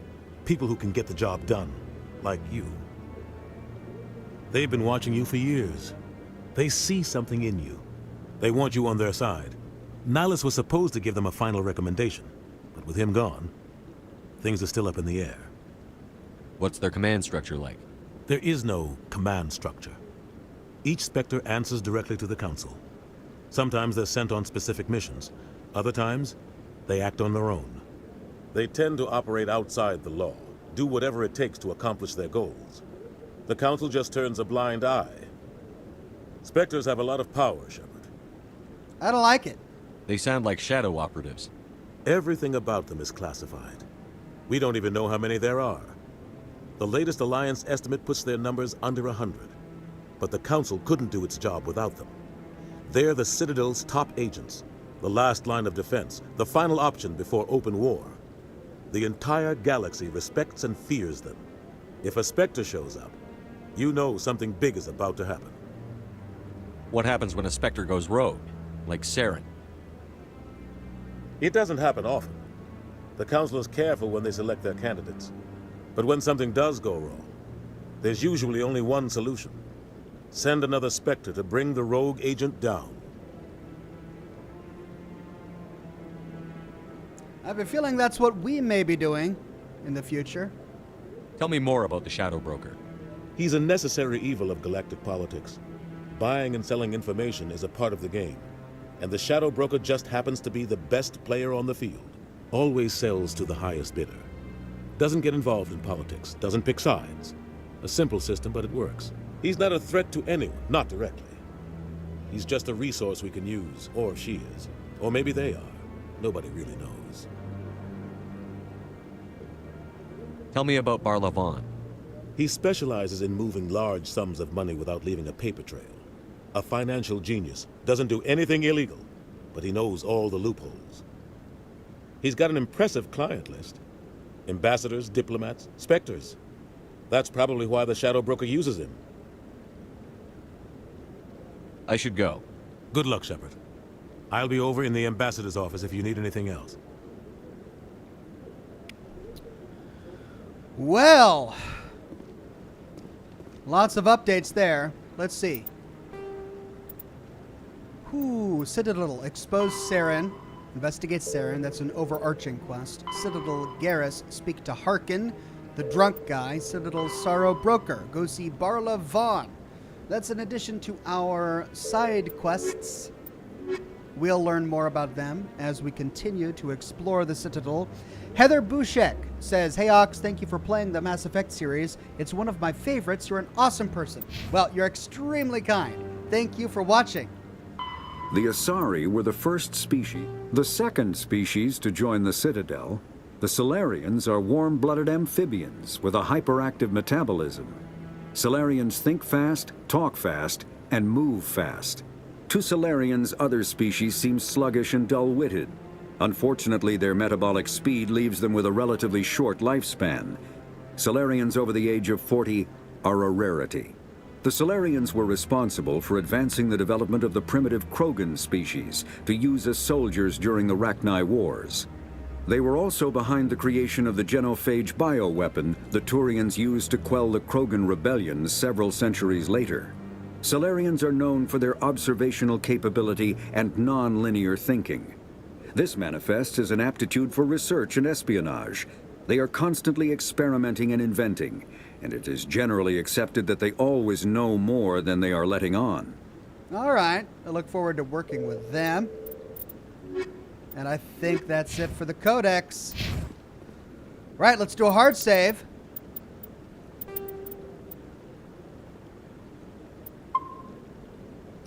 And with that, I'm going to have to call it a day. Thank you, everybody, for joining me for live stream 1, day 1 and part 1 of the Mass Effect series, starting with Mass Effect 1.